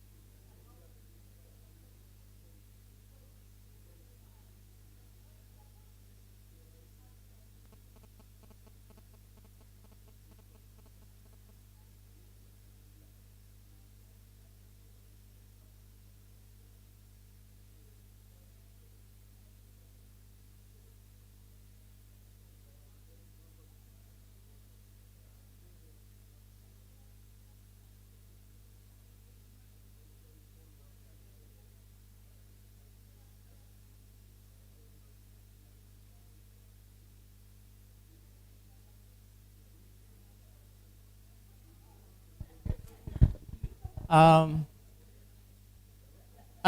hope it's not easy to bring a hot discussion to a close. So I will wait for indications from different groups that they are ready to share back with us.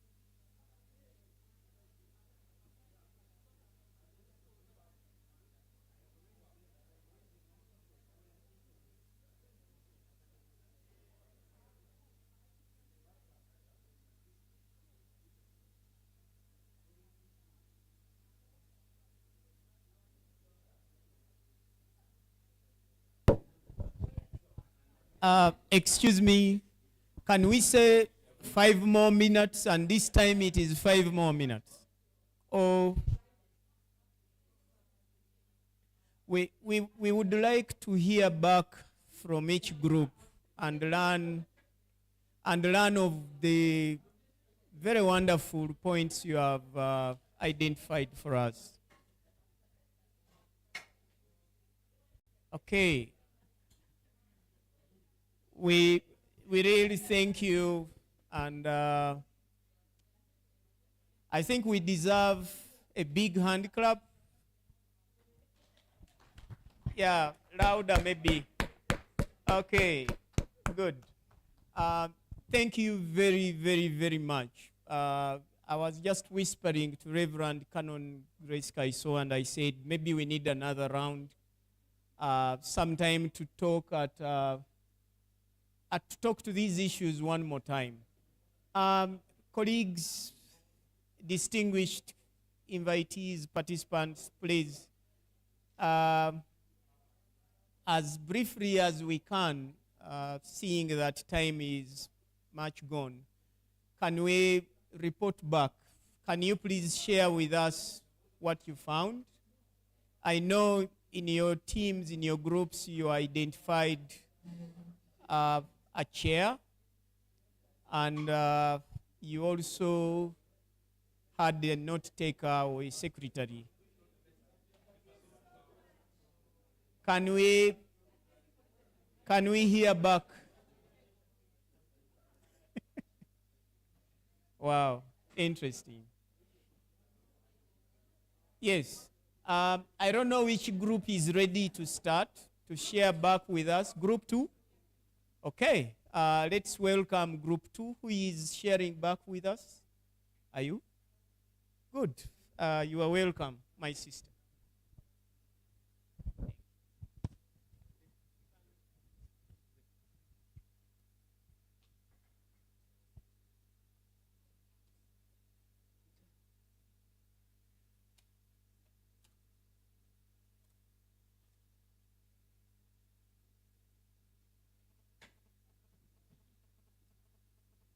Good afternoon, members. We are members of Group 2 presenting.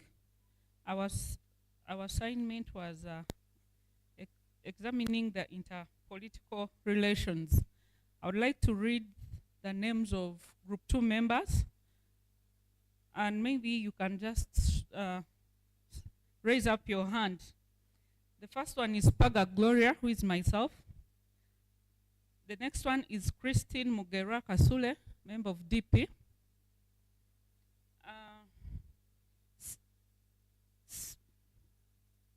Bakabulinde Ben Chigongo.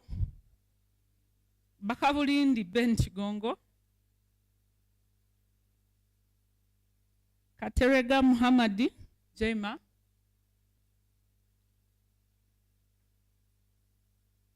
Bamunova. Some names are difficult. A member of the UPF. Major retired Awich Paula Okwil. Charity Kalebo Ahimbisibwe. Sali Simba Kayunga. Lawrence Serwamba iPod. Okay, we are requested to examine the interpolitical relations, and we started by acknowledging the framework and institutions that exist to nurse this baby of interpolitical relations. One of the institutions is IPOD, Inter-Party Organization for Dialogue, that has endeavored to bring political parties together and agree on a certain positions. For instance, IPOD is in the records of this country for dialoguing and negotiating with government on behalf of political parties to ensure at least political parties represented in parliament receive funding based on their numerical strength through the National Electoral Commission. They have also negotiated with the government and the head of state on release of torture, release of victims of political parties who were arrested during electoral process. For example, over 50 members of NOP were released through those negotiations. Then we also have the National Consultative Forum that has tried to cement the relationship between political parties. And we also have the National Electoral Commission that gives us guidelines that we all run through during elections, even at times when we disagree. So they also have a big stake in bringing political parties together. Then political wings of this country have also come together to agree for a common cause. For instance, the youth have IOP, where the youth leagues have formed their own organization to agree on the youth agenda. We also have the IWOP for women, where the women leagues have also come together to agree on issues that affect them as women in this country. So all these have facilitated this process. The interpolitical relations can be structured at a formal level, or they can even be at informal level. And how have we moved to achieve this? Political party by having a common agenda. For example, through elections, during elections, there's where at times parties have sat and agreed that, you know what, here it is, let's say DP's stronghold. Let us all rally behind the DP candidate and support that one, instead of all of us going ahead to field candidates and we split our votes and then we lose. We have the inter-party relations have also been enhanced through dialogue, and IPOD has given us this platform. Then the code of conduct is key in promoting inter-party relations. The challenge is the implementation has not been effective in ensuring compliance, both by the stakeholders, the political parties, and the Electoral Commission. As political parties, we can also enhance inter-party relations by having consensus on national development objectives like peace, electoral reforms, public health, education, and infrastructure. Then if parties build capacity in internal and inter-party conflict resolutions, this also tends to enhance inter-party relations. Now, these relationships in this contemporary political environment have also faced challenges. For instance, all parties are faced by challenge of limited resources to do their activities, so this also affects their relationship with others. Then failure to agree on a common agenda. One party says, I'm taking the left, the other one says, I'm taking the right, another one says, I'll take the middle route, so you end up not agreeing. Then there are also issues of trust. There are parties that have in the past worked together, but then the other one feels, the other ones are backstabbing, and then it affects relationship. There is also limited political will. Then we also have foreign influence that affects inter-party relationships. So as members of Group 2, this is what we managed to come up with. Thank you.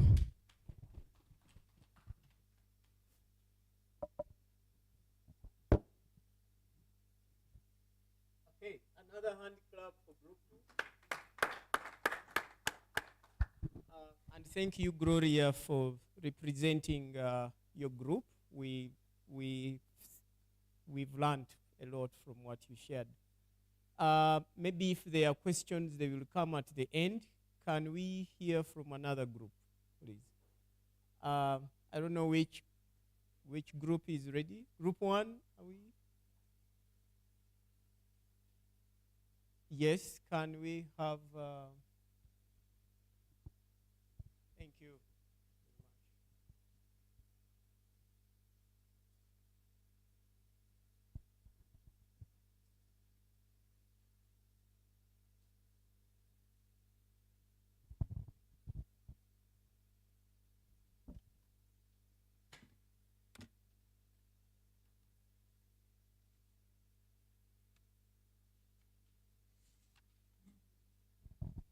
Thank you very much.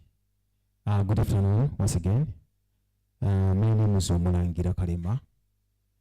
From group 1, these are some of the members that actually managed to come up with what I'm going to present right now. We have Mr. Gerard Pade from Transparency International Uganda.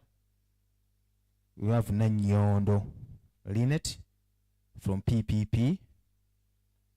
We have Dr. Primrose Nakaziwe from Ndege University. We have Biambo Peter. We have Wadukamba Masi from NUP. And our role actually was to look at the political parties and citizens. We are looking at the relevance of citizens' political aspiration through manifestos, policy positions, membership, and mobilization. And through our discussion, we managed to look at what a political party, for example, to start a political party, what you need to start a political party. And first, we looked at ideology. We say that any political party to start must have a common ideology, such that all politicians must adhere to. Then we said, we looked at political parties should be built, actually they should build a loyalty, such that people whom they are going to serve should have respect to these political parties. Then we also looked at conceptualizing politics to the local needs of the citizens. Here we are looking at, we give an example. You look for example at the local council level.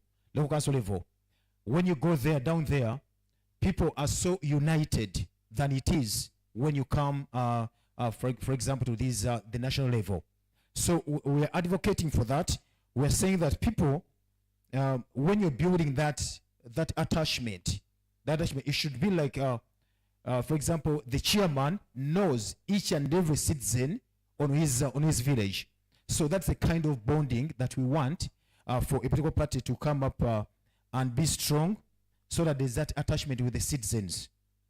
Then we also looked at the spirit of ownership, that people should own the party, first of all. What you're going to tell the people, what you're going to preach to the people should be good to them, to an extent of owning that party, that someone can even die for that party. Someone can defend that party wherever he or she goes. So that's what we call ownership of a political party. For example, if someone owns a party, when it comes to campaigns, you won't go looking for funds outside the country. You know, you can just go to an individual may say, how much do we need? He or she can sponsor any activity within the party. So that's ownership. We also looked at, of course, we gave some examples. The political party should be best. When you look at, for example, ownership, and then with ideology, and then we look at forming a political party that looks at a bottom to up approach, not like the ones that are that we kind of have, that looks at, for example, that are they're modeled in a way in that strategy of top to bottom, whereby the local person is not actually considered. The visible person aren't considered. They only look at what the head is saying. That's what is going to be taken. So we are saying that a good political party should be based on at the bottom to top approach. You start from down here. People bring their views. When they bring their views, then you sit down and say, okay, we have a problem in this area. So how can we combine our forces to solve such a problem? So that is how political party should look at before it starts. Then, yeah, we also looked at a political party to be having strong institutions. Such institutions, which are stronger than individuals, help political parties, first of all, get organized. If a political party has strong institutions, they're going to help it check transparency. You know the likes what has been happening in NUP with the Right Honorable Wampewo. You know, some people think that it's too big. Some people think that it should be thrown out of the party. But this is all happening just because there is that lack of a strong institution in its party. Because if that institution was there, you know, people may not have heard of what chaos that is being that is going through or inside the party. Then we also looked at we say that political parties should have policies that relate and addresses the needs of the people. You know, for a political party to be successful, to be strong, to be you know, people should identify with it. But how can you identify with a political party? You have to do that if it also identifies with you. You know, does it identify your problem? Does it address your problem, your need as a citizen? If it does, then it will be so easy for you to follow that political party. Then we also looked at the membership. For a political party, of course, to be there, to be citizen-oriented in that regard, the membership for the political party should be free. We are calling it free exit and free entry. You know, there should be no strings attached to anyone who is entering a political party and anyone who is actually exiting a political party, unless if there are some circumstances that need to be addressed, but they all can also be addressed within the political party. Then we are saying all of this, that membership should be free entry and exit, but above all, a political party must have a constitution as a guiding document. You know, when a constitution is there, we shall see, there will be less putting of ropes here and there, left and right, because they'll be having a guiding document to say, you know what, you've done ABCD, you step aside. You've done ABCD, you come. You want to join the party, these are the rules and the procedure you have to follow. So that is what we managed to discuss. That is in group 1. Thank you.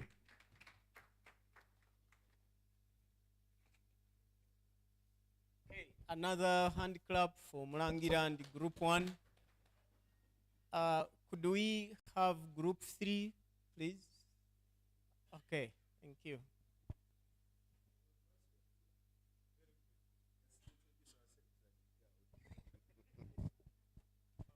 Okay, thank you so much. My name is Male Fred. I was the secretary, but I was trying so much not to participate. I've been tasked to present our findings here. The group was made up of Male, Mr. Muguzi, Miss Asmat, Mr. John Mugabi, Nambalirwa Davina, Mr. Abdul Magambo, Mr. Stephen Mwiru, and Asinja Habat from Interreligious Council. Ours was basically to look at how political parties radiate with democratic values and norms within society. We've tried to come up with recommendations, and if you allow me, I'll briefly list in the interest of time. But for Mr. Kibirige's sake, the points have been noted and we shall use them accordingly. So one of one of the notes we made from the start was like, democracy is unthinkable without political parties, because political parties are vehicles in our enjoyment of our democracy.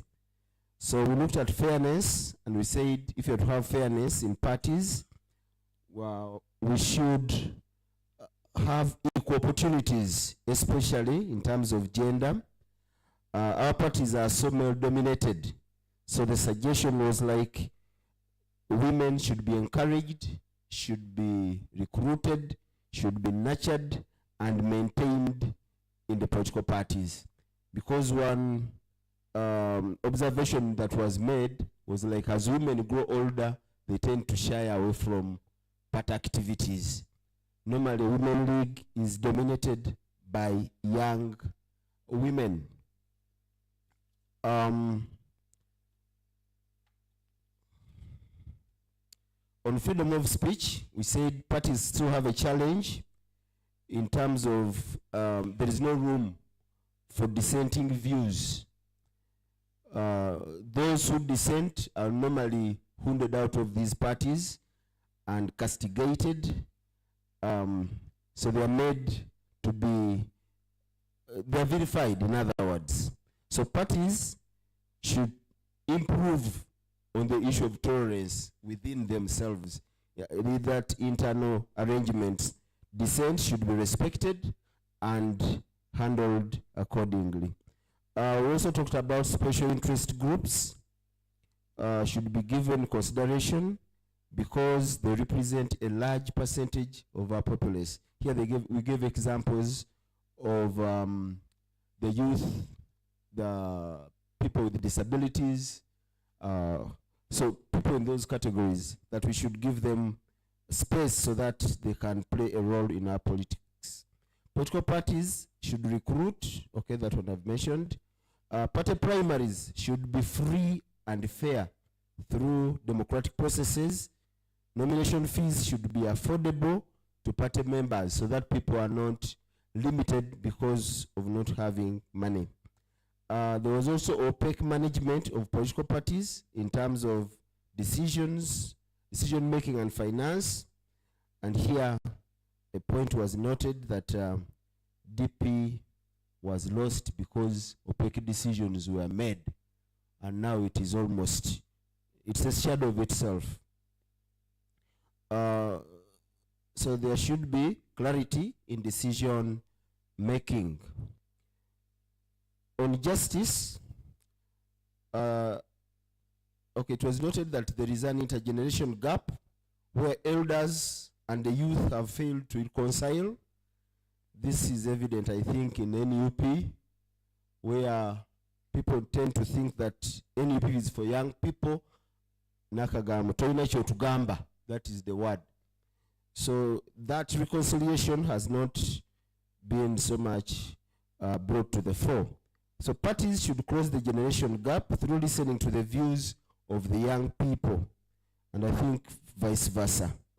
We need to create an enabling environment for all to play in our effort to build democracy. Internally, parties need ideological retuning. We call the word retuning, because as we speak, if someone explains to a young person that we are center-right, this young person will say, what are you talking about? We are center-left, what are you talking about? So these terms, I don't know where they are growing old, but few of our people know, especially the young people, they don't know what we mean when we talk about capitalism and socialism. Some have not brought themselves to come to grips with what we're really talking about. Our political parties should work on policies within the party to avoid or to limit conflicts. There should be a conflict resolution team to help resolve disagreements. Another is about the big men, big women mentality in parties, which needs to be managed for everyone to be under the law. And examples are given. The numbers is the Mpuga, that these were so big for their parties that issues had to develop that way. Leaders must have qualities that give room to pragmatism, new learning, exposure, and benchmarking.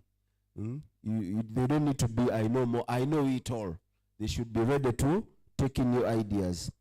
We also suggested that there should be an inter-party women league to again contribute to the effort to bring more women into participating in politics and democracy building. Party financing should be based on members and sympathizers to limit, again, the big man syndrome. They gave an example of Mr. Nandala, where if you want 50 million, he will give you to do party activity. So it means that everybody will be bent to go into Nandala instead of looking at a wider party base. And finally, a proper chain of command should be built in parties. People should know who communicates what, and there must be respect. In some parties, only one person speaks. They talked of the principle, principle, things of that sort. So, ladies and gentlemen, allow me to stop there. Thank you so much. Thank you very much, Fred and Group 3. And thank you very much to everyone for these wonderful ideas.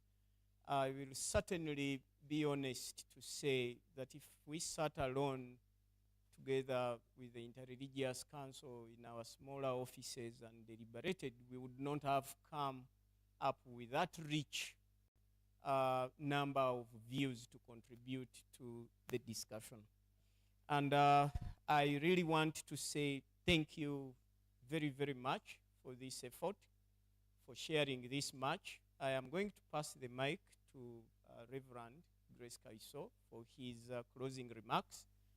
I just want to say that there are similar activities we look forward to organizing in the near future and another survey. We will come back to you with a smaller request sooner or later, maybe next month, to contribute questions you think we should carry in this survey. At least one. It's not a guarantee that such a question will end up on the questionnaire, but we will share it with the questionnaire committee of the Afrobarometer.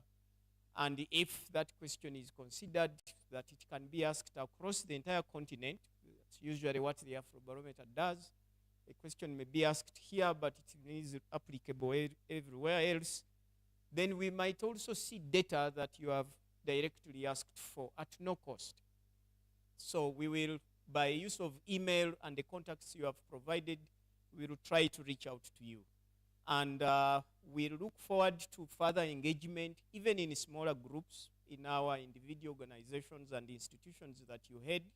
We can come and speak about citizens' views with regards to the institutions that you work with. Let us know. We will prepare. And there are many people in the network we can also call upon to come and join either in person or virtually. So to us, we will say as long as we conduct these surveys and gather citizens' views, they should not sit on the shelves and in the libraries.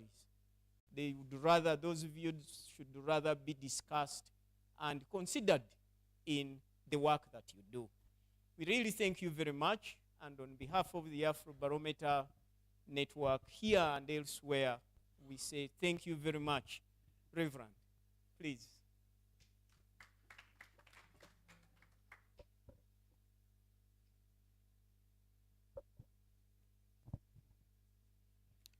Well, friends, we really want to appreciate, like my colleague has said, for the investment of time that we've given to this. I have liked the attitude that we've displayed here, the openness to learning from each other. There has been a growing trend when we ask somebody to come for a meeting to say, so what, do I have a space to speak? Oh, what is my role? Almost suggesting that people can't sit and listen to others, but they're always willing to speak to others, but not willing to listen to others. But I think you can see the benefit of us being open to learning from one another. and want to also to appreciate these reflections in the groups, which really highlight some of the gaps we are experiencing, like in the party relationships. Very good points have come up. That we are about the same people. We all seek to build a society that is strong, that is united, that is thriving. So it is not only going to be built by UNOP or NRM or DP. There must be some sense of collective responsibility and commitment to working together towards shared goals.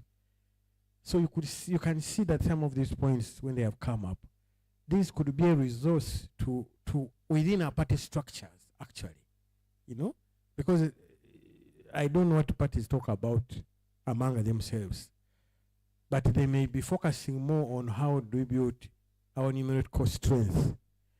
But I think they should be also take interest in developing a culture of responsible leadership, compassionate leadership, working together, teamwork. So these are values that you can actually pick up within political parties to popularize, so that people begin to develop the right attitudes and value principles that make parties function well. So I hope that you've picked some of those points as were shared. We still have the challenge, the intergenerational gap. You've touched it, but I think it is something that parties need to pay attention to. Some parties may have, maybe predominantly have members from certain age groups. But as we have found out through the census, the young people, the group of young people, populations over 50% are under, what, 7? Huh? Under 17. Now, you can see the responsibility that we have to nurture. Those of us who have had the privilege of being nurtured through structures over the years, we have a generation that has several gaps in terms of their growth. So we need to be a bit more deliberate within the parties to really create not haphazard trainings, but basically have very well designed leadership development programs within our political parties. Otherwise, we are going to have leaders who, when they disagree, they run away to form another group. Really sometimes a sign of lack of maturity in understanding politics, but also just gaps in information, that they have not understood to learn that a person can be disciplined, for instance, and it is okay for someone to be disciplined, or that a person will be helped to put in a panel, to be helped to grow, or to be counseled. So these are things that don't just come to us. We acquire them through exposure and through interaction with others, and sometimes through deliberate training. So I can see that an agenda has been raised for each one of us in our respective parties. And I hope, because that is really what we are trying to do, our institutions, by raising and finding out the perceptions of the population, is to help you to know, to develop the appropriate agenda within your political parties. We are available for accompaniment. We know that there are a lot of struggles, like in all groups in political parties. And sometimes you don't have the mechanisms for conflict resolution.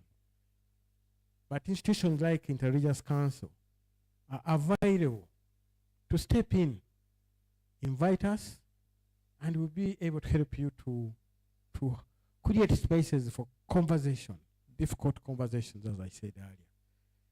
and so pledge that we will be available to do this for you.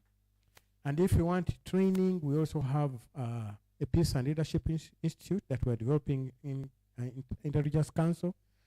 And really the purpose for this is to develop leadership. And so we are available to support we can do tailored programs for your young people or for your members. We can become even election observers, people who can facilitate you in your elections.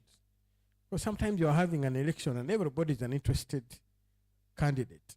So it is difficult to manage a free and fair election in a political party. Invite us. We can organize. We have done this work before, so we are able to do it efficiently so that you have minimum conflict arising out of an election within the party. So we are saying that we want to work together as we build our nation. God has placed us with different spaces and with the unique responsibilities. Let's work collectively so that we build a stable, a strong, and prosperous nation. We hope that when we invite you again, you'll be able to come. We are going to be working together on many things. You've already generated an agenda for us through these conversations. So we pray that you go back and share some of the insights that you picked here. And please let us keep in conversation. We wish you God's blessing. Let us pray. Gracious Lord, we want to thank you. Thank you again for watching over us today. We pray that you'll be in our midst to catalyze us, to awaken us to those things that need our attention. We have no doubt, Lord, that you've done that. We thank you for the output that has come through our conversations. May give us the grace to be able to learn and to put in practice those new things that we've learned. We pray for these distinguished men and women that you have raised up in their respective political parties. Lord, we pray for wisdom upon them. We pray for favor. We pray that you give them a spirit and surround them with people who will support them in their responsibilities. We pray for our country, for the key institutions, the executive, His Excellency the President and his team. Pray for the Parliament.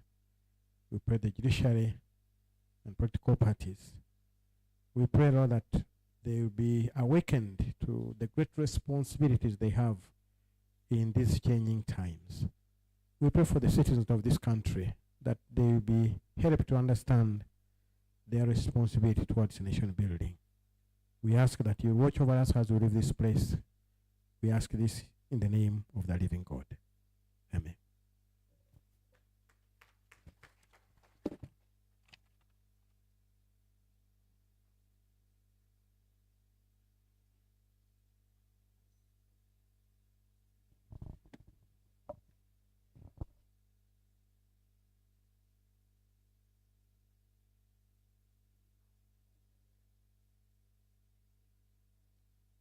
So, ladies and gentlemen, thank you for joining us today.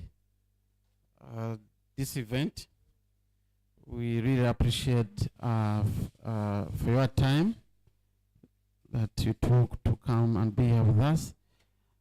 There is a small token for transportatory fund